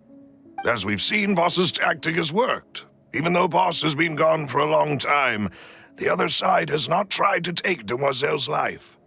No, I don't believe it. He never appeared to look sick to me. No father wants their daughter to see them weak and haggard, especially someone as proud as Boss. To him, dying in a duel and suffering lasting dishonor as the unfaithful was still far preferable than losing face in front of his daughter. So he chose to die in silence, so that he could protect me. I'm afraid you're not understanding this correctly, demoiselle. What Boss wanted to hand to you was not a parasol, but a sword. If Boss's spirit could hear you telling me that you want to find the answer for the sake of everyone involved, I'm sure he'd be extremely proud. That fool. Couldn't he have just given it to me straight? No. He might have set up everything precisely because he never thought I'd be able to understand him. Is that the amount of confidence he had in me? And what if I was never able to make it to where I am now? Yeah. I suppose that's true. With the way he'd set things up, if I had wanted, I could have just lived out my life without a care in the world. But thankfully, he rarely talked to me about complex matters, and thus understood little of me as a person. In this case, he really didn't need to give me an easy way out. Malus, what was the key evidence that he shared with you? It's the location where synth is produced. Essentially, it's the enemy's headquarters. When he was threatening the enemy, Boss didn't share the specifics of the incriminating evidence he found. But if you want to use it against the enemy, you'll still have to take several things into consideration. Why? If we know where the place is, can't we just go storming in? You mustn't forget that we're fighting against a mysterious and dangerous organization that's been in operation for decades. There's no telling what might be lying in wait at their headquarters. We also have no idea what kind of evidence we may be able to find inside, nor what people we may be able to capture. But a single visit to their headquarters would be tantamount to a formal declaration of war. The worst case would be that we leave empty-handed, but also open ourselves up to full retaliation. Then, in that case, why not work with the Fontaine authorities? Well, you saw one of them dissolve during Mr. Linney's case. We have no idea just how thoroughly they may have been infiltrated. Huh. That's true. Seems my father really had no choice. But things are different now. It should be a lot easier to prove the other side's guilt, now that we've connected Synth with the disappearances case. You sound like you've put a lot of thought into this, Malus. I am the butler, after all. I live but to serve the boss and Demoiselle's will. I've always been willing to take on any kind of risk for your sake. But considering my relative lack of ability, I've spent my time keeping secrets, performing basic investigations, and waiting for the right time to come. Thank you for all of that, Malus. Have you discovered anything new in the past few years? Let me think. One conclusion I came to is that the enemy must be quite familiar with Spina di Rosula, or at least have an informant planted here. When I announced orders to the organization's members on Demoiselle's behalf, I used to deliberately keep a few people in the dark and observe the reactions of the synth vendors. If the vendors didn't change their plans, then the individuals informed of our orders must be innocent. If the vendors packed up and fled, however, then someone must have given them the news. After several rounds of testing and investigative tracing, I've narrowed the suspect list down to 3 people. The first is Florent, Spina di Rosula's senior advisor. Huh? Florent? Yes, surprising, isn't it? He was one of the people Boss trusted the most, which also means that he was someone who understood Boss really well. Thanks to his position within Boss's innermost circle, he always knew our upcoming plans and could thus avoid capture this whole time. There's someone else like him too. Marcel, the head of Confrérie of Cabrières. Uncle Marcel. It's a guild in Poisson. A boss helped it to grow to its current size and prominence. In the beginning, they were only reselling some daily goods, but now they're one of the richest guilds around with a lot of business connections in the city. So, they're like a sister organization of Spina di Rosula? Yes, you can say that. When we were fighting against the synth dealers, they provided us with plenty of support. It's a bit difficult to imagine someone using their own money to hunt down themselves.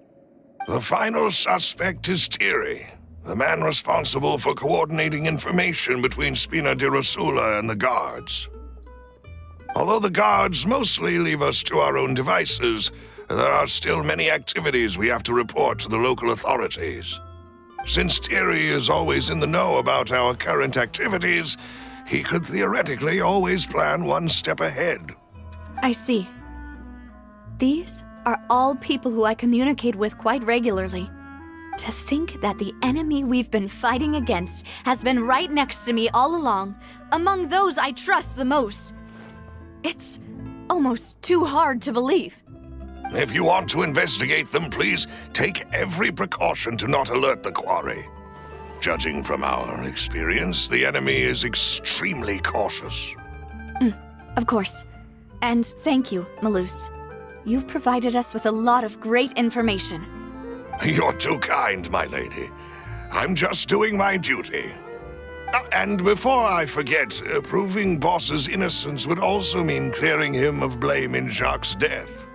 After that incident, Jacques' wife and daughter were taken into the Spina's care.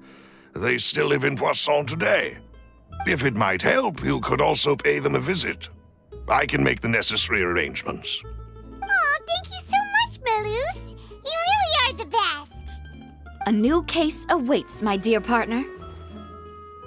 I hope we can work together to uncover the truth and end this case once and for all. It is settled, then. Please excuse me, and enjoy your conversation at your leisure. Thank you for arranging everything for us, Malus. Excuse me, miss. Do you need anything from us? Oh. Hey, Navia's all quiet. This isn't like her at all.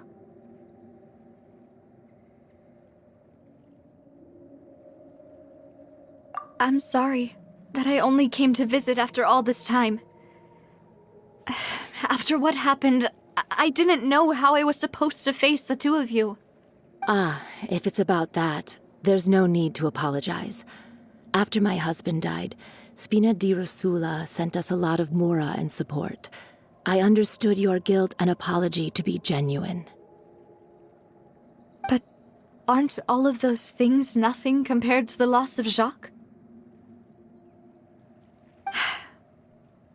I can understand the kind of pain that comes with losing a father so needlessly. You don't understand at all. I didn't know how to face you, because I didn't know what I could possibly bring as a consolation gift. I know only the full truth could bring closure to you, and to all of us. I'm sorry. I appreciate the sentiment, but you don't have to carry all that guilt. On the matter regarding my husband, my daughter and I have more or less found our answer already. Would you mind sharing it with me? I really can't believe that my father could ever bring himself to shoot Jacques. I always knew that my husband's money was earned through others' suffering.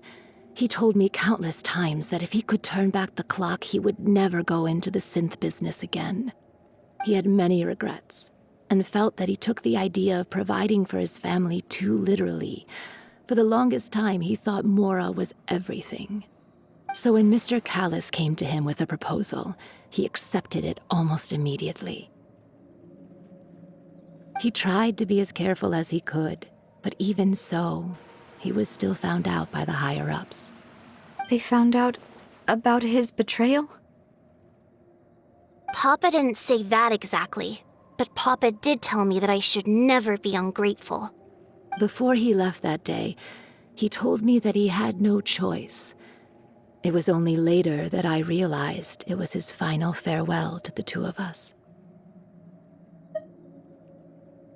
I don't know that for sure, but you could say that's the conclusion I eventually came to. Which is why I'm the one who should feel guilty. Callus had always taken great care of us, both when he was still alive and after he passed away. Even if he fired the shot that killed my husband, it was likely in self-defense. It is impossible for me to hate him for what he had done. But Mama, why is Papa still the bad guy if he did the right thing? Papa always wanted to be a good man, so why did he have to do a bad thing in the end? Well, things aren't always as they seem. You still feel like your Papa was a good man, right? Yeah, Papa was a really good man. The best in the whole world. Then you should hold on to that. If a good man had to do a bad thing, then he must have had his reasons. Regardless of whether he left you a parasol or a sword. He must have done so to give you a better life. Oh. Thank you for everything you've told me. I will definitely find the truth. The current state of things is not something I'm willing to just sit back and accept. Thank you. I'm very grateful to hear this from you. Even though your personality is quite different from your father's, your determination when you speak is really similar. You really think so? That's the first time anyone said that to me. Greetings, boss. How may I be of assistance today? I'm sure you've heard about what happened at the Opera House. Someone got turned into water right in front of us. Yeah, I've heard. With something that dramatic, I'm sure journalists will milk it for all it's worth. And it'll be all the talk for the next several weeks. It also reminded me, on the day that the incident happened with my father, it was raining outside, and we found some clothes left at the scene. After my partner here put the dots together for me, I feel like we should try to reopen his case. Can you do me a favor and try to recall what happened that night? Let me think. Mr. Callus was feeling pretty upbeat that day. So he was drinking and bantering away with us at the table. After that, he told us that he wanted to go get some fresh air. So we let him go without thinking much of it. Who knew that we would hear 2 gunshots ring out right after? My first reaction was that Mr. Callus's life was in danger. So I grabbed my holster and made a mad dash toward the scene.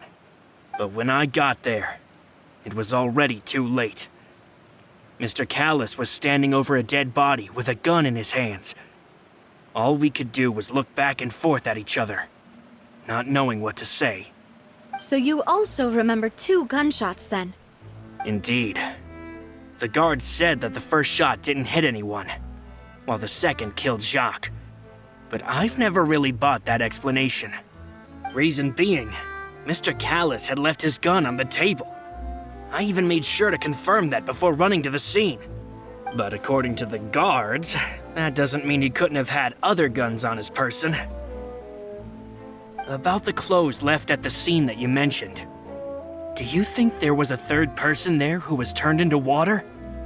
At least from our perspective, my father had no reason to kill, so he would also have no reason to bring an extra gun with him. The gun he was holding probably belonged to Jacques, or a third person on the scene. Yeah, that makes a lot of sense. So you're saying Mr. Callus ended up with the gun because he seized it from one of the other guys? But hold on. If that's what had happened, then why didn't he share the truth with any of us? He didn't even want to face the Oratrice machine, and chose instead to prove his honor in a duel. Did he lose all faith in the courts after seeing someone dissolve right in front of his eyes? About that, Malus told me a thing or two. So, I think I can understand why he committed to the duel. I'll tell you everything once the whole truth has been revealed. I understand. Then I'll leave Mr. Callus's honor in your hands, boss. And if I may just say one more thing. The whole Callus the Unfaithful epithet has been a thorn in my side since the day it was invented. Many people have laughed at me for still calling him Mr. Callus, even after so many years have passed. But it was Mr. Callus's trust that allowed me to rise through the ranks of Spina di Rosula and live the life I lead today. No matter what others might say, he'll always be the man I respect the most. And he'll always be my boss. Don't worry. I will definitely find the truth. You and all our other comrades at the Spina deserve to know the truth as well. Hey, Thierry, it's me. Oh, now, what brings you here, Miss Navia? I've heard that you made quite the name for yourself at the Opera House. Oh, so you've caught news of that already. Oh, okay. Hey, I'm also a member of the Guards, you know. The way you make it sound, people would think I was sent off to Poisson because I had done something wrong. Are you sure there isn't a little bit of truth in that? Under normal circumstances, shouldn't you have been called back to the city already? I mean, where I work is really up to me. Let's just say I enjoy the ambiance of Poisson. Callus did a fantastic job running the town, building Spina di Rosula from the ground up and clearing many obstructions in my way. It would be next to impossible for me to find a similarly easy but high-paying job in the city. Anyway, enough chit-chat. Are these two friends of yours? You, here for some formal business? Yes. These two are my partners. What happened at the Opera House made us realize that Linny's case and my father's may be related. We're trying to reinvestigate the details of my father's old case. Ah, I get it. You think there might be more to the case now that we know people can be dissolved into water, right? I was also flabbergasted when I first heard of it. If you want to go through the original files from your father's case, I can help you look for them. That'd be much appreciated. Thank you. Actually, I have another question. Do you have the authority to dispatch Gardamex? Of course. Without them, I couldn't possibly handle Poisson on my own. Why do you ask? We definitely can't use them to forcefully get more evidence for your father's case. Well, you see, just recently, we were attacked by a horde of unnumbered Gardamex in the city. So, if you hypothetically wanted to do something against me, all you would need to do is get rid of the mecha serial numbers and send them after me. Then you think too highly of my abilities. Dispatching mecha is very different from controlling them. If I had to make an analogy, when you order a dish, the chef will make it for you. You can ask the chef to cook, but not to massage your shoulders or carry your baggage. If you try to make unreasonable demands, the chef would just think you're out of your mind and ignore you completely. The same goes for me and my Gardamex. Removing a serial number is also not as easy as you might think. There are a lot of complex steps to it, and it's almost impossible to keep it a secret. So I can promise you, those mecha were definitely private units. They're certainly not cheap. So whoever their owner is must be super rich, powerful, or both. Now that you mention it, though, being in the synth business would definitely be profitable enough to afford this. Oh, then you're officially in the clear, Thierry.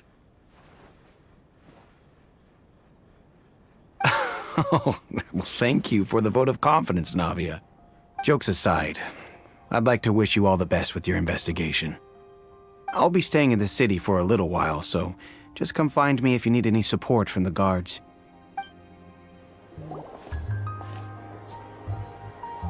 Hello. How may I help you? I'm here to see Marcel. Could you please let him know?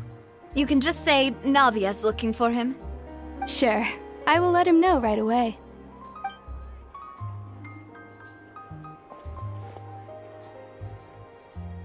Navia, hello.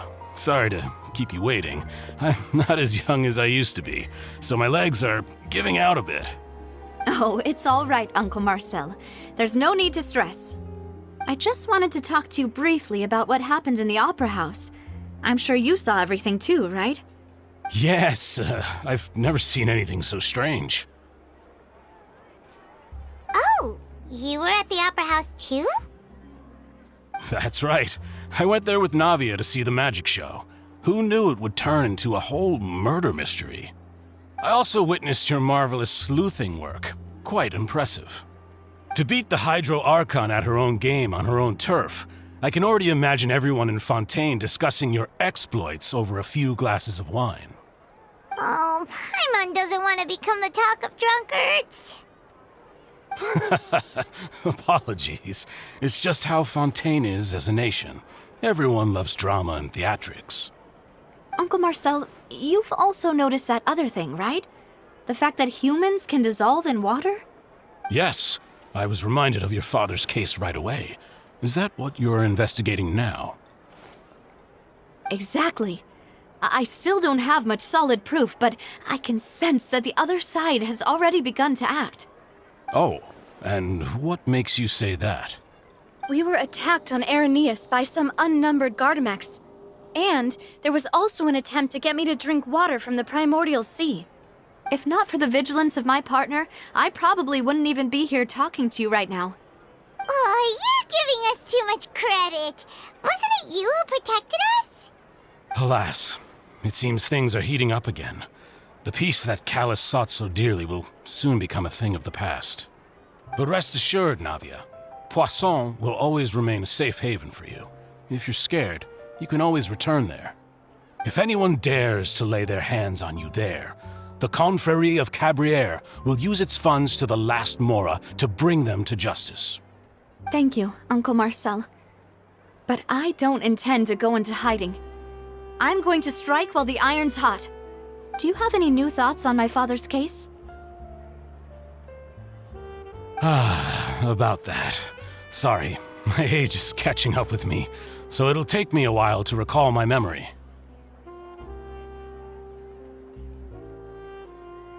The Confrérie was responsible for that banquet, so I was out and about the whole time making sure things were running smoothly. I didn't even have the time to drink with the guests. Then I heard the sound of a gunshot, and the rest was history. Oh, it's okay. No need to push yourself. We'll ask around some more, see if there are any valuable clues elsewhere. Sounds good. Just let me know if you ever need Mora. All my wealth comes from Callus's patronage and support. I'll spend however much it takes to clear his name.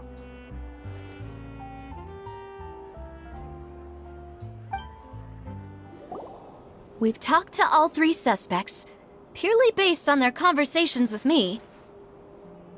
None of them sounded particularly suspicious. I suppose that's to be expected, though. If a single conversation's all that's needed to find them out, then my father wouldn't have needed to investigate the case for so many years. Anyway, even though we didn't make a breakthrough, let's still compile what we were able to find. But where should we start? Ah, you're right! Flora mentioned that Callus probably only ended up with the gun because of circumstance. That makes sense. According to Jacques' family members, he already told them that he had been discovered, and that he had no choice before he left home that day. If I had to guess, he probably received an order from the synth boss to kill my father. Had he refused, he and his family's lives would have been forfeit. So, Jacques fired the first shot? Oh? And why is that?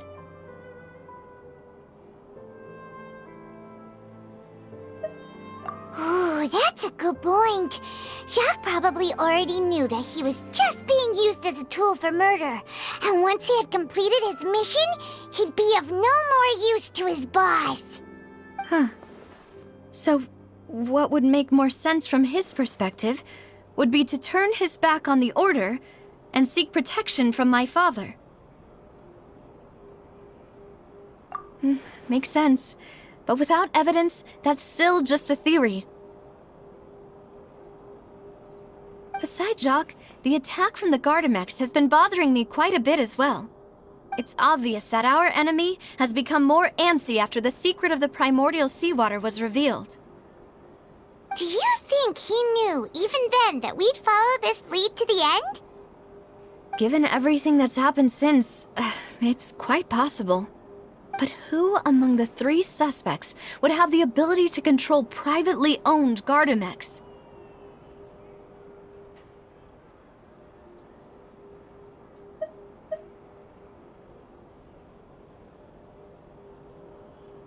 Uncle Marcel? My father did really trust him. And they worked together on a large number of projects.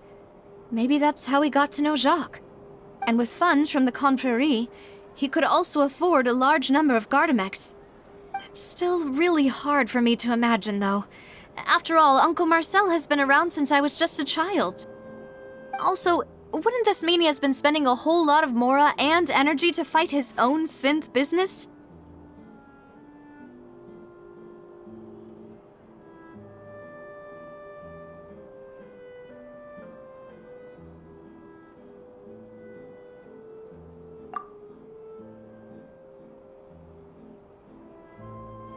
Florent?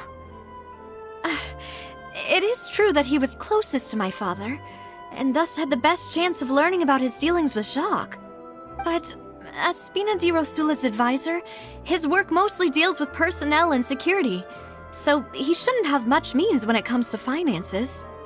So you're saying he's too broke to afford a mecha army? Exactly. He can't. And even if he could, I don't think he would be able to dispatch a whole group so quickly. Thierry, you say? Huh. It is possible that he's figured out a way to convert the Gardamex for personal use. But I didn't feel like he was lying when he was talking to us about the mecha. I also don't think he'd be able to keep that kind of tampering under wraps. Yeah. Had he actually tampered with the mecha, we'd be able to prove it with a simple check of the guard's inventory. If the mecha were taken from the guards, it should be pretty easy to find out when and how that happened. Who could it be? You know, if you think everything through, Uncle Marcel is indeed the most suspicious of them all. Could we be missing other suspects? Malus didn't know about the people turning into water thing when he narrowed it down to these 3, did he? Malus has always been very reliable, and his judgment of others' trustworthiness has been fair and well considered. When he laid out his case for the 3, the rationale he gave me made a lot of sense as well. The suspect is knowledgeable about the Spina's internal affairs, has the means to dispatch mecha to assassinate us, and possesses significant intellect and foresight. Even if I don't want to believe it, I'm starting to see how things could all tie back to Uncle Marcel. Well, we still have another trump card on top of all the theorizing and speculating. Yes, Malus did say that charging straight in there would be extremely risky, but we don't have any other options right now.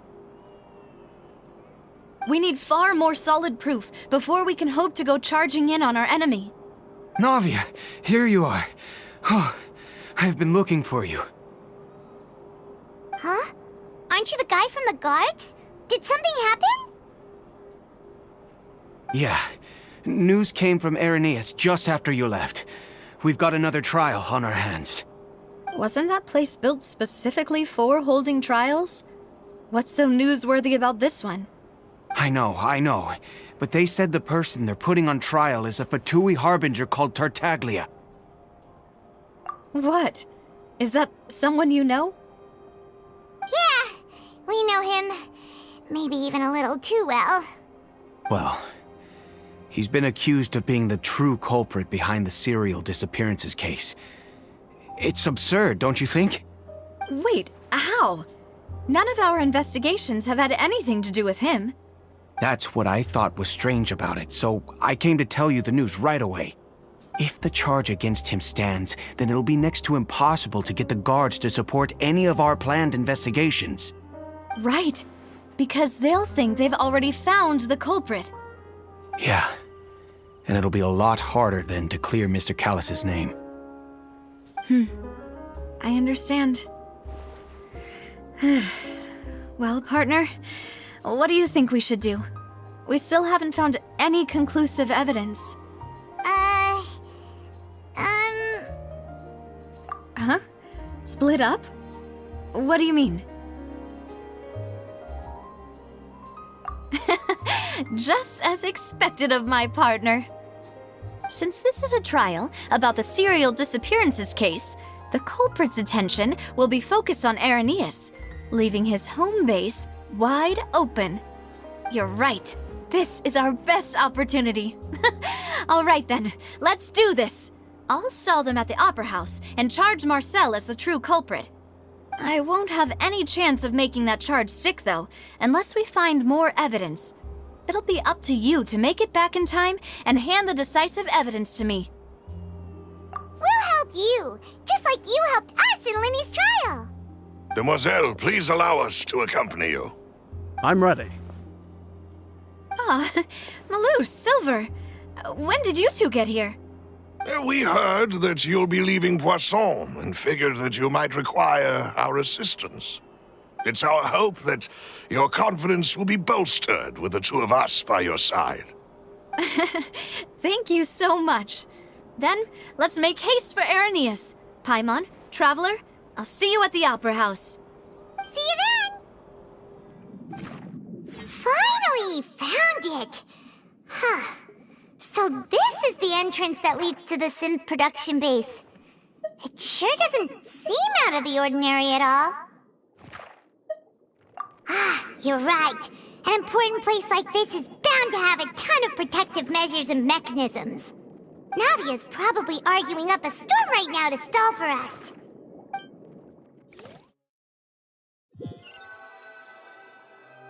It would appear that I must repeat my question again, Mr. Tartaglia. Do you accept the charge that you are the true culprit behind the serial disappearances case? To be perfectly honest, I don't understand your country's complicated court system, or the reason why I'm being charged with something I've never even heard of.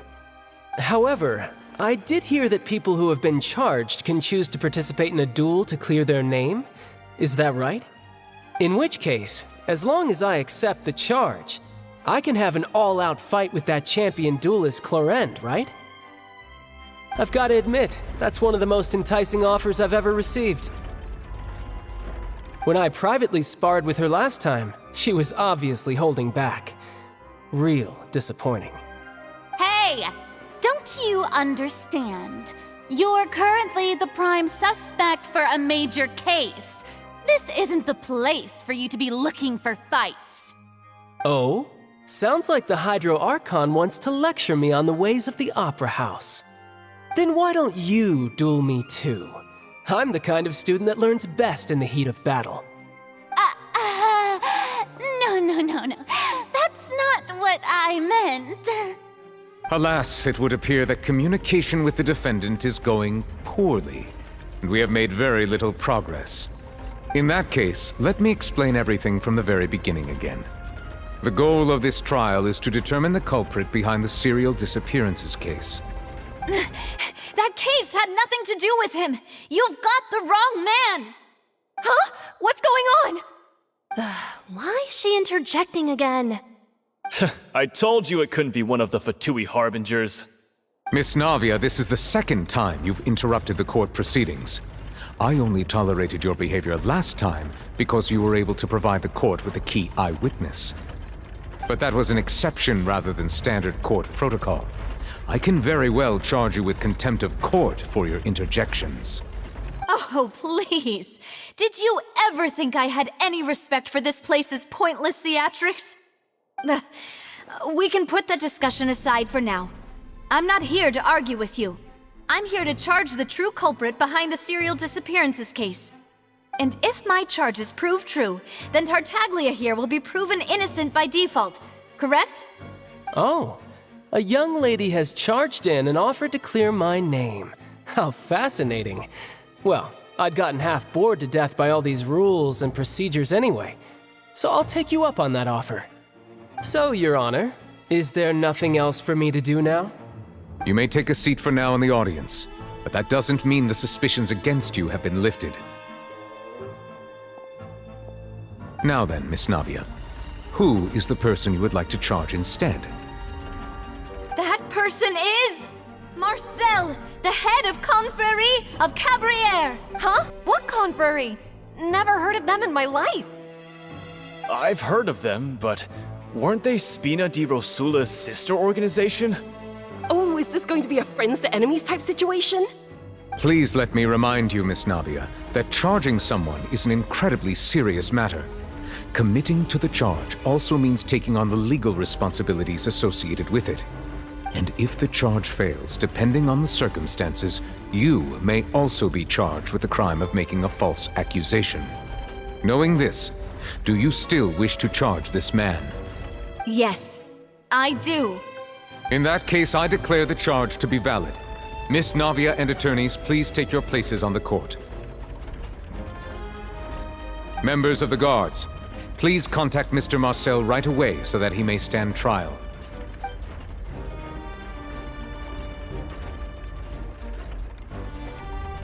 Mr. Marcel, you will not require an attorney. Is that correct? Apologies. It all just happened so quickly. I still haven't figured out what's going on. I think an attorney won't be necessary. This is probably just a misunderstanding between me and Navia. Very well. In that case, since both sides have now arrived, Miss Navia, please present your charges. I would like to take everyone back to 3 years ago, to the case of Callus the Unfaithful. Only through elucidating what really happened in that case can we connect all the dots for the serial disappearances case. Navia, do you really think that I was the one who killed your father? Come on, why would I do that? Callus was my benefactor, and remember both you and I only ran to the scene when we heard the sound of a gun. If that's enough to make me a suspect, wouldn't that make everyone at that banquet a suspect as well? I think there's no point in getting into the specifics right now. The audience doesn't even have the big picture yet. Even I'm struggling to remember some details of that case. Exactly correct, Your Honor. I must refresh everyone's memory about that case before I can explain my charge and reasoning. I see. In which case, I will recount the findings about that case as originally recorded by Maison Gardiennage.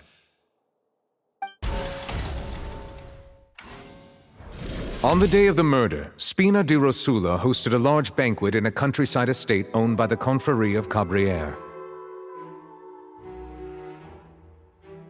During the banquet, all attending guests heard 2 gunshots from the courtyard. When the guests arrived at the scene, they found the primary suspect, Callus, holding a gun, while his acquaintance, Jacques, lay dead from a gunshot wound. The guards' investigation did not recover any other firearms from the scene. As a result, they concluded that the suspect's first shot must have missed, while the second must have taken Jacques' life. The suspect did not dispute this conclusion, and also declined to defend himself in court. Instead, he chose to prove his innocence through a duel. Callus was defeated by champion duelist Clarande in the ensuing duel, and soon succumbed to the injuries. These are the known facts about the case.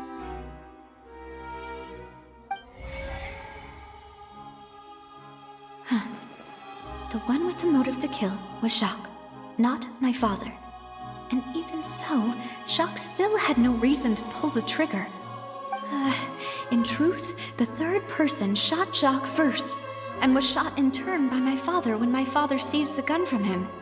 After that, the true culprit turned the third person into water, erasing all traces of him from the scene. Thank you for the summary, Your Honor. Of course, the guard's conclusion appeared quite sensible to us at the time. However, we should revisit the case now that we've gained new information about the abilities of water from the primordial sea. Realizing this, the true culprit caused the hired assassin to dissolve into water, leading everyone to believe Callus was responsible for Jacques' murder. This is the true version of events.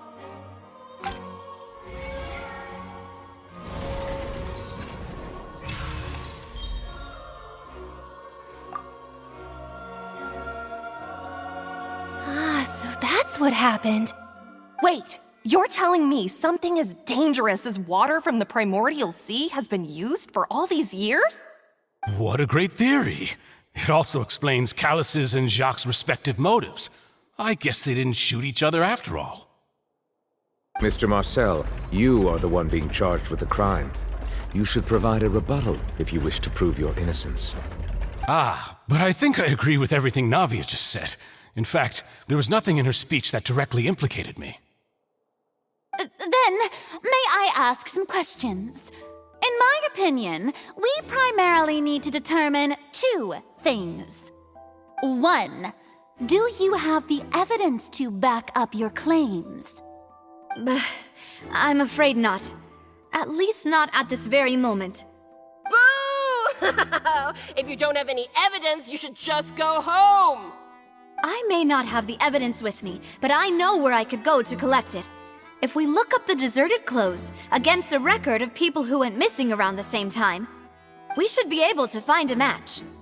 Considering the serial disappearances case, the guards probably kept careful records of all missing persons from around that time, regardless of age or gender. That makes sense to me. Monsieur Neuvillette, I would consider this to be a reasonable investigative direction. Why do I feel like Farina's acting a little differently today? Maybe she's scared of embarrassing herself again? Alternatively, she's become more diligent after charging an innocent citizen in the last trial. My second question has to do with the ensuing duel. If the truth is indeed as you described, then why didn't Mr. Callus explain himself in court? If he had testified that a person had been dissolved, he could have at least mounted a defense. I've thought about this too, and the answer is actually pretty simple. He felt there were things that were more important to him. The dissolving power of water from the primordial sea is an important secret for the true culprit of the serial disappearances case. My father could have exposed it for all to see, but he chose to take it to the grave. At that time, Spina di Rosula was in dire straits, and his reputation had already been shattered. He had no guarantee that going forward with the truth would allow the culprit to be brought to justice. What was certain, however, was that it would paint a gigantic target on my back. Boss once told me that Demoiselle had already been selected as the next target of the serial disappearances case. What? If the secret had gotten out, the culprit would have fought an all-out war with Espina right there and then. I wouldn't have been the only one in danger. All of us would have stood to lose our lives. Of course, the guards might eventually figure out the truth of the matter and determine that we were in the right. But what good would that do?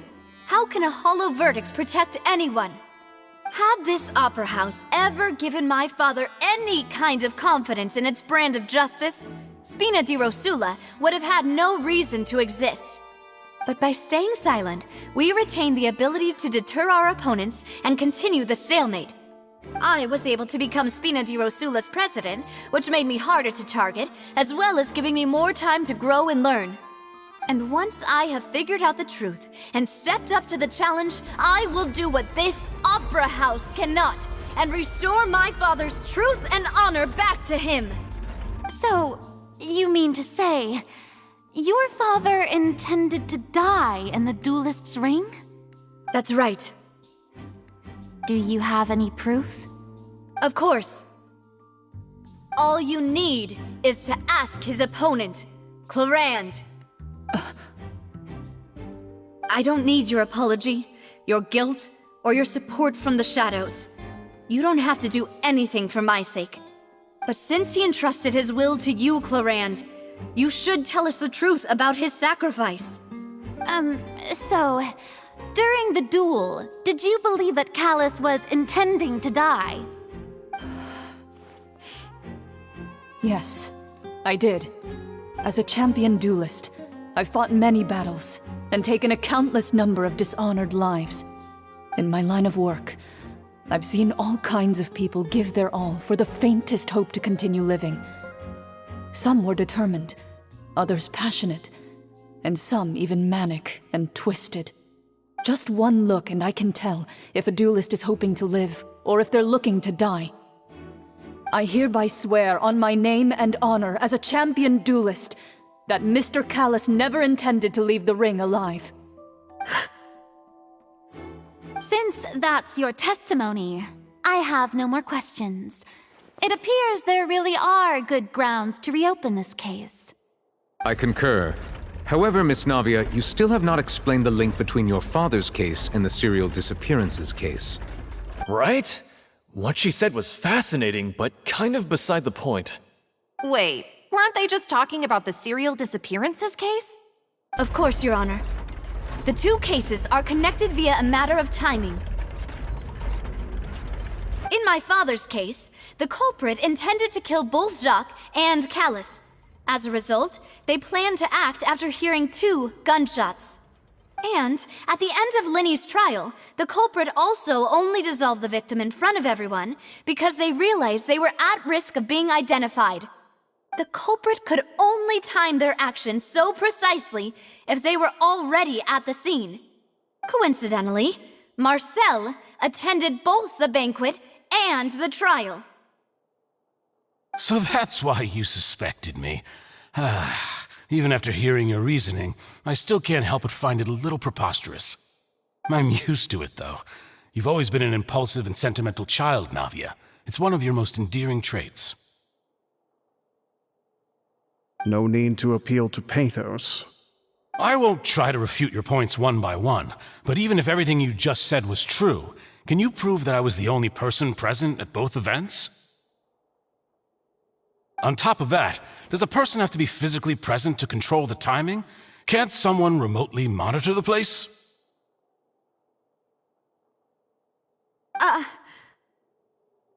Don't know what she can say to that. I know that even with that, you might still think you can reduce the list of suspects with some further investigations, until I'm the only one left on the list. Alas, who won't feel at least a little hurt by an accusation of murder from a girl you see as your own daughter? But if I were to dismiss this completely, you'd also think I'm not being considerate of your feelings. Ah well, let Uncle Marcel teach you another lesson. Do you know what the biggest flaw in your reasoning is? I suppose you're gonna tell me anyways. It's timing again. I'm a businessman by trade. From that standpoint, there's no reason for me to kidnap young women. It's a high-risk action with nothing to gain. In addition, I left my home in Snezhnaya when I was young to come to Poisson and work in some trade. My business only thrived when I received Callus's patronage. But the disappearances began before I ever stepped foot in Fontaine. I do apologize, demoiselle. This was my mistake. No, it's not your fault. I'm sure he had come prepared. Is there anything else you'd like to say? Would you like to check the date of my first business license against the first known case of the serial disappearances? You can also take a look at my border entry records, or ask my friends and family when I left Snezhnaya for the first time. Could those records and testimonies do something to appease the unspeakable anguish in your heart? Seems like she got the wrong guy. At this rate, Navia will be convicted for falsely accusing him. I think you've done a superb job of dissecting your father's feelings as he neared the end of his life. But aren't you going against all of his wishes and expectations right now? He wished for you to become more rational, collected, and conscientious, instead of dwelling only on your own feelings. Once you've learned to be more considerate of others' feelings, and to stop rushing headlong into things, you'd have met most of his expectations. This isn't just about me, and it never has been. The biggest difference between me and the rest of the victims is that I still have the ability to search for the truth, while that same agency has long been taken from them. The people whose families were destroyed by synth abuse, the people who lost their loved ones to the serial disappearances, and the people who suffered tragic ends due to their sense of justice. Many people's images are flashing before my eyes. I'm sure some are coming to those of you in the audience as well. And whose image do you see, Marcel? Is it a man named Vacher? Whew. After all that, we finally made it to the innermost sanctum. Though, as expected, the mastermind isn't here. That's right. Then let's hurry up and find some evidence so we can get back to the Opera House and help Navia. What's all this? Aw, it's a bunch of really cute things. Pink accessories, a hair tie, a necklace, even a makeup box. Oh, Paimon sees it too, but why are all these cute things labeled with different girls' names? Huh? You mean the girls from the serial disappearances? They were brought here? And then they were turned into water. And all the boxes of things, these names. That means... Oh, this is terrible. Whoa. There's so much synth here. And so many bottles of ingredients that probably just contain the waters of the primordial sea. Mixing in progress. Ready to drink? Stock sample? Huh. They've also got all the synth pretty clearly labeled. Whoa, there's even fruit-flavored synth? Yep, it's super obvious. What's this over here? Looks like some kind of place for research. Experiment number 16 aims to verify Jacob Ingold's research conclusions on the primordial sea and use his theory as a foundation to achieve a breakthrough. The experiment was a failure. No individual managed to resurface from the water from the primordial sea. Female specimens 22, 23, and 24 were dissolved.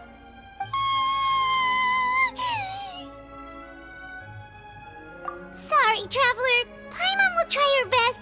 It's just that Paimon's never read something so scary before. How can someone write something that terrible in such a matter-of-fact tone? You read the rest. Paimon's too scared to keep going.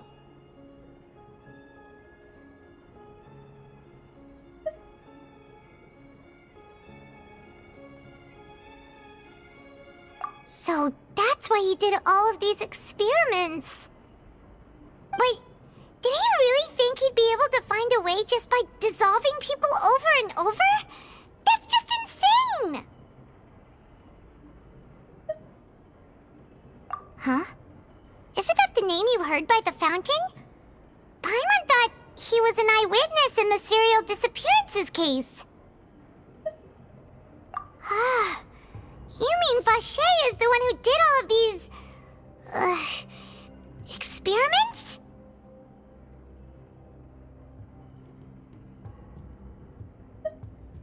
So that's it! Vacher was no victim, but personally took his lover and... No, that's not it either! If that's the case, why would he want people to resurface from the water? In any case, Paimon will write it all down. Let's see what's written here. Nothing escapes Detective Paimon's eyes. Callus. Navia's father.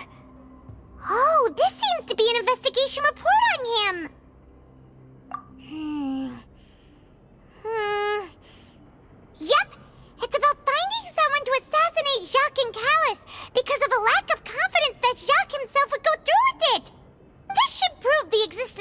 third person, right? We still have not determined the exact content of the key information Callus has passed on to certain members of his organization. The old dog's a real menace to deal with. Even if he abides by the promise he's made to us, he will still have the upper hand. He can act whenever he wants to make our lives miserable. The only option left is to remove him from the picture entirely. I concur. Let's send someone to kill him. He won't declare war as long as we don't touch Navia. Oh, seems like we've got a bunch of correspondence between the higher-ups. They're all just so evil. Oh, look! There's an important-looking basin over here, and it's full of water. That means this is where they make all the synth, and that special water is the main ingredient. If you dilute it with normal water, you'll get synth, but the pure stuff can dissolve a human. Paimon will take notes on this incriminating evidence. We've looked at almost everything here, and it seems like our theories were spot on, but... yeah, we haven't found anything that reveals his true identity. No wonder even Neuvillette wasn't able to find anything. Whoever it is probably destroyed everything to do with that name a long time ago. That way, even if we bring all this back to the opera, we won't be able to identify the true culprit. Sure thing. Paimon won't admit defeat to this guy either. You take that side and Paimon will take this side. Check everything carefully. We'll find something for sure.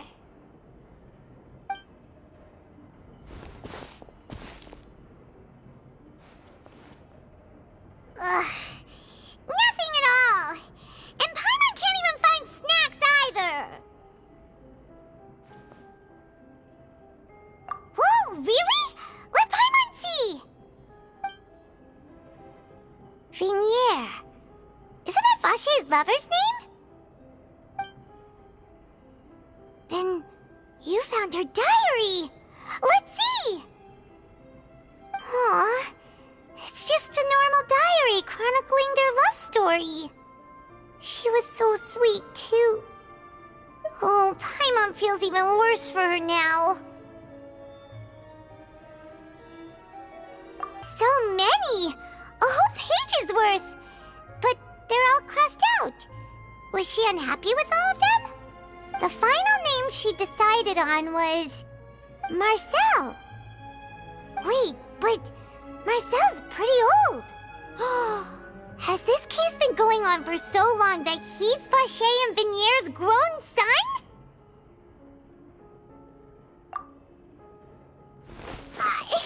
Hey! Paimon still hasn't figured it out yet.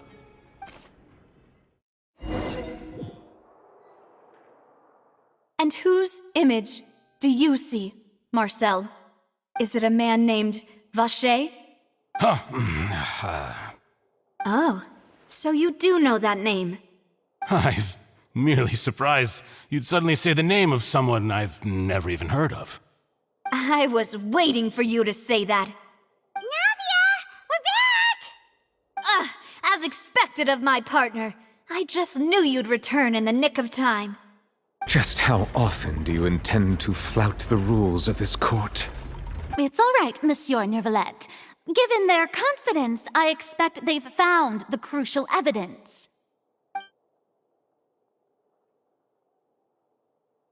But the truth of it, Marcel, is that you've always been Vache. Huh? We've investigated your lair and we already know everything!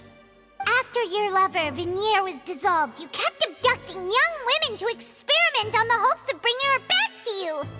You even created Marcel as a new identity and destroyed all records of your past as Vache! So that's it. Even the villains in opera performances rarely go that far. And with that, Marcel's motive has now been established.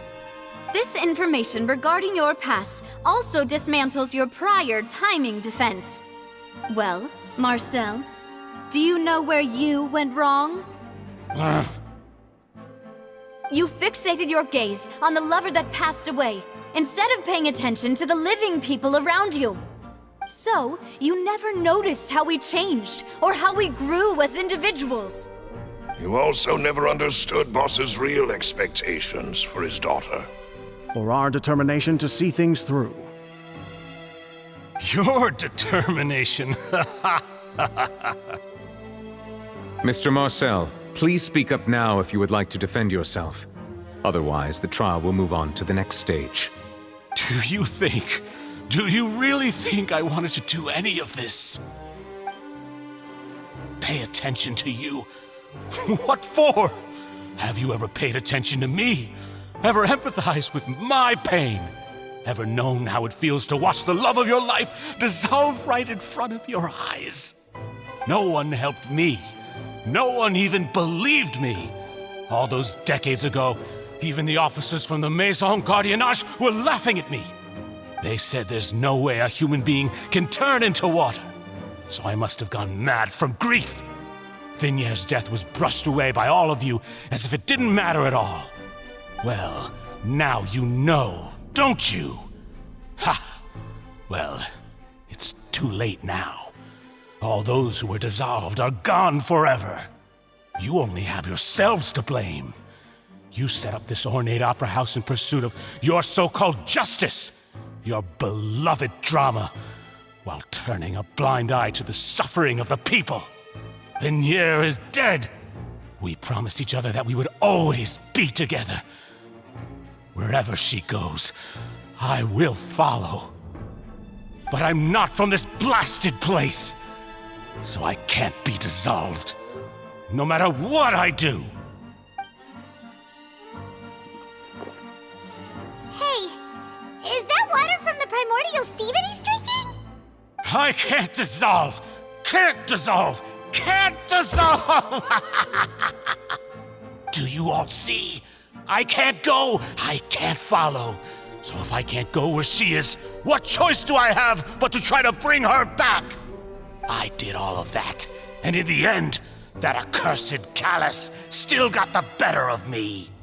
I spent my entire life living on pins and needles, only to get stabbed by his idiot daughter at the very end. The suspect is exhibiting signs of mental distress. Guards, please restrain him. Don't touch me! Don't anybody come near me! I still need to save Vignier. A promise. We made a promise. Vignier. Vignier!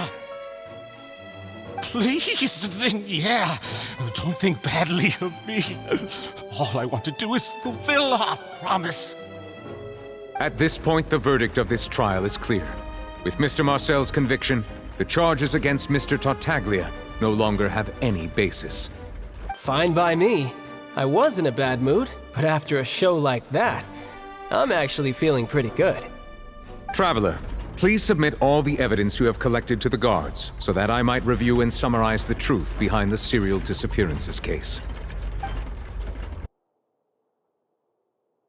The man now known as Marcel was originally named Vacher and worked as an adventurer with his partner and lover Vignier. During an underwater expedition, Vignier accidentally came into contact with water from the primordial sea and was dissolved in front of Vacher as a result.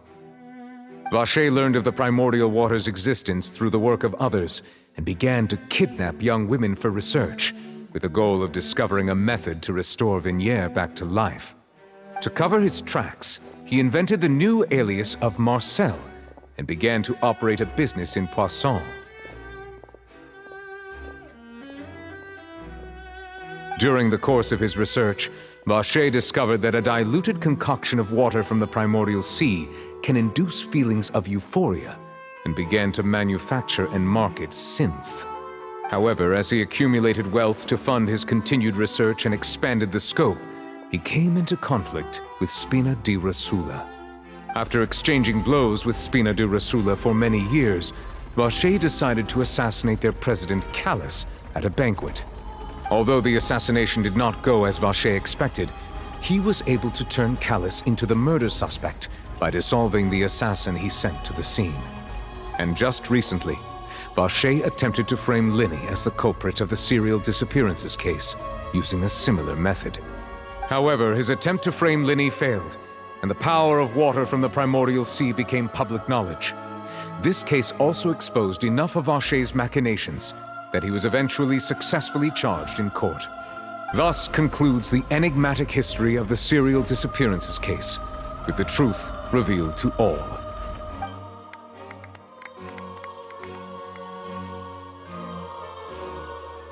The Oratrice will now deliver the final verdict regarding the charges against Mr. Vacher.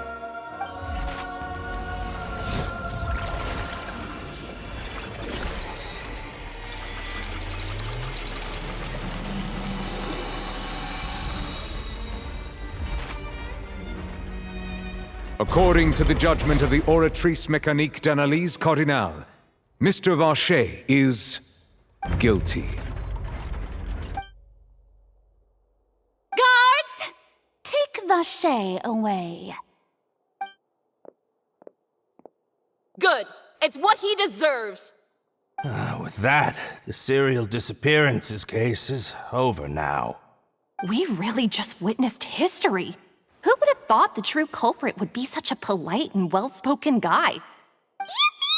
We helped Navia bring the bad guy to justice! He's hurt so many innocent people and now he's finally getting what he deserves! Huh? Are you okay? Demoiselle, you were absolutely brilliant. The day our late boss had always hoped for has finally come.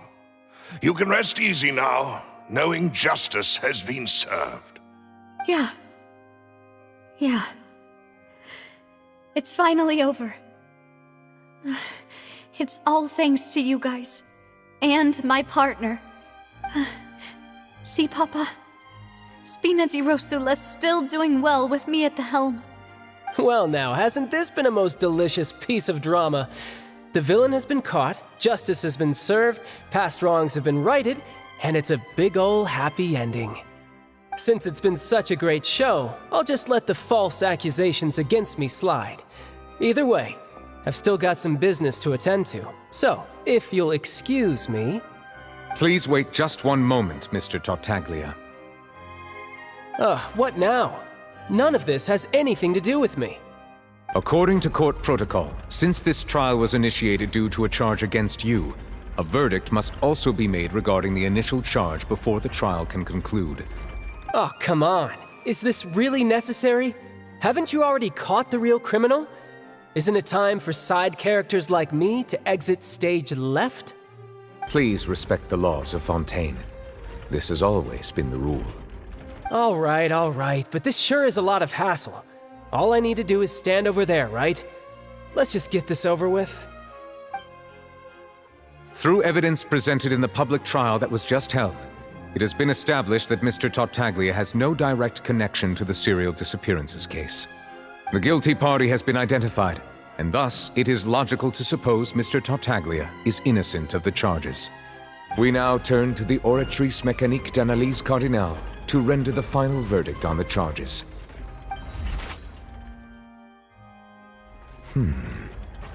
According to the judgment of the Oratrice Mécanique d'Analyse Cardinale, Mr. Tartaglia is guilty. What? Hey! That's not funny! Didn't you just say I'm supposed to be innocent? What's with this verdict? Is your justice machine malfunctioning? Huh?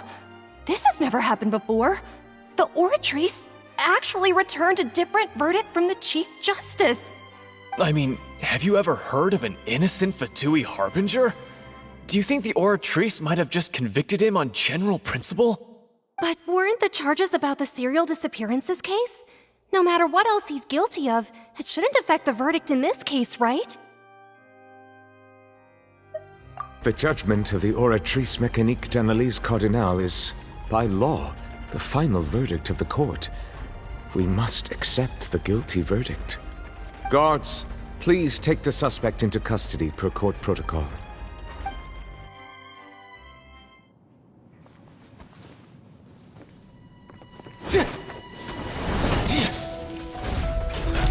So this is how justice is done in Fontaine. What a joke. You've got your rules. Well, I've got mine too!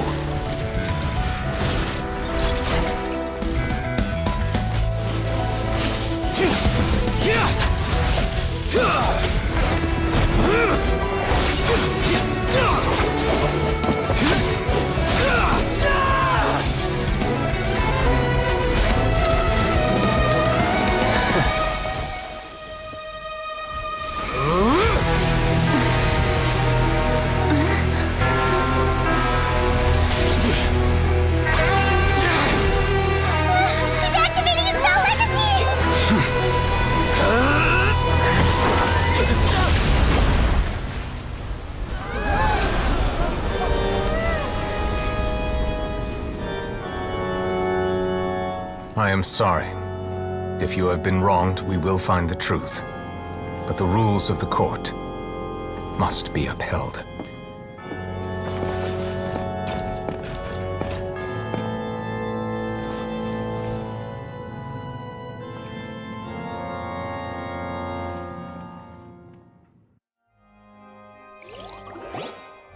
Hey, Monsieur Novelette, what's going on? Shouldn't they have been cleared already? Apologies. This is also the first time I've encountered such a situation. However, according to the rules established at the conception of Fontaine's court system, the Oratrice's judgment is the final verdict of the court. All I do is follow court procedure. As for why the Oratrice arrived at the conclusion it did, you should probably ask someone more knowledgeable than me. Why are you looking at me? I had nothing to do with it! I don't know what happened there either! Hey, stop staring at me! What does Lady Farina mean by that?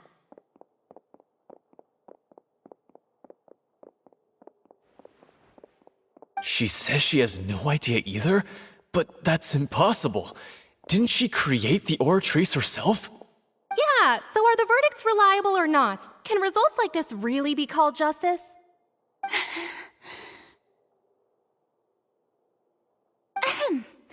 My dearest citizens, did you really think we'd allow an incorrect verdict to be handed out in this court? Did you really believe that the judgment could be mistaken or be the result of some sort of random mishap? Don't tell me you thought even I had been blindsided by the Oratrice's result. But the way she looked just now, it was pretty obvious she had no idea what was going on. However, given the state of things, I shall give you an explanation. Everything that just took place, including my supposed shock and bafflement, was a part of an elaborate performance, with every action meant to stir up drama and excitement. And, of course, for every performance, there is a script. Everything has unfolded exactly as I expected from the very beginning. As the embodiment of the very concept of justice, the Oratrice shall never render an arbitrary judgment! If you thought Child had nothing to do with the serial disappearances case, it is only because you've been blinded by the superficial appearance of innocence. Everything he's done, not to mention the danger he poses, are beyond ordinary comprehension and completely unforgivable! All shall be revealed in time.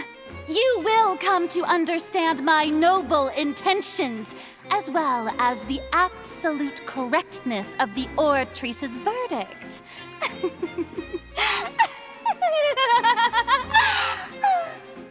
Now, having said that, although I hate to leave things hanging in suspense, it is now time for this performance to end. As the lead actress, I shall be the first to take my leave. Toodaloo! So she chose to make her escape after all, did she? So you shouldn't put much stock into what she just said? She probably just put on that performance to save face. As for the truth, it's unlikely that she actually has any idea. However, please be assured that I will continue to investigate this case in a personal capacity. Just as I promised, if the judgment has been incorrect, we will do our utmost to clear his name. All right. Even though we feel pretty badly for him, we'll take your word for it for now. After all, he's done plenty of bad stuff, so he should have known he'd go to prison someday, right?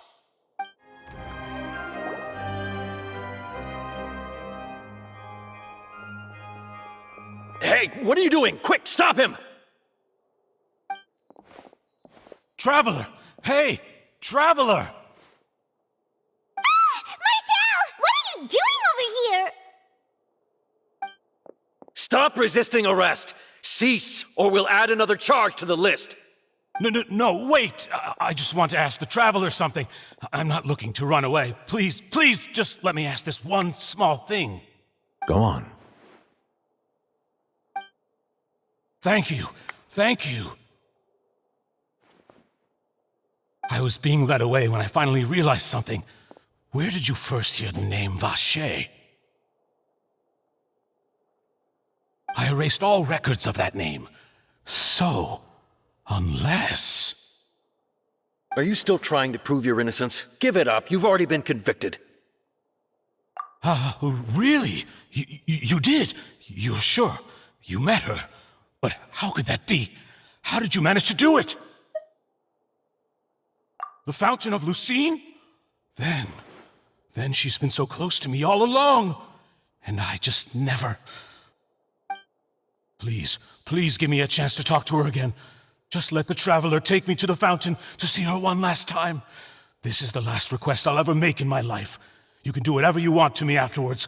I don't care. What? Give an inch and you want to take a mile? Do you think serial killers get to make requests like that? Paimon agrees. Why should we give him what he wants when he's only done a ton of super terrible things? This request, is it worth as much to you as your life? Of course! Wait, no. It's worth even more than my life. Humans. Will they betray the instinct to live just to satisfy spiritual needs? Very well. I will grant your request. Your Honor, I fear that...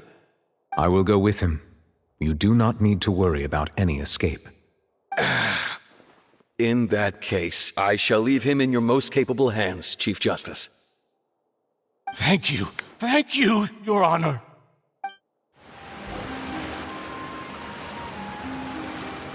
Is this the place? You said she's here, but what do I need to do to see her? Yeah, and even Paimon could hear her after drinking that thing. Didn't you just drink a lot of it on the stage as well? Oh, in that case... Vacher! Ah! Yes, that's it! So you heard it too! Vignier, it's me! It's me, Vacher! Vacher? Vacher! I'm here! Where are you, Vignier? I'm coming for you. I'm finally here for you. Hey, wait! Be careful! Hey, wait!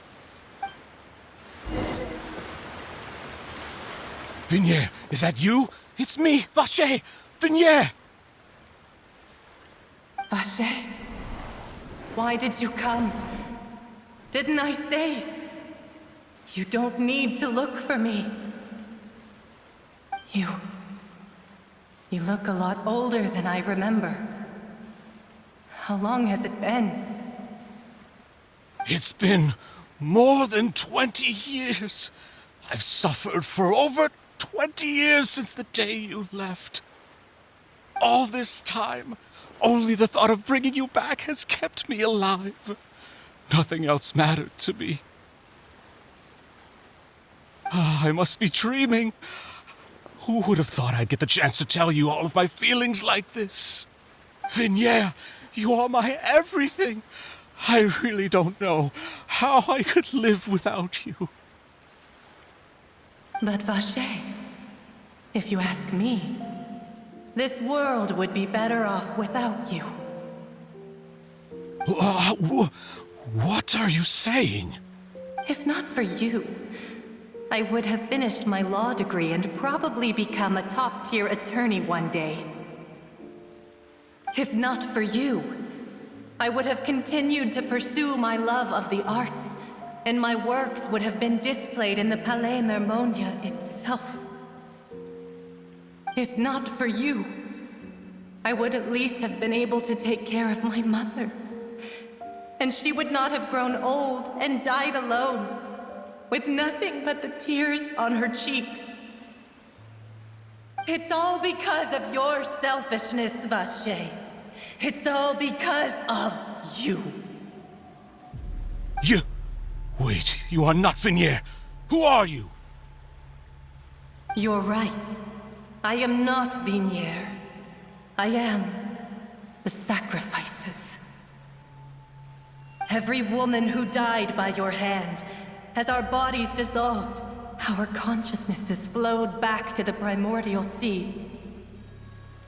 Our thoughts circulated endlessly within the primordial sea, and we were no longer individuals, but we became one, just as streams of water come together in the sea. I'm Cressy. I'm Lemony. I'm Azine. The only one I am not is Vignier. Why? But then, where is Vignier? She doesn't want to see you anymore. Every tendril of her consciousness is avoiding you. This is what you get for your selfishness. Your selfishness robbed us of our lives and our futures. You said time and time again that you'd do any and everything for her. But did you ever consider whether she'd want to see you do the things that you did? If she would despise you for what you became?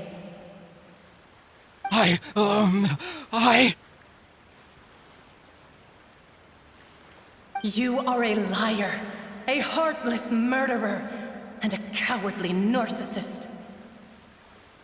The only thing you are not is Vignier's beloved.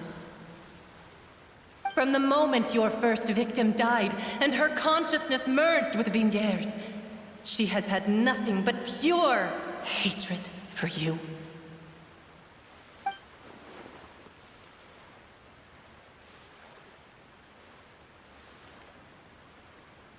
No! Vignier! She can't hate me. Let me see her, please. Have mercy. You still don't understand. When I said don't look for me, that came from the real Vignier. She really doesn't want to see you anymore. But on top of that, she also said that because it's her final drop of pity for you. She said that because she knew that if you did come here, we will show no mercy to you. Vache. Vache? Vache? Vache. Vache. Vache. Vache. Drown.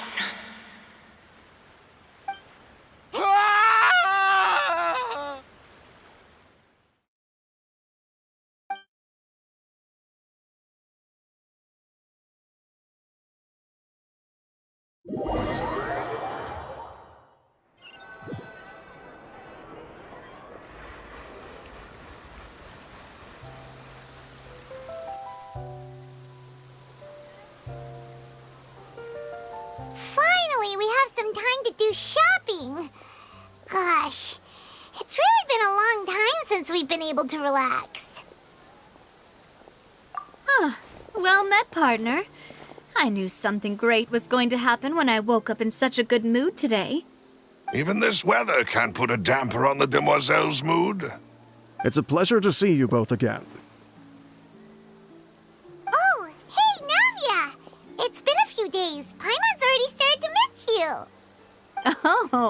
Now that I believe. I'm easy to work with and always bring home the bacon.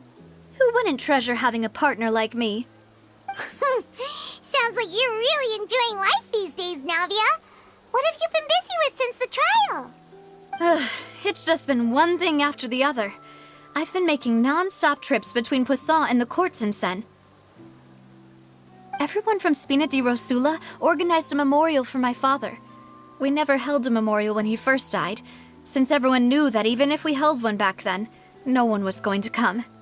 This time, though, everyone in Poisson, and even many people from the court, all attended. So his name's definitely been cleared now. That's what we like to hear. It's been the dearest wish of Demoiselle all along. That blasted stubborn fool. I was right to put my faith in him. I'm so glad I didn't give up on the case all those years ago. Oh, by the way, I ran into Charlotte just after I left the memorial service. Well, maybe it'd be more accurate to say I knew she would be there, and there was no way she'd just let me go. Huh? So you know Charlotte too? The Charlotte? Journalist from the Steambird? Yeah, way back when I first became the president of the Spina di Rosula, she was all over me. Wouldn't take no for an answer. I believe the story was called The True Heart of Darkness, Secret Tales of the Yellow Rose. To be fair, though, it was a really flattering feature. So, we've been on pretty good terms ever since. She was trying to lean on our friendship to get me to do an exclusive piece on the serial disappearances case. Oh yeah, she told us about that. She's always been super interested in that case, so now her wish has finally come true too. Anyway, I told her to make sure that when she writes about you guys entering the opera house with the critical evidence, that you both sound really cool. Now that's another thing to look forward to. We trust Charlotte's skills with a pen for sure. Oh, and in other news, I also took Clarand out for a meal. Oh, are you two on better terms now? While you were investigating Vaché's headquarters, Clarand gave testimony on my father's behalf. It was thanks to her that we were able to turn the tide. I wanted to thank her. I mean, there's also no point in being awkward all the time, so we took the chance to reconcile with each other. Oh, that's great. Paimon also thought Clarand wasn't actually a bad person. It's always good to have more friends. Anyway, now that the case has finally been solved, perhaps it will slowly begin to fade from the public consciousness. Oh, actually, there's still one last thing I need to do. What is it? I should pay a visit to my father's grave and tell him the truth of what happened, as well as how it all ended. And on top of that, just how much people still look up to him to this day. That includes me, too. Miss Navia. Indeed. We want to go too! We also think Callus is a really admirable person. Sure thing. I'd like you two to share the moment with me. After all, without you, there might not have been such a positive ending. Then in that case, everyone, let's be off. Considering the recent weather, we'll be lucky if we can reach Poisson before dark. Yeah, you're right. It's been raining non-stop for a few days now.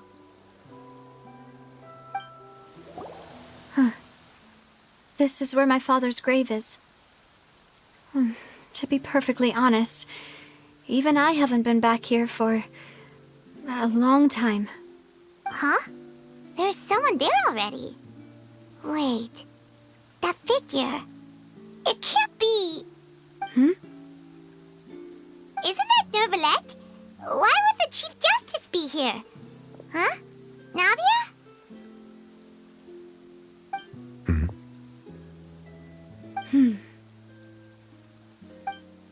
My apologies.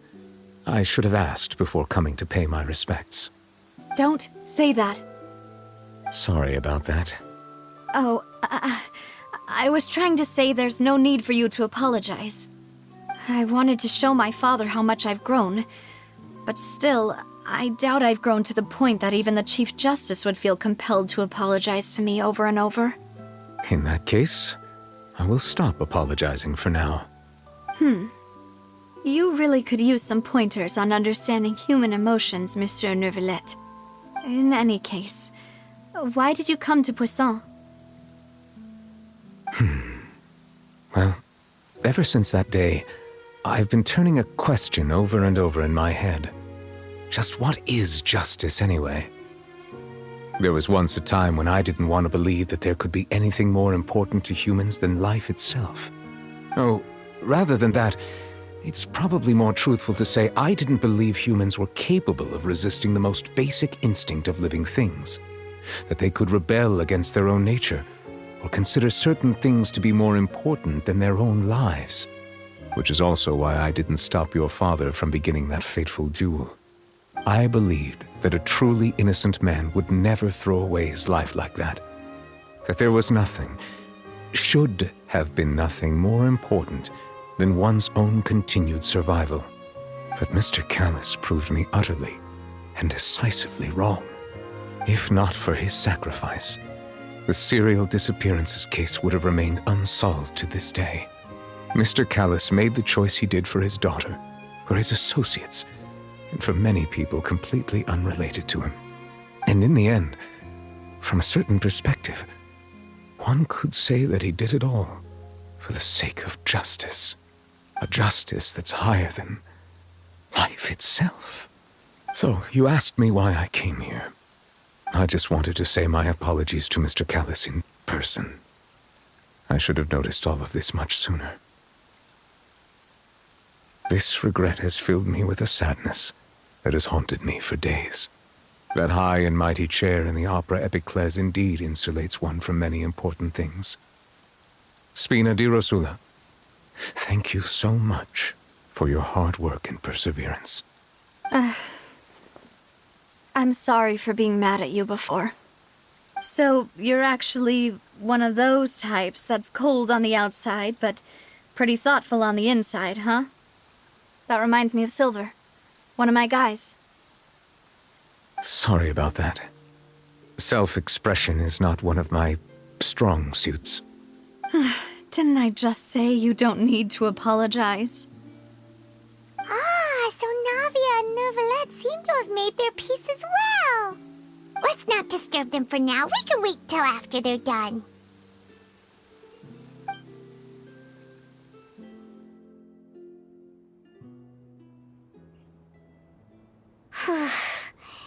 Paimon's never paid respects at someone's grave before. Did Paimon do anything rude there?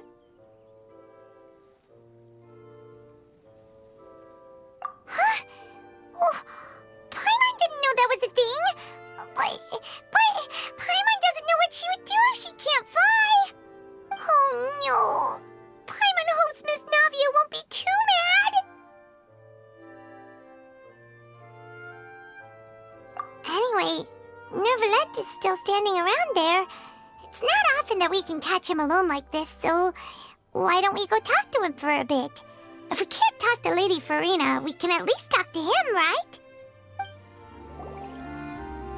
Oh, it's you two. Did Miss Navia invite you to come pay your respects to her father? Mm-hmm. We ran into Navia on the streets today, so we just followed her here. I see. Then is there something that I can help you with?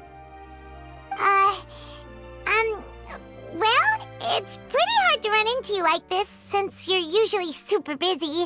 So we figured we could try to ask you a few questions, if that's okay. Please feel free. Though outsiders, you helped us solve one of the greatest mysteries in Fontaine, and it would be my pleasure to return the favor.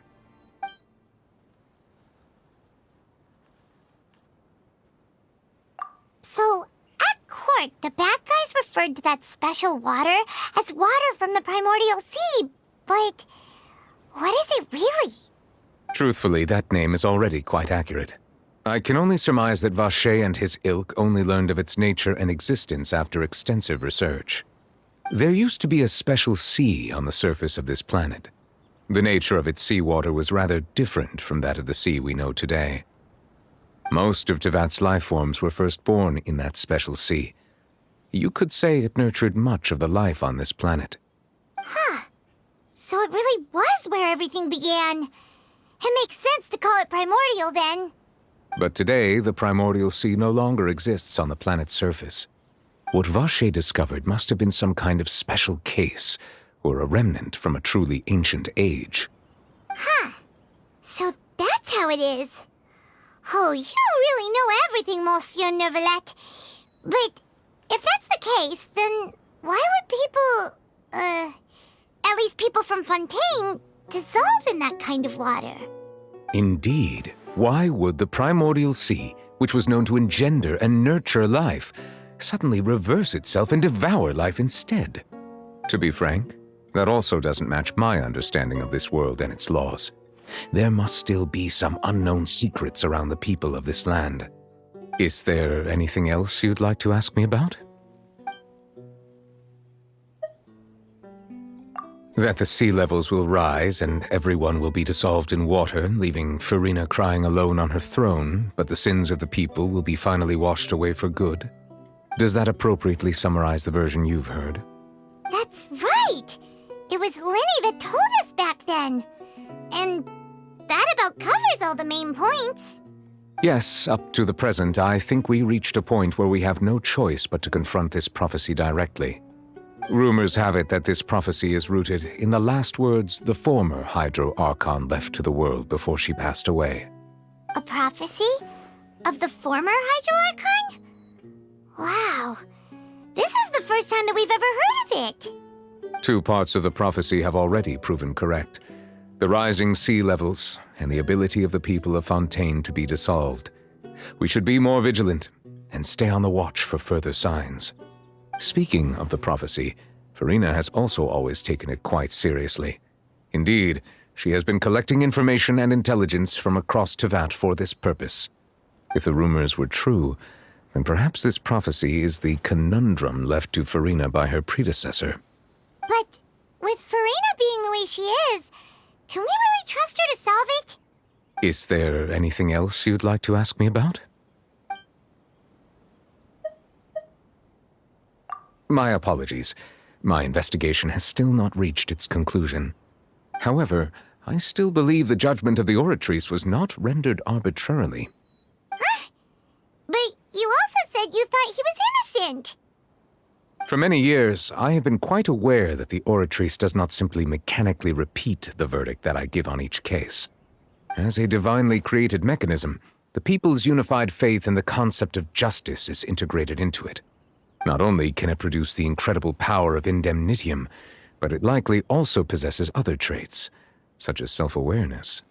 Which is all to say, I have been prepared for a situation like this for a long time. Huh. So when Linny told us that he heard a human voice from the room where the Oratrice's core is stored...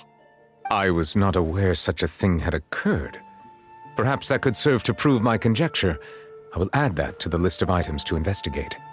In any case, I am inclined to believe that the Oratrice does have a methodology all its own. We just do not have enough information. Based on Farina's reaction, I doubt even she had any idea what was going on. She managed to bluff her way through it, though, with her time-tested twin tricks of bravado and drama. While we do intend to get to the bottom of this, for now, we regret to say that the Fatui Harbinger will just have to bide his time in the fortress of Meripede. If we did incorrectly convict him of crimes he did not commit, we will most certainly compensate him to the fullest extent allowed by the law. If you ask Paimon, the only compensation he'll want is a no-holds-barred fight with you. Is there anything else you'd like to ask me about?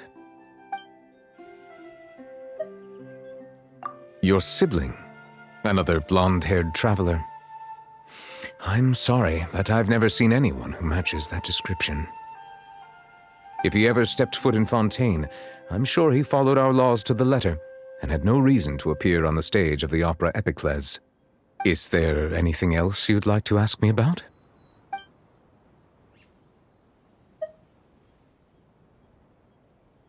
Very well. It was my honor to provide you with what answers I could. I very much enjoyed conversing with you. It will soon be time for me to leave this blissful tranquility behind and return to Palais Memoria. You really are super busy, Monsieur Neuvillette. Paimon thought you only came here to pay your respects today because you had the day off. Crime and villainy do not have the day off, and so justice must work around the clock as well. This is merely the nature of a justice's work. All right. You've got a point. Huh? Paimon just noticed that the rain has stopped. Yep, here's the room, and it's empty and waiting for us as promised. Navia is such a good person. Now that the serial disappearances case has been solved, no one's going to come after us for anything. Even without Silver standing guard, we can just completely relax. Why don't we stay and rest up here for a while? Even machines in Fontaine need to stop and recharge now and then. Oh, come on! This place isn't that bad. Besides, how often do we get to stay in an actual base? Oh, fine. Remember that detective story Paimon read before? Well, the author is about to release a new book, so Paimon wanted to buy it as soon as it came out and have a quiet place to read it. Yippee! Then it's agreed. Come on, let's get some sleep. We'll need to be up first thing in the morning to get in line and buy a copy.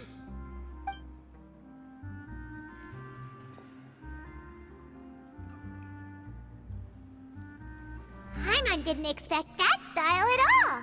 Even though it's a detective novel, it's also like a social documentary. It's actually pretty good. No!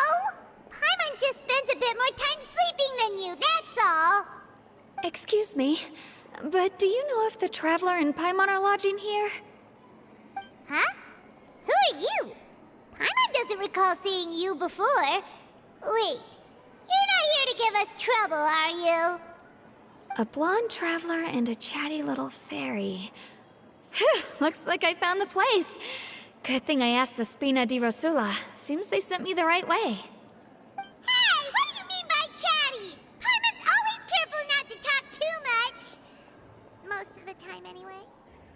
It's an honor to meet you both. I was sent from the Palais Mermonia. Monsieur Neuvillette wishes to see you. It seems he has something important to discuss in person. Neuvillette? He wants to see us again already? Huh. We talked so much the last time we met. Has something happened since then? I am not privy to the details. It would be best if you came to the Palais Mermonia and asked Monsieur Neuvillette in person. If you say so, but Paimon has a bad feeling about this. Now that I've delivered the message, I'll take my leave. Thanks! We haven't left the room for a few days, so we'll head over once we've freshened up a bit.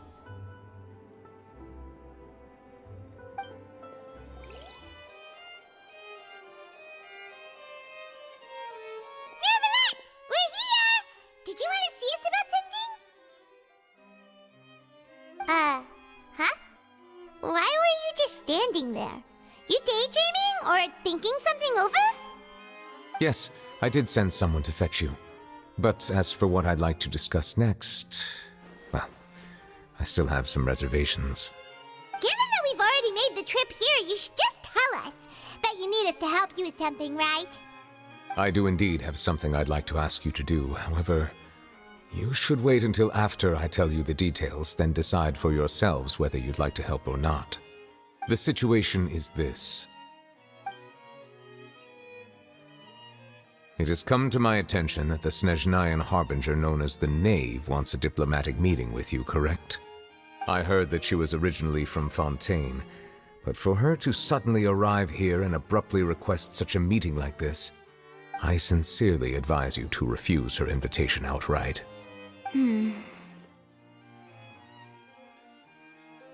I'm sure you're aware that her purpose is most likely related to Child's recent predicament. We convicted one of the Snezhnayan Harbingers in a court of law, but we have yet to provide any form of detailed report on the matter. This does indeed provide an opportunity for Snezhnaya to put pressure on us. I believe we should adopt an evasive stance until we can provide a proper explanation and have a preliminary plan on how to deal with the matter. No, we shouldn't. I think we should agree to the meeting. Oh? Well, you see, we are the ones that owe an explanation. If we keep putting off the meeting, it could easily result in the problem escalating, right? It's like a fight between two friends.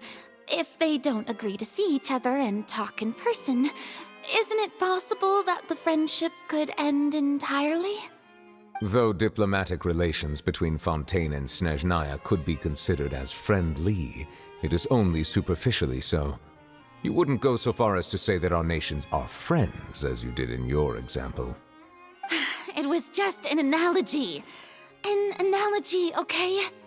Moreover, even if we were to talk in person, if we don't have sufficient information prepared, it is quite possible the result wouldn't be restored relations, but a complete falling out.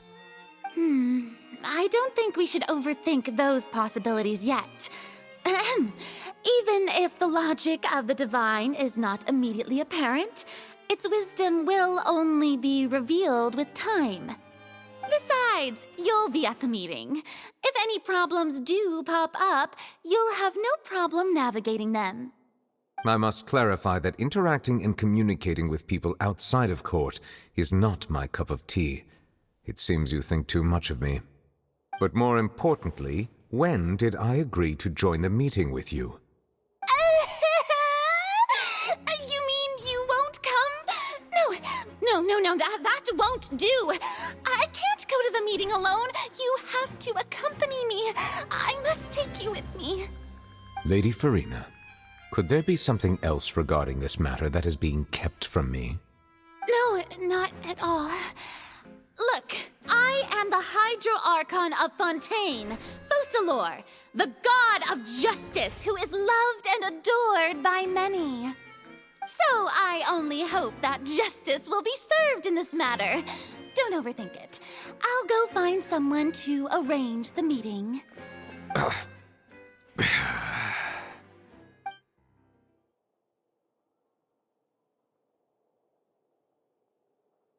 Though it could officially be considered a diplomatic conference, I prefer to see our meeting today as an ordinary tea party. I assume you see it the same way, Miss Farina?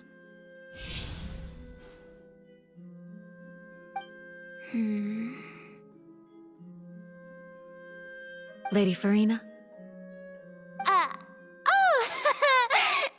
Yes, that's right. Just like you said, a tea party. I should thank you for providing the pastries. They look delectable. To make this tea party even more lively, I've invited someone else to join us today. It's a pleasure to meet you, Monsieur Neuvillette. I was born in Fontaine, so naturally, there's no need to introduce the nation's revered Eudex to me. Hello. The pleasure is also mine. First, I would like to thank the two of you. I'm often away on business outside of Fontaine, and I'm told that the children of the House of the Hearth have been well taken care of by you. Oh, I'm not referring to when my children, Linny and Lynette, were falsely accused by you. Please don't misunderstand. The children of the House of the Hearth are often misunderstood. Perhaps due to the reputation of the Fatui. There's no getting around that. All I meant to say is that Fontaine has been stable in recent years. The people are well off and the children lead happy, fulfilled lives.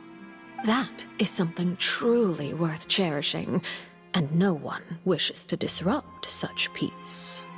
Now then, you have come regarding the matter of child, correct? Well, yes. It appears the ever-busy Eudex Neuvillette doesn't wish to waste time with diplomatic pleasantries, and hopes that we can get straight to the point of our talk. Yes, as you surmised, understanding child's situation is indeed one of the goals of this trip. As we are both diplomats from Snezhnaya as well as Fatui harbingers, Child and I have always been colleagues. Were anything to happen in Fontaine, each of us would serve as the other's attorney to resolve the issue. So now, in my capacity as his attorney, I request that child be turned over to Snezhnaya. We have a responsibility to cooperate with Fontaine and resolve what has happened to him together. The rules governing attorneys only apply before a trial has concluded. Since a verdict has already been rendered, we see the case as settled. I apologize for being unable to grant your request. An outright refusal. Very well. I respect all the rules of Fontaine's courts, just as I respect you as Chief Justice. Okay, why don't we back up a step? You don't need to transfer Child to us. I only request to enter the Fortress of Meripede to see Child and confirm his condition. It's not like you couldn't even manage to fulfill a simple request like that. Right, Miss Farina? About that. The Fortress of Meripede has always been completely autonomous. Even we have no authority to interfere there, and diplomatic issues do not suffice as an excuse. However, if you absolutely must confirm the situation of the Harbinger, I have a proposal.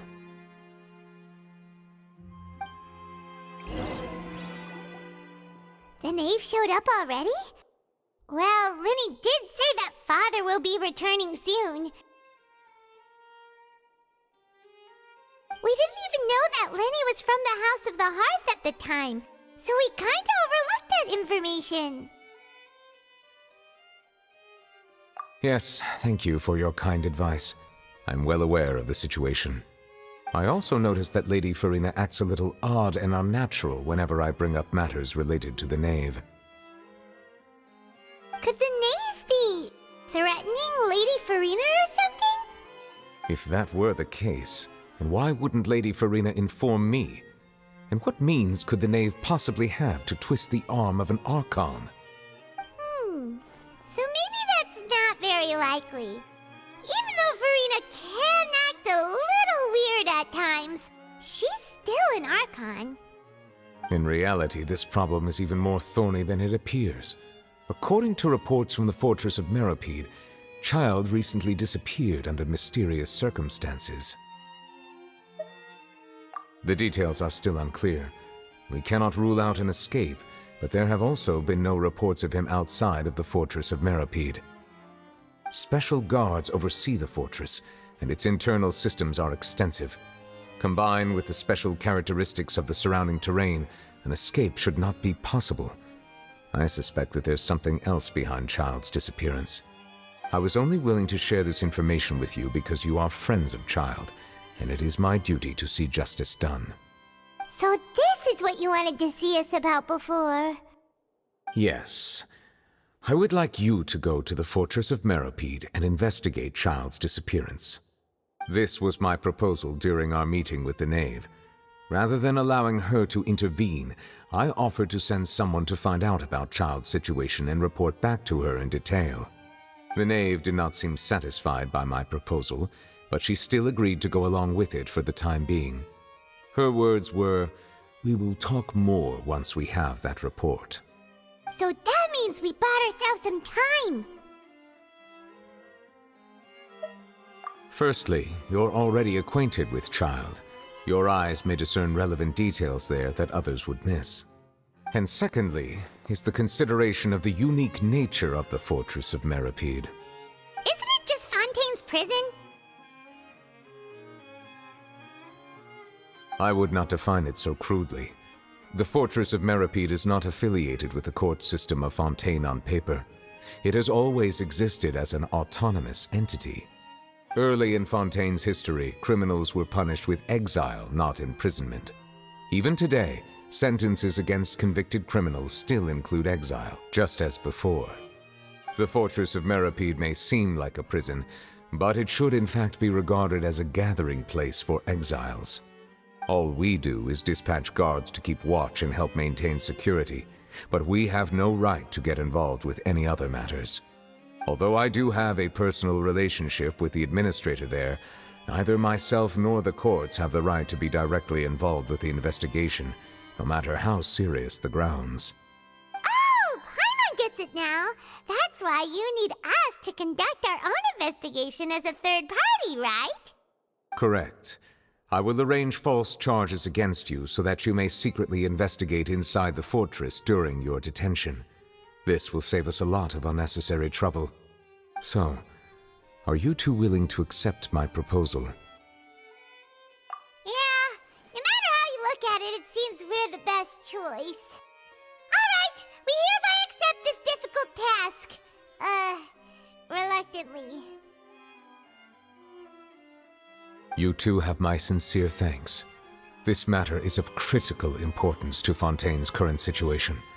Also, I hope that both of you can keep this operation a secret. We will rendezvous at the Fortress of Meropede's entrance on Erinius once you've prepared yourselves. I will arrange for someone to take you inside. Prepared ourselves? Is there something we need to prepare? Perhaps you could enjoy a good meal and have a nice bath. I'm afraid that living conditions inside the fortress are nothing like those on the outside world. Oh, right! Even though we'll be there on trumped-up charges, we'll be in prison for real. On second thought, is it too late to back out? Please do not worry. Since you are sacrificing both your time and quality of life for the sake of delivering this report, you will be compensated according to the highest standards permitted to legal staff, regardless of the outcome. Now that's more like it! Come on, traveler, let's go eat the best meal we can find! We'll eat so much that we won't need to eat another meal for a whole month! You're a treat! Are you leaving now? In that case, please take this cake as a token of my personal gratitude. I'll have that, and that! Oh, and one of those two! Ooh, and no Fanta, thank you! That cake was pretty good. But as soon as Paimon remembered that we were about to go to prison, Paimon's stomach suddenly became completely empty! Now that Paimon thinks about it, we've always been super careful ever since we arrived in Fontaine. Just to avoid breaking any strange laws here. But here we are, about to willingly send ourselves off to the Fortress of Meropede. Maybe this is what they call fate. Let's just try our best to investigate everything quickly once we get there. Paimon doesn't want to stay in prison too long.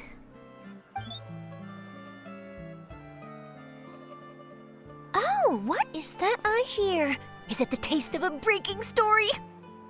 Hey! You can't hear a taste! And what are you doing here, Charlotte?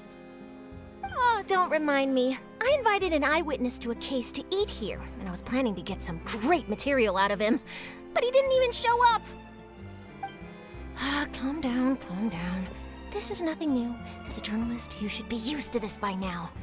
And as long as you can score some juicy tidbits from the Traveler, you might still be able to recover the cost of the meal. You know we can still hear you, Charlotte. Never mind. It's nothing. I just heard you mention the Fortress of Meropede. You didn't commit a crime, did you? Please tell me all about it. No way! We would never! We're just going there to...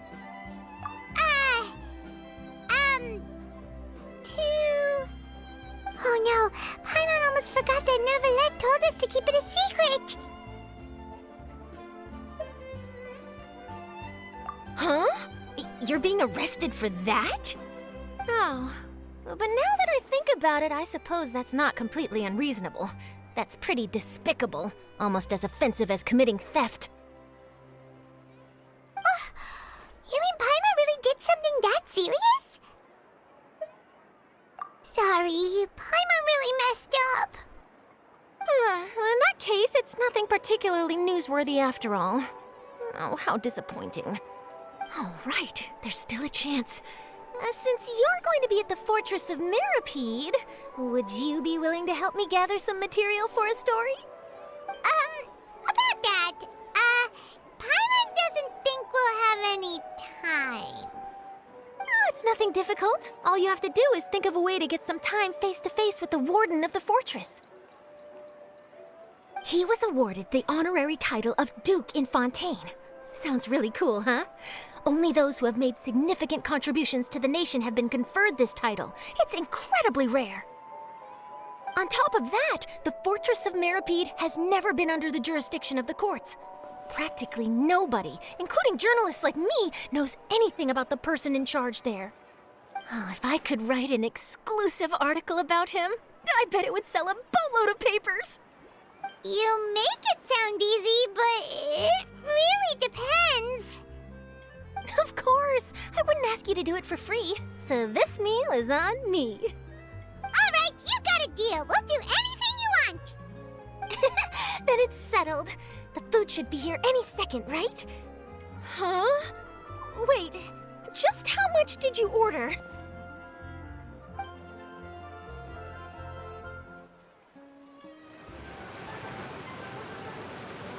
All right, Nervalet, we're ready. Is this where the entrance is? You have come, just as promised. Yes, this is the one and only entrance to the Fortress of Meripede from Irenaeus. Careful. You may want to step back a bit. Whoa! So you have to go down from here? Is the prison underwater? Utilizing both the barrier of the water as well as the fear humans have of the depths, the Fortress of Meripede is naturally the perfect place to confine and guard criminals. But do not worry. It is not nearly as frightening inside as you may think. You will see for yourselves once you are down there. Paimon hopes you're right. Don't know about you, but just thinking about being at the bottom of the sea like that gives Paimon the heebie-jeebies. Oh, and there's one more thing. I mentioned that I have had personal dealings with the administrator of the fortress, Wriothesley. He's a very shrewd fellow. Yeah, we heard about him too. He's that Duke, right? Correct. He is the highest-ranking manager of the underwater prison. Even though you are going there to investigate at my behest, it would behoove you to avoid any confrontation with him or any of his subordinates. The Duke rarely ever leaves the Fortress of Meripede, but that does not mean he is not privy to all that is happening inside and outside the fortress. He is quiet, but not unaware, so please bear that in mind. All right, that's about all the time that we have to talk privately. I'm counting on you two. Don't worry, we won't let you down. Good. Madeline! I'm here, Monsieur Nervalet. These two are the newest convicts, I presume? Don't worry, they won't escape on my watch. Like we would try. Please follow me, you two. I'll process your paperwork for entering the Fortress of Meripede.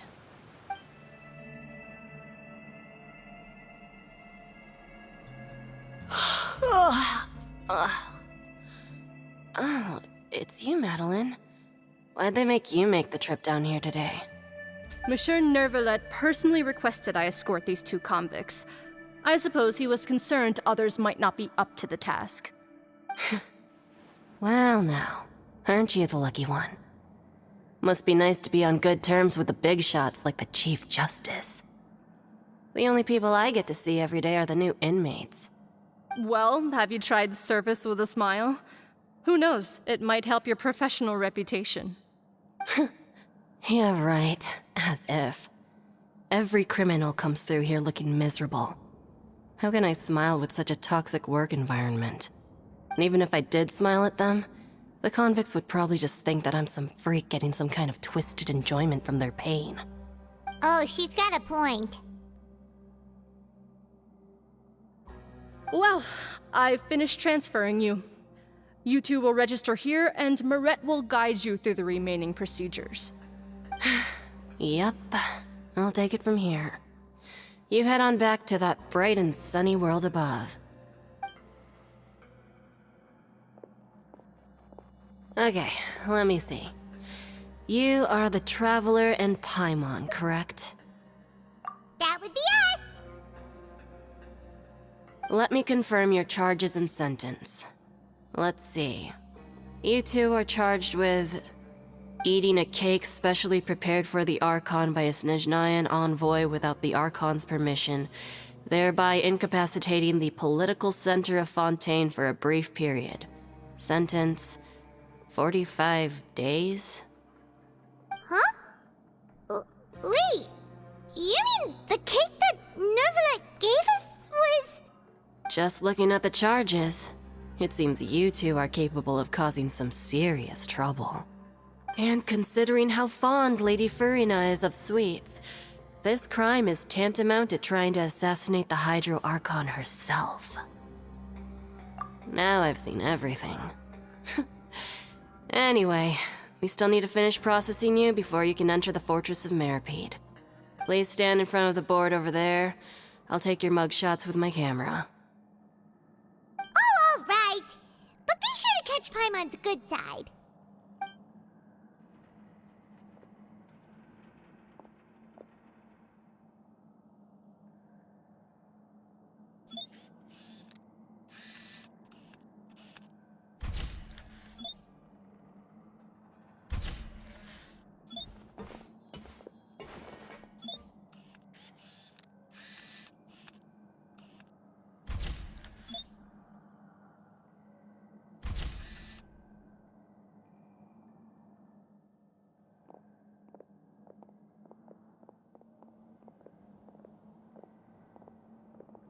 And we're done. Thank you for your cooperation. Next, someone will be along to guide you inside the fortress. Please be sure to cherish this opportunity for rebirth. Huh? Rebirth? Isn't that a little much? We're only gonna be here for 45 days! You two are the new inmates, right? Follow me. Oh, okay! Paimon is Paimon and this is the Traveler! Save it. Not like I'll remember your names. Move it.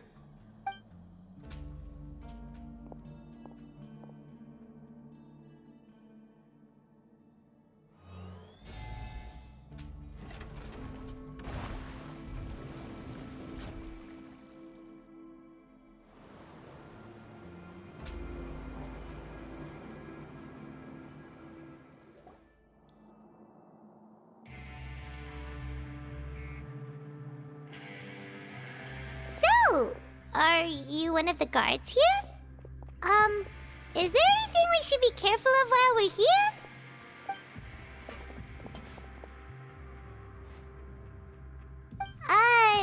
Did Paimon already ask something she wasn't supposed to? Why should I tell you anything? What's in it for me? This is exactly why I can't stand you fish. I wouldn't even be doing this if it weren't for the credit coupons. Credit coupons? Alright, seeing as you're not the annoying kind that's getting dragged in here crying and blubbering, I guess I can tell you a few things. But next time, it'll cost you some coupons.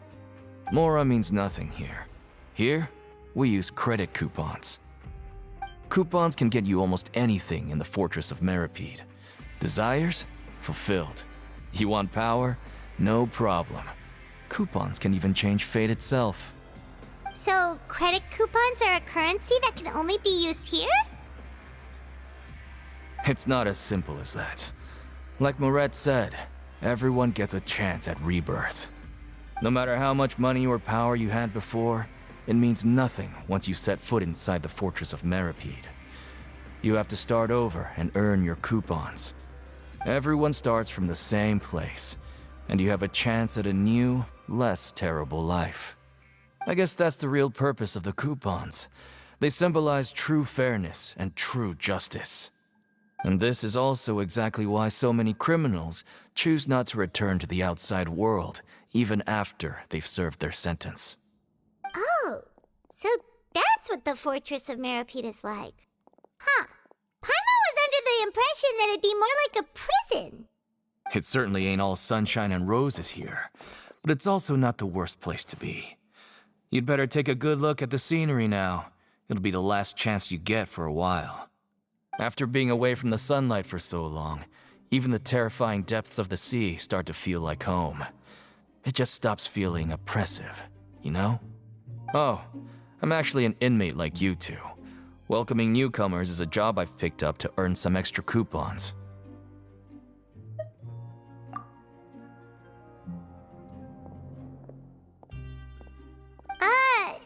Why aren't you answering us again? I've told you enough for free. Any more info is gonna cost you. So all you care about is Mora! Wait, no. Coupons? Almost there. It's down through here. Your turn to give it a try.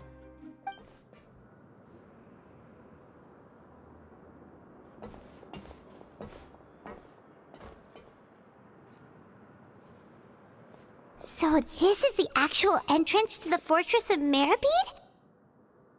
Huh. It looks like there are other new arrivals, too. Oh, they sure don't look happy. Maybe we look too relaxed for fresh convicts. Oh, right. We're on someone else's territory now.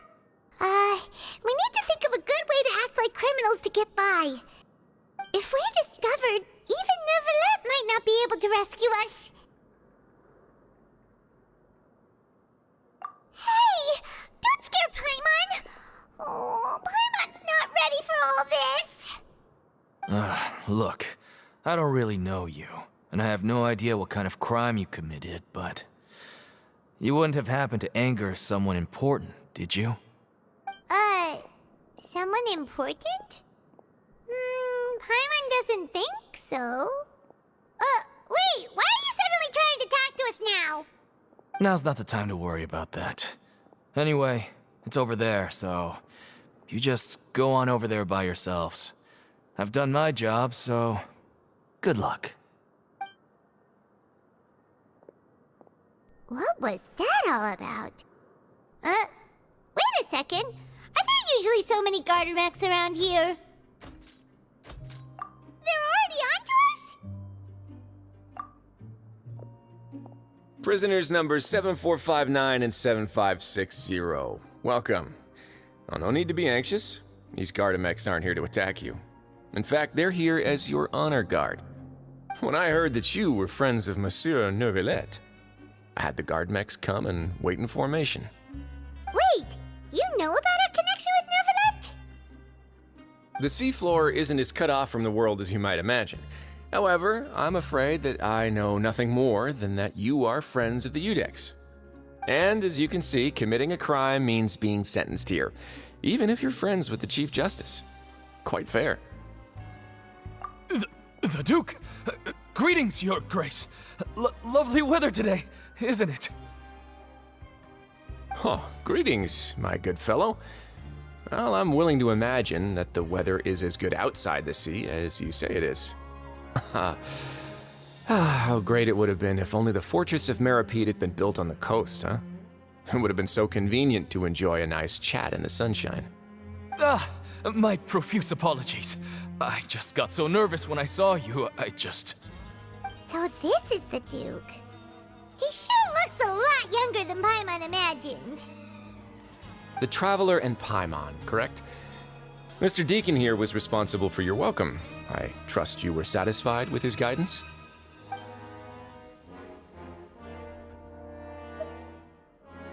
Outstanding.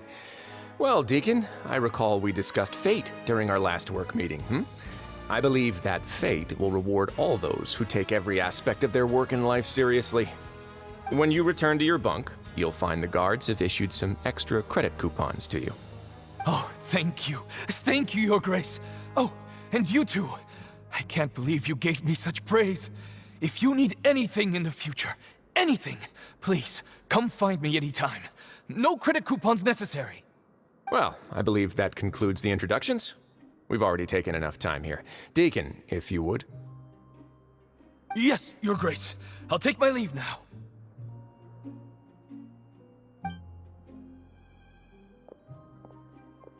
Please, follow me. To make you feel more welcome, I'll show you around the various facilities of the Fortress of Meripede. I hope it'll help you adjust to life here.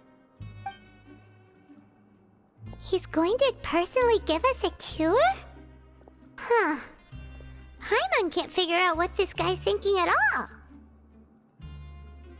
No wonder Charlotte's so interested in him. He's one of those mysterious types. Alright, let's keep up with him. There's no need to be so reserved. The label of criminal is nothing but one of many identities, and being criminally inclined here at the fortress is just one of many ways to survive. Is it really okay for the warden to think like that? We're real criminals, you know. What if we're too difficult to handle?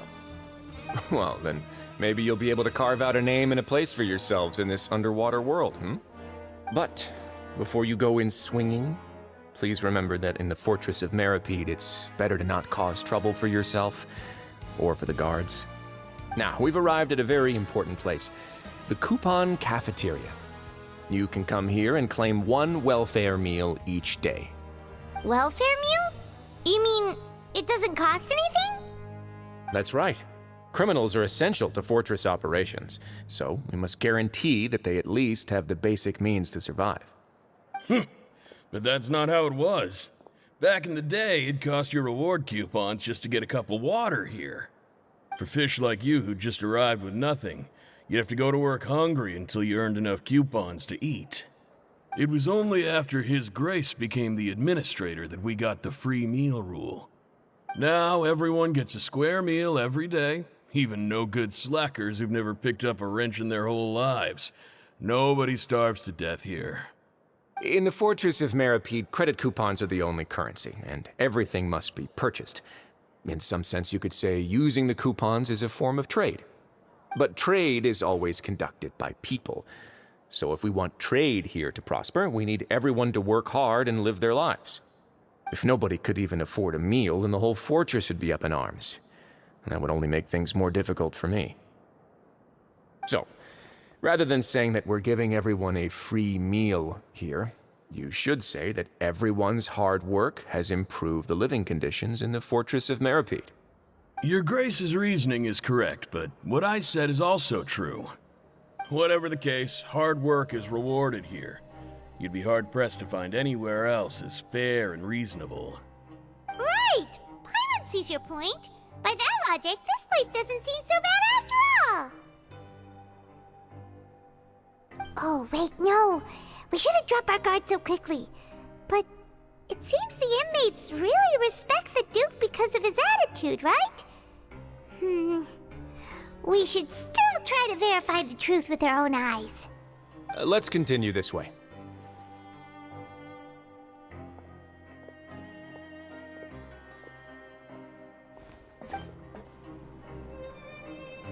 This place is known as the Pancration Ring. Sometimes we have criminals who have more energy than they know what to do with. Their daily work alone isn't enough of an outlet for them. So, instead of leaving them to their own devices, we've provided them with this dedicated venue. This way, nobody will get involved unless they want to be. Pancration matches? And you can earn extra coupons? Oh, what do you think, Traveler? Interested? But I must warn you that your sentence will be extended if you fail to restrain yourself and end up seriously injuring or killing your opponent. So, did you set this place up too? No, actually. I just granted approval for the organizer to use this area to build the ring, and I collect a portion of the proceeds in return. Of course, the fees are also quite useful. Oh. Do you mind if we ask what they're used for? Sure. Ensuring personal safety, maintaining the arena, and resolving any conflicts that arise. Why? Are you interested in how to manage a pancration ring? Oh, no. Paimon was just wondering if that's how you paid for everyone's welfare meals. A reasonable guess. I see you have a talent for entrepreneurship. Oh, you hear that? Paimon has a talent! So we can start a business here? That is something you can discuss between yourselves later. Let's move on for now.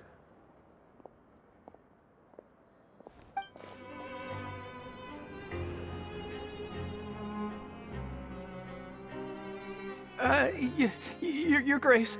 Good morning. I mean, good afternoon. No, wait, what time is it again? What time indeed? Time waits for no one, so it's best to keep an eye on it. My apologies, Your Grace. Jeez, that guy's so nervous he almost forgot to breathe. Sorry, forgive my manners. These are the dormitories, which is where inmates sleep. The guards will inform you where your bunk is later. In the Fortress of Meripede, criminals usually spend most of their time in either the production zone or the sleeping areas. The production zone? What does it produce? Is that where we'll be working? Not necessarily. Though working in the production zone is the most reliable way to earn credit coupons, if you have other skills, you can skip your shifts to earn them in other ways. Wow. Wait, you're the manager of this place, and you're just telling us to our faces that it's okay to skip work? The fact that the Fortress of Meripede has continued operating completely autonomously is proof enough that most people are willing to work honestly and earn a stable income. As for what we produce, many of the clockwork machines seen all over Fontaine originate from our workshop. Therefore, the Fortress of Meripede is not only a place where criminals serve their sentences, but also a giant machine factory. There's no need for me to get into specifics about the production process now. You'll experience it all firsthand when you report for work tomorrow. Let's move on. The tour continues over this way.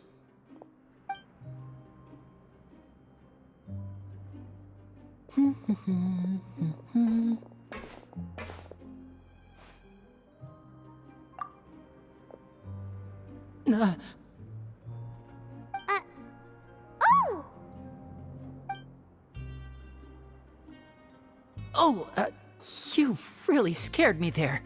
I didn't expect to see you here, Your Grace. I thought maybe I was so tired from work that I was starting to see things. The only thing you should be seeing is the work in front of you. Stay focused and keep up the pace. Oh? Is something the matter?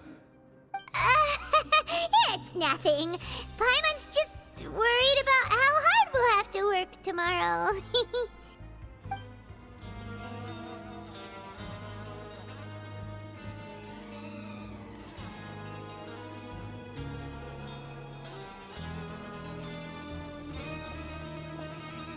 Your Grace? What are you doing in the infirmary at a time like this? Oh no, you didn't injure yourself, did you? Not yet, unfortunately for you. But thank you for your concern, Sijween. Oh, then you must be here for those two. Allow me to introduce you. This is the infirmary, and Sijween here is the Fortress of Meripede's head nurse. Hello, new faces. They call me the head nurse, but I actually handle all the nurse-related work all by myself down here. Since you seem to have some rare downtime with no patients, perhaps you could find the time to join us for dinner? Oh, then these two must be some important convicts. Sure, I'll join the welcome party. Thank you. Your presence will be the pièce de résistance for today's tour. Oh, so the tour part is over now? I believe I've already covered the primary aspects of life here in the fortress. As for your work, there'll be someone else to guide you through the details. Is there anything else? I seldom conduct tours, so why don't you just ask if you have any questions? Well, this is our first time here. Paimon's not sure what to ask. Then let's head back to the coupon cafeteria. Maybe a meal will help you think up some questions. You should at least try to be excited. Our free meals are actually pretty good here.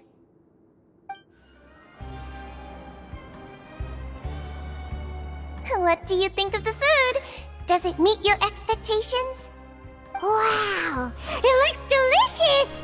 Nicolette made it sound like living conditions in the Fortress of Meripede wasn't very good. Who would have guessed that criminals get to eat tasty food like this every day? Oh, isn't that the meal box that only super lucky people manage to draw? Seems like you two are quite fortunate. It actually has nothing to do with luck in this case. I had a word with Walsey, so you didn't have to draw lots like everyone else. Oh, you mean the meals are random? Yes, what you get to eat depends completely on your luck. You could say that it's a distasteful little game that Chef Walsey likes to play here in the cafeteria. Paimon knew it! If criminals got to eat tasty food like this every meal, the crime rate in Fontaine would skyrocket for sure! Excuse me, did I hear you mention Nervulette just now? I've been wondering how he's doing. Is he busy with work? Has he been taking care of his health?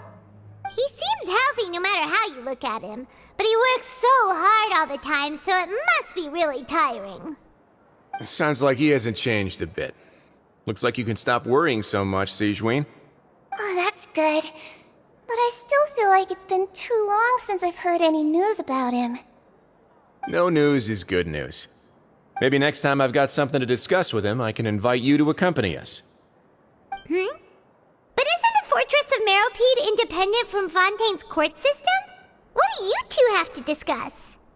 Well, we provide all kinds of mechanical products for official use, and some essential goods have to be obtained from the overworld, so we naturally have to stay in touch about this and that. Monsieur Neuvillette's character is unimpeachable. No matter the question, you can discuss it openly and freely with him. Talking with him feels quite effortless. In light of that, I am quite willing to go out of my way to show respect and accommodate him. In fact, right now, I'm treating you two as guests invited by Monsieur Neuvillette.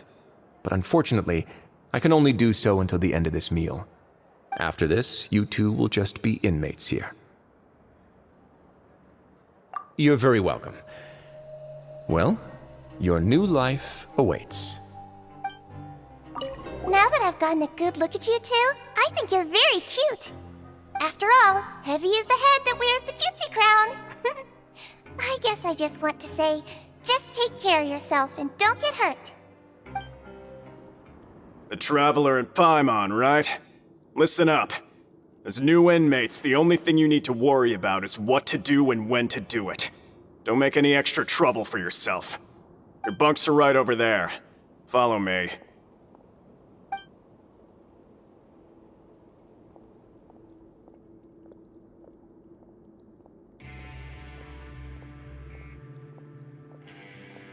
Whew. So this is where we'll be sleeping from now on. Oh, Paimon can't believe this! The days of staying home and reading detective stories are like a dream now. By the way, Traveler, we saw a lot of things worth investigating just now. Even though the Duke didn't say it too directly, judging from what he said at the end, it seems that he was only welcoming because we know Neuvillette. We are criminals, and Paimon did eat that cake, but we're actually here to help Neuvillette. Is it possible that he knows we're here on a mission? Or is Paimon overthinking things? Yeah, Paimon thinks so too. He probably knew why we came here from the very beginning and intentionally wanted to send us a message. Maybe something like, "Hey, I have my eyes on you, so don't try anything funny." Yeah, you're right. It's not like we can go back to Neuvillette empty-handed and say, "The dude looks scary, so we gave up." And besides, the Duke said that he was willing to go out of his way to show respect for Neuvillette, right? So, we at least need to try. But Paimon hasn't gotten a clue where we should start our investigation. You mean... Yeah, that's what Paimon was thinking too! Paimon almost spilled the beans when we ran into him. Fortunately, based on his attitude, it looks like the Duke sees Linny as just another inmate. We worked so hard to help clear Linny and Lynette's names, and yet we turn around and bam! He's in prison anyway! Oh, right! Linny and Lynette are from the House of the Hearth. They work for the Knave, so they could be here to investigate too!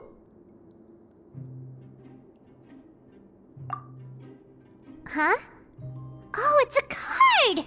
Paimon didn't notice it earlier. It looks like a magician's prop. Lenny must have left it here. He's in prison and still doing his little tricks, huh? What let Paimon have a look. It was nice to bump into you again. Let's catch up in the production zone tomorrow. What in the world? It's written like he's greeting a buddy on the street. Paimon thought he'd write something important. If you say so, we can ask him what's going on tomorrow. Let's get some rest now.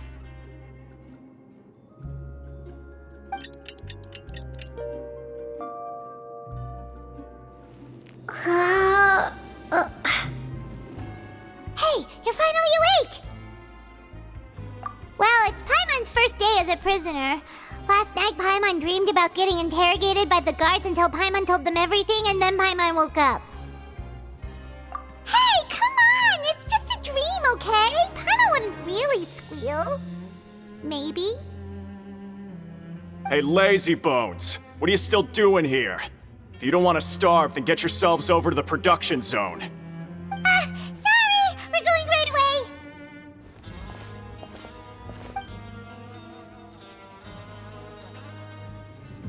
Ah, you must be the catch of the day.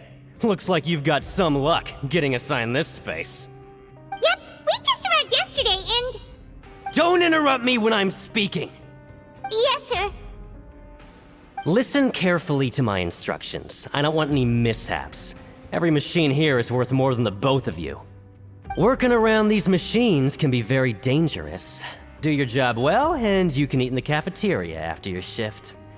Get sloppy, and you dine in the infirmary. Anyway, the Fortress of Merope doesn't want to lose a single one of its machines. And it also doesn't want to waste the production potential of any inmate. You got that? Got it! Your job is to use the machine over there to process widgets. Watch carefully, and make sure you step on the pedal at the right time. If the machine gets jammed, then give it a little maintenance with your fist. Here, take this. Bring me the processed widgets, and I'll give you some credit coupons in exchange. This one is tolerable. Though since the processing is done by machine, the product is all pretty much the same anyway. Alright, I'll pass you for now. And we'll count up how many credit coupons you've earned.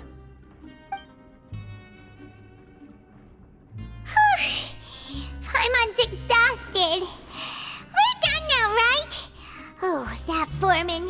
He's so scary that Paimon couldn't even speak. Ugh. Even though Paimon's starving and wants to head straight to the coupon cafeteria, we still need to meet Lenny first, right? He probably just finished up his work, too. He should be around here somewhere.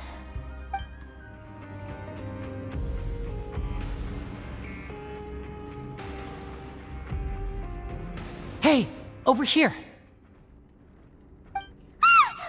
Oh, you scared Paimon! How did you appear out of nowhere like that? Oh, you scare so easily now? Is there something worrying you these days? You little... The only thing we're worried about was trying to find you. Sorry. Come over here and keep it down.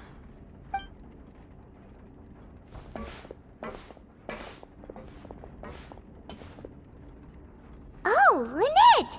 You're here too! You two really are inseparable. That's right. My brother simply can't stand to be away from me. It's not just Lynette. Fremine is also here. Do you still remember him? Oh, you mean that diver from the House of the Hearth, right? Paimon remembers seeing him in the Court of Fontaine before. Now hurry up and tell us, how did you end up as criminals this time? We fought so hard at court to prove you were innocent, but now it looks like our incredible court battle was for nothing! Sadly, even the teeniest of things can land you in prison these days. I put together a street performance and used the popularity we gained from the Opera House incident to attract a big crowd. And then?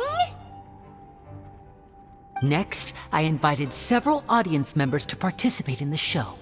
And then, with the entire audience watching, their wallet suddenly disappeared. My brother was charged with theft, and I was charged as his accomplice, having assisted him in his crime. It really isn't that bad. The missing wallets are all in the leftmost drawer of the Maison Gardiennage's big filing cabinet. We just need to see how long it takes to discover them. Yep, we should be released then. In terms of the magic trick itself, I think the performance went perfectly. Leave it to Lenny to magic himself into prison. Indeed. Last time I hid my identity from you, I promised that I'd tell you absolutely everything if you were angry about it. No more secrets. So I don't plan on keeping anything from you this time either. At the moment, the House of the Hearth's interests don't conflict with yours at all. We were instructed by the father of our house, the Knave, to come here and conduct an investigation. Told you so! See? Paimon guessed right. As for what we're investigating, perhaps you haven't heard, but the fortress of Meropide hides a secret. Some even say that the entire fortress exists just to protect it. The House of the Hearth has been investigating this for a very long time, trying to uncover its mysteries. But recently, all of our informants, including the ones that had infiltrated the guards, suddenly vanished and have not been heard from since. We believe that this is a direct provocation, and it's the reason why we came here. Father has somehow managed to confirm that Focalors does not have Fontaine's Gnosis. Huh? How did she manage to learn information that important? Father has her ways. Many of them are beyond our imagination, and we've never had the chance to see her at work. But we trust her conclusions. It was this information that led us to suspect that Fontaine's Gnosis might be in the fortress of Meropide and is related to that secret. So it's all about the Gnosis again. Well, that's about it from our side. How about you two? Did Monsieur Nervulette send you here? Bingo! The Knave has been applying a lot of pressure. She wants to know what happened to Child, so we came here to investigate. Traveler, are we allowed to tell them?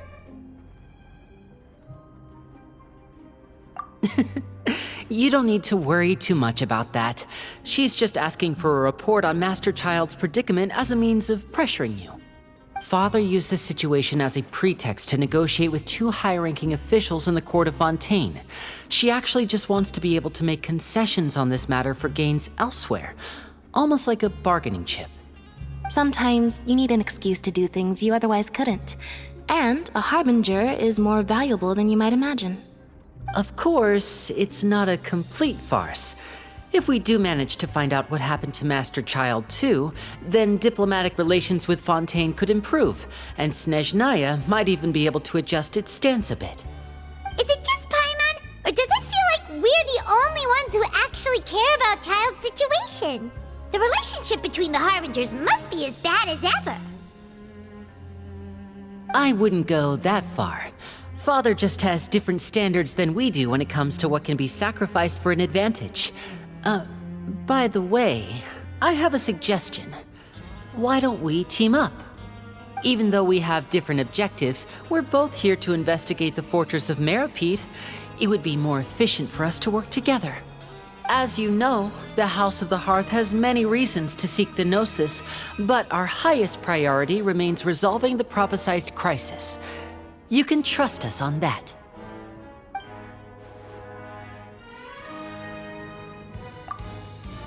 See, I told you. Is that so? Sure enough, it won't be easy to convince them to cooperate with us. Lenny seems to be thinking pretty hard about something. Of course he is. Lenny has been looking forward to a chance to reach an understanding with you ever since last we met. Or, I should say, we were really looking forward to teaming up with you this time. Lynette, just tell them everything, why don't you? It's okay to open up a little.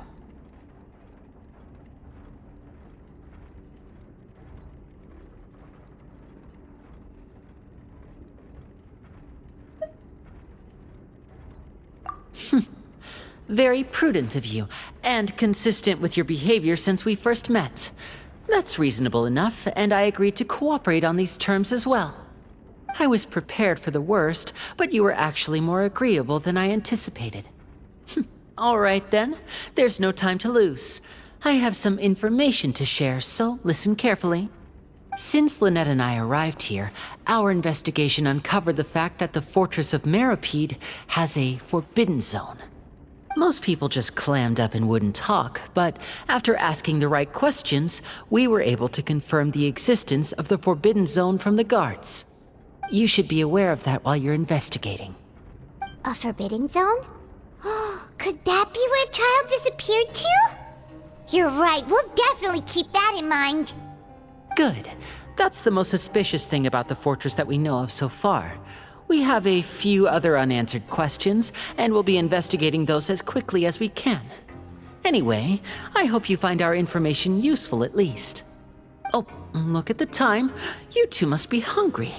You should go to the coupon cafeteria and get something to eat. I'll use my cards to get in touch with you again in the future. Oh, that's just what Paimon wanted to hear! Paimon's starving after all that work today. We can talk more about the investigation later. Let's go get some grub! Oh, he wasn't kidding. Today's meal is nowhere near as good as last time.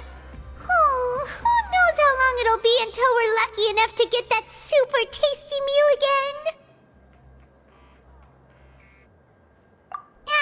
Forget about it then. We'll just deal with the regular food for the time being. Let's just get out of here as soon as possible.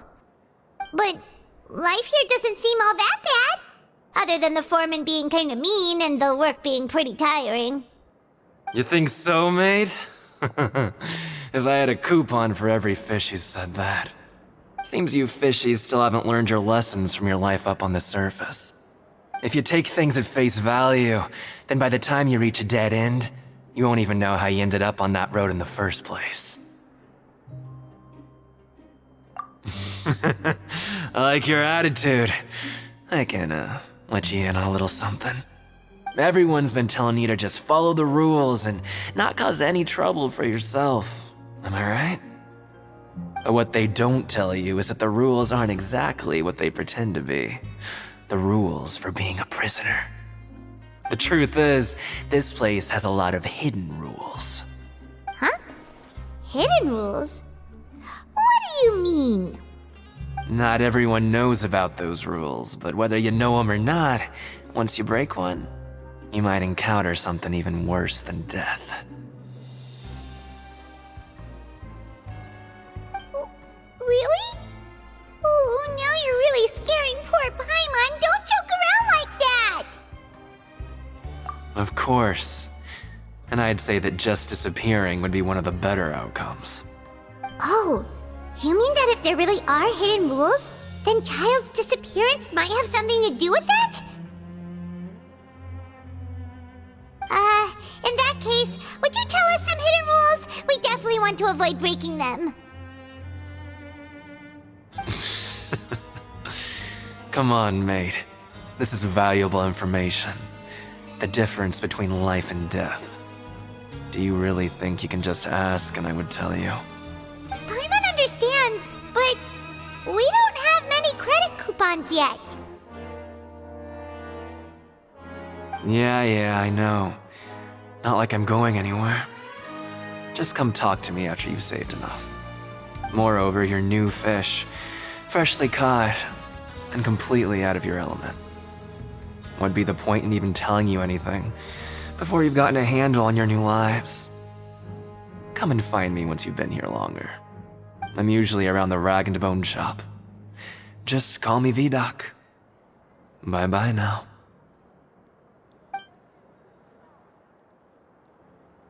He left. Just like that. Huh. Do you think he's just trying to scare us into buying fake information from him? Yeah. It might be a good place to start in our investigation. Hidden rules, huh? But, like he said, we don't have any coupons and we're still not familiar with this place. Oh, there's nothing we can do about it now. We were so busy talking, we almost forgot to eat. Even if it's not the best, it's probably better while it's warm. Come on, dig in before it gets cold!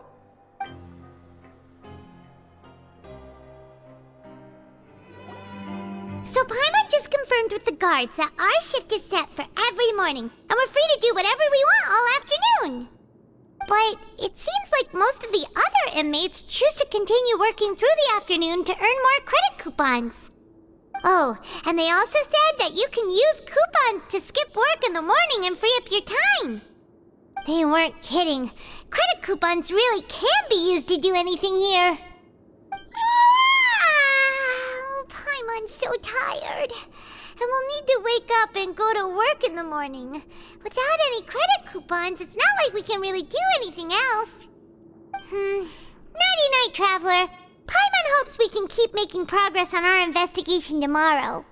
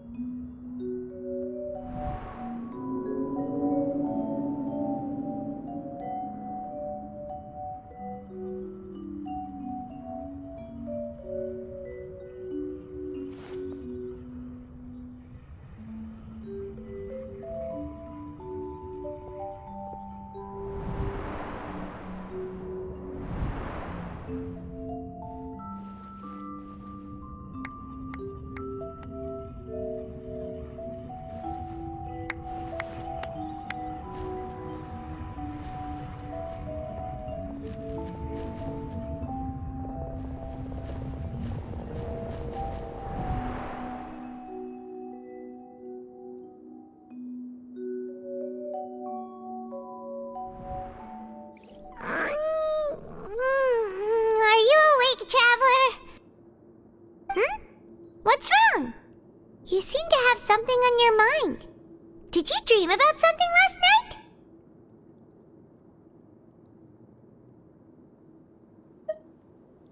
Is that even possible? Unless it wasn't an ordinary dream? Oh, Child's vision! So you had it with you this whole time? Maybe the vision connected Child's consciousness to yours!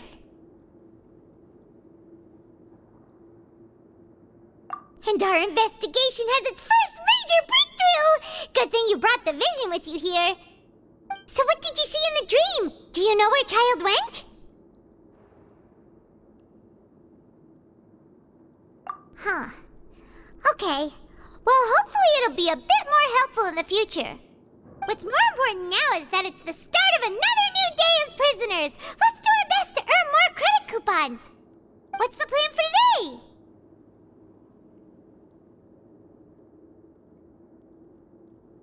Let's go! It's time to start working. If that guard Fielding catches us skulking about, he's sure to give us an earful.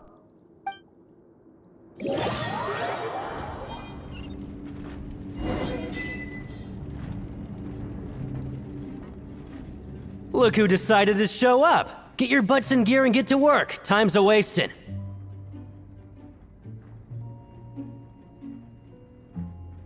Good, here you go. Remember to give me the widget once you've finished processing it. Paimon's beat. But after so many shifts, it seems we're really getting the hang of it now. Hey there, fellow shiftmates. I saw you finished your work, so I thought I'd come over and say hi. Oh, hey there! We've seen you before. Your assigned workspace is really close, isn't it? That's right. The name's Rowan. This past few days, I couldn't help but notice the new faces working nearby. I guess we were destined to meet. I've been working here for almost 15 years. Even the foreman, Grainville, always calls me Chief. Whoa, you've been working here a long time, Chief.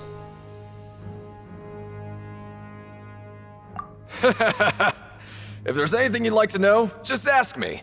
I know the work here in the production zone better than the back of my hand. All right, Chief. We'll be sure to come to you first.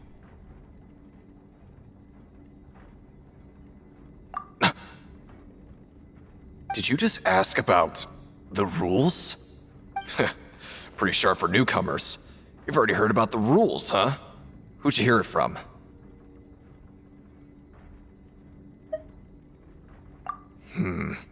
Alright.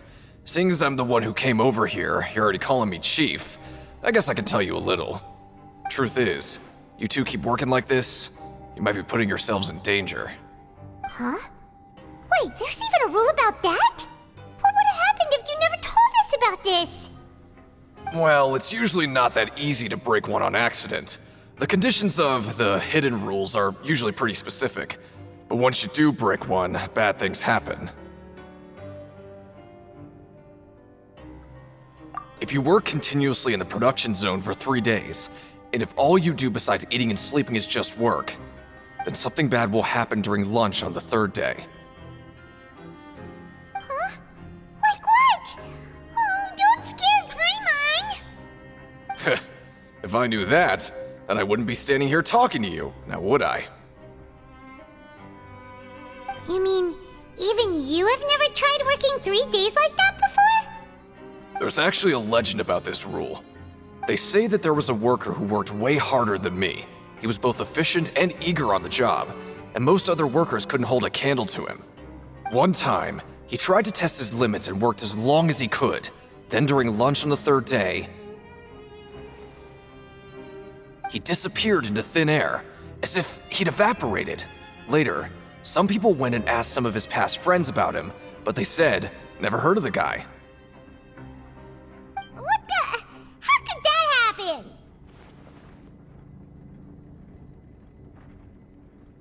Unfortunately, we were assigned different production zones.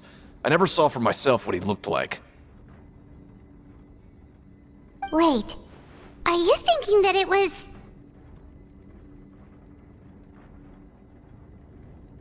Huh? Oh? You... Listen, kid. This ain't the kind of thing you should be curious about. Let me tell you, you're better off forgetting about it and looking after yourself. Now I kind of regret ever telling you. Yeah, I agree with Chief here. Do you really want to try? Alright, if you insist.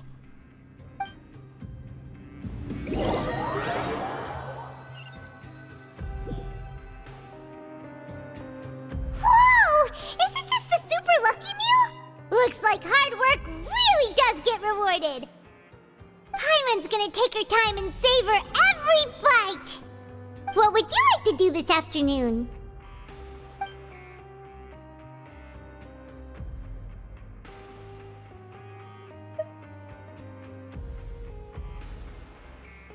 Knowing Child, he must have been there all the time. Oh, you must be the Traveler, huh? Sorry, mate, but competitors as strong as you are prohibited from participating. I don't make the rules, mind you, but I was given very specific instructions. Even convicts value their lives, don't they? I hope you can understand. But we have a game here that'll let you show off your strength, and you'll even earn some credit coupons in the process. What do you think? Interested? And if we lose the game, will it cost us credit coupons? Of course. That's the cruel reality facing every competitor in a place like the Pancration Ring.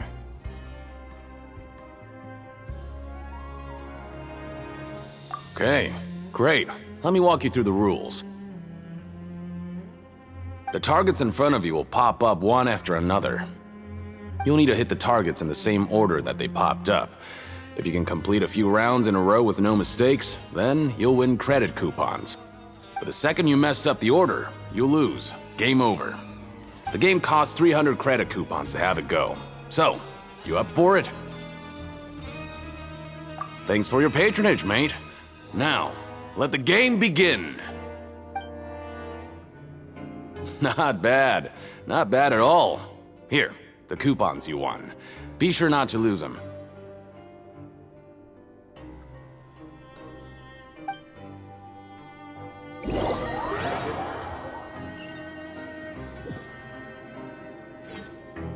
Aw, looks like we won't get a chance to sleep in as long as we're here. Let's get to bed early.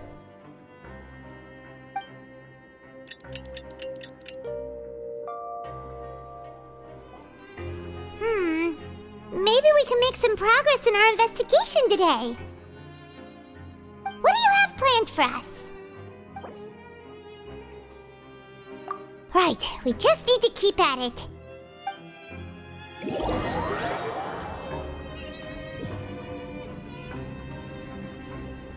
Look who decided to show up! Get your butts in gear and get to work. Time's a-wasting. Oh? What's with suddenly wanting to work so hard? You need coupons that badly? Sure. Let's just say we really want to test our limits.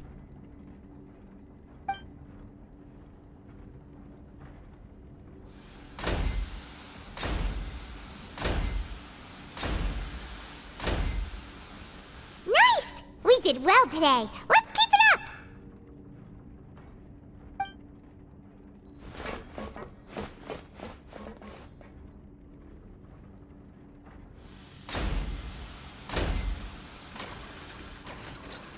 Ooh, Paimon's had it.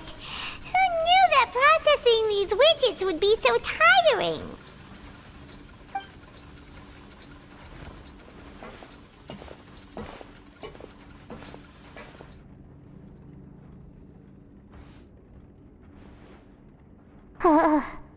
That's it. Paimon doesn't even have the energy to talk anymore. Is it time to eat yet?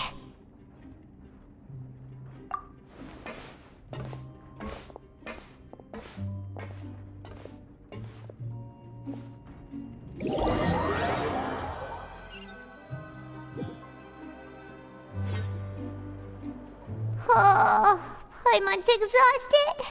It's just work, work, and more work. Paimon's little body can't handle this much longer. Wait a sec. Now that Paimon thinks about it, haven't we been working non-stop for 3 days now? And now it's lunchtime. Oh, Paimon feels a shiver going down her spine. What's going to happen? But it doesn't seem like anything's changed at all. And we made it to the coupon cafeteria safely. Are the so-called hidden rules only a rumor after all? Well, there's no use to just guessing all day. Paimon's stomach has been grumbling the whole time. Let's just eat already. Paimon wonders what we'll get today. Maybe we'll get the super lucky meal. Wait, what? What in the world is this? What's with Paimon's food? And yours is the same. Is this stuff meat? But it looks and feels so bizarre. What kind of chef would make food like this? What do you think is going on? Is this the bad thing that Rowan was talking about? No, stop right there. Paimon gets what you mean, just don't say it. Hey, isn't that Woolsey over there? He must have made the food, right? So let's just ask him about the food and be done with it. Hey, Woolsey, have a moment? What is it? I'm about to go report the numbers for today's free meal, so you'd better make it quick.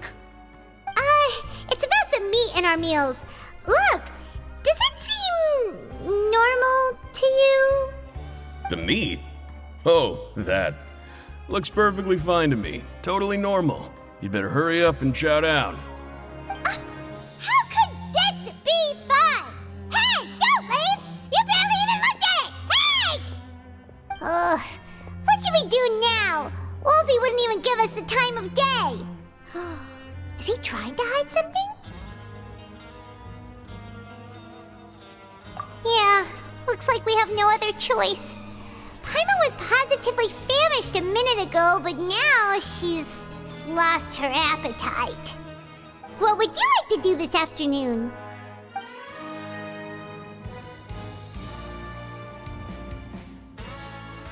Since we have time now, let's focus on investigating some more. Oh, hello. you two are the ones who were with His Grace. No need to be so nervous. Sorry, I couldn't help but think of His Grace once I saw you, and I... well, it's hard to say. Maybe I am. He's got a very overwhelming presence. It makes me feel like I'm just some insignificant little bug. Wait, seriously? Oh, I'm always indecisive, and I tend to make a mess of things. It's like a reflex. I just instantly start to tense up the moment I see a smart and capable person like His Grace. What? Please, don't say anything like that out loud. How could you possibly think something like that? Huh? Rowan? What are you doing here, Chief?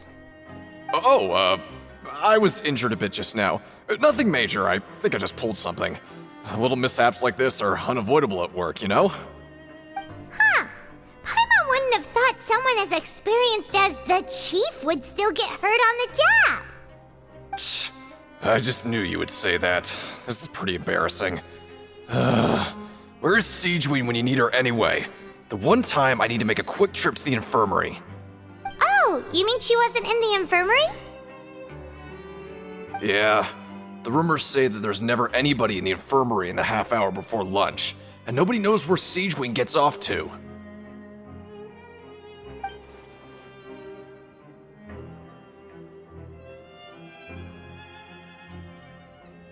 Huh. That's actually really strange. Siegewein's always super dedicated to her work. Where else would she possibly go? Forget it. I can take care of a small sprain like this on my own anyway. No need to trouble her. Oh, wonderful. I was worried that you'd be busy trying to earn reward coupons all the time, but it seems like you haven't neglected your investigation work after all. Paimon likes having more coupons, but no one wants to work all the time. Have you also been investigating the area, Lynette? No, I was just slacking off, and you happened to catch me. My brother is still obsessed with anything remotely related to the Forbidden Zone. But knowing him, it won't be long before we get more leads. Oh, before I forget, this is for you. Huh? Credit coupons? Why are you giving us these? I've been here longer than you. Coupons aren't a resource in particularly short supply. What is in short supply are interesting people to talk with. Aw, that's so nice of you, Lynette. We'll be sure to make good use of these coupons then. Thanks a bunch! Hey, look! There's something here! Looks like a research notebook. That suspicious guy peeking into the infirmary just now. Are they a fan of Siegewein? He must have dropped this. Let Paimon read it real quick! The Melusine perceive the world very differently from humans. There are significant deviations. As a result, their sense of aesthetics and beauty is also very different from that of humans. This must be taken into consideration when giving gifts. Ooh, this all sounds pretty serious. He sure did his homework. And as for the notebook, let's take it. Siegewein? Aren't you supposed to be in the infirmary? What are you doing in the production zone? Hello, Traveler. Paimon. Everyone's usually busy around now, and we don't have any patients to look after in the infirmary. I thought I'd come here and enjoy the sight of everyone hard at work. Enjoy? What's there to enjoy here? It's really worth watching. I often stand here and observe everyone. Humans are just so interesting and adorable. I like to watch your expressions while you work. Are you talking about pets or people? Oh, I can see why you think that, but you shouldn't jump to conclusions. See, we Melusines are a different species, and we see the world very differently from humans. It's very easy for me to observe everyone's condition. All it takes is one look, and I can tell which workers are exhausted. Wait, Melusines can see that? Huh. That does sound useful for being a nurse. Yes. Running around tending to everyone's health is very very fulfilling. But I'd much prefer it if you're all happy and free from exhaustion and pain in the first place. Take care of your body and make sure you eat well. Always rest when you're tired from work and don't push yourself too hard. We'll definitely take care of ourselves. Thanks for the reminder. Hey, it's the Traveler and Paimon.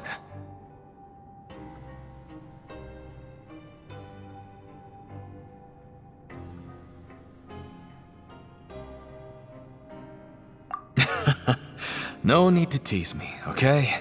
I won't trip on the same step twice. Listen, I feel ashamed about last time. Thank you for praising me in front of His Grace. Here are the extra credit coupons he gave me. I'd like you to have them. Huh? No, we couldn't take them. They're your reward after all. But when I was welcoming you, I didn't do anything but give you the stink eye. Come on, I insist. These coupons are nothing compared to getting the attention of His Grace. I won't take no for an answer.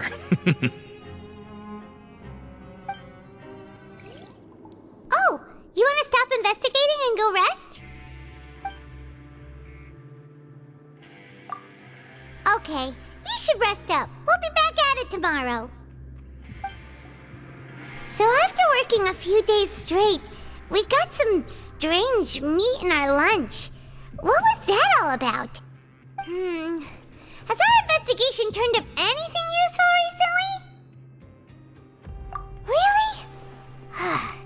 Then it looks like that part of the investigation has hit a dead end. Well, we'll keep searching for more clues tomorrow. Good night, Traveler.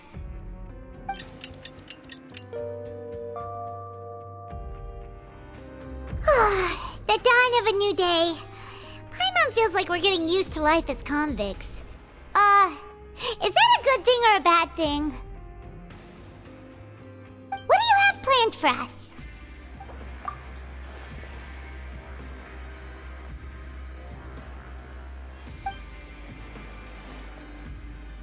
After working here so long, we're really starting to get the hang of it. But doing the same thing all the time can get old pretty quickly. How are you holding up? Yeah, it's good to kick back and relax once in a while.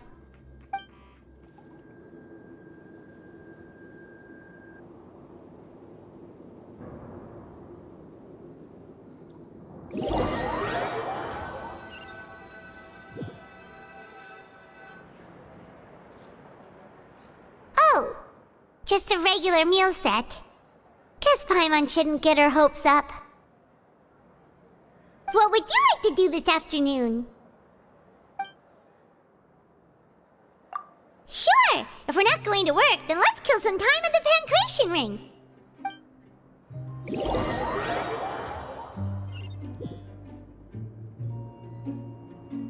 Oh, back for another try? I hope you brought enough credit coupons this time. All right, then get ready to play. Your strength really shouldn't be underestimated. Now I get why you're prohibited from participating in any official fights. Nobody who values their life would be willing to get in the ring with you.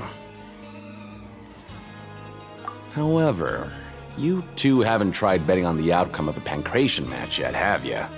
Just go talk to Rusimov. Buy a ticket for whichever fighter you think will win. There's a big payout if the fighter you support comes out on top. But we don't know anything about the fighters. How can we possibly know who to support? That's normal. Just watch a few matches and get a feel for the fighters. It won't be long before you can pick winners in your sleep. He's got a point. Why don't we give it a try? If we have enough coupons, we could probably bet at random until we figure everything out. Bet at random, huh? Well, how should I put it? It's not like you can't do that, but I'd advise you to give it some more thought first. Huh?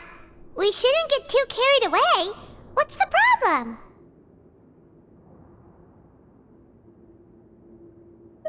What? Never even picked a boxer before, and you already know about the rules? You're not just strong fighters. Seems you're pretty perceptive, too.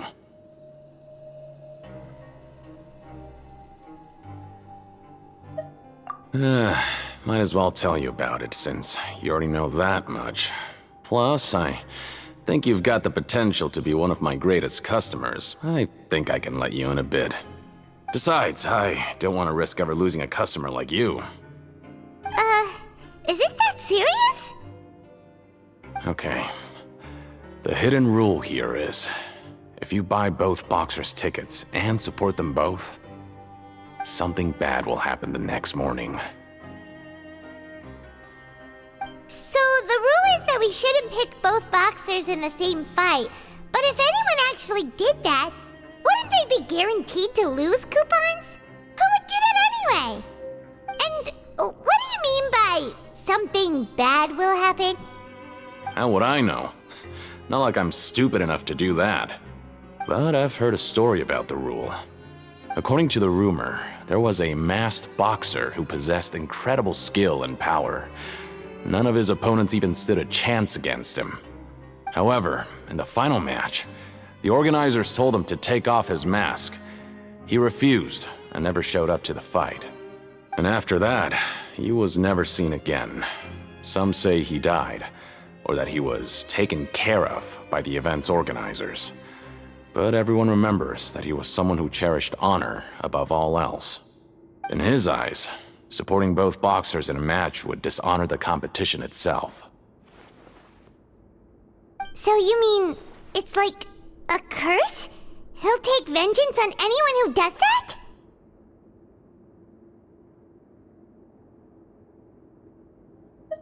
No, he was always wearing a mask, like he was intentionally trying to hide his identity.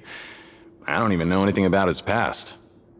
Traveler, do you think that boxer was... Huh? We will? You're not serious, are you? Look, here I was just trying to be nice and warn you, yet here you are trying to break it on purpose?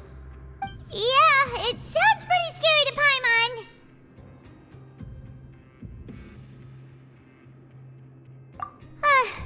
Seems you've made up your mind. Just be sure to protect Paimon, okay?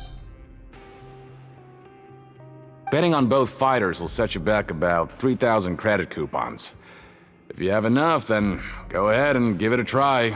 Just don't come running back to me if something happens. Seems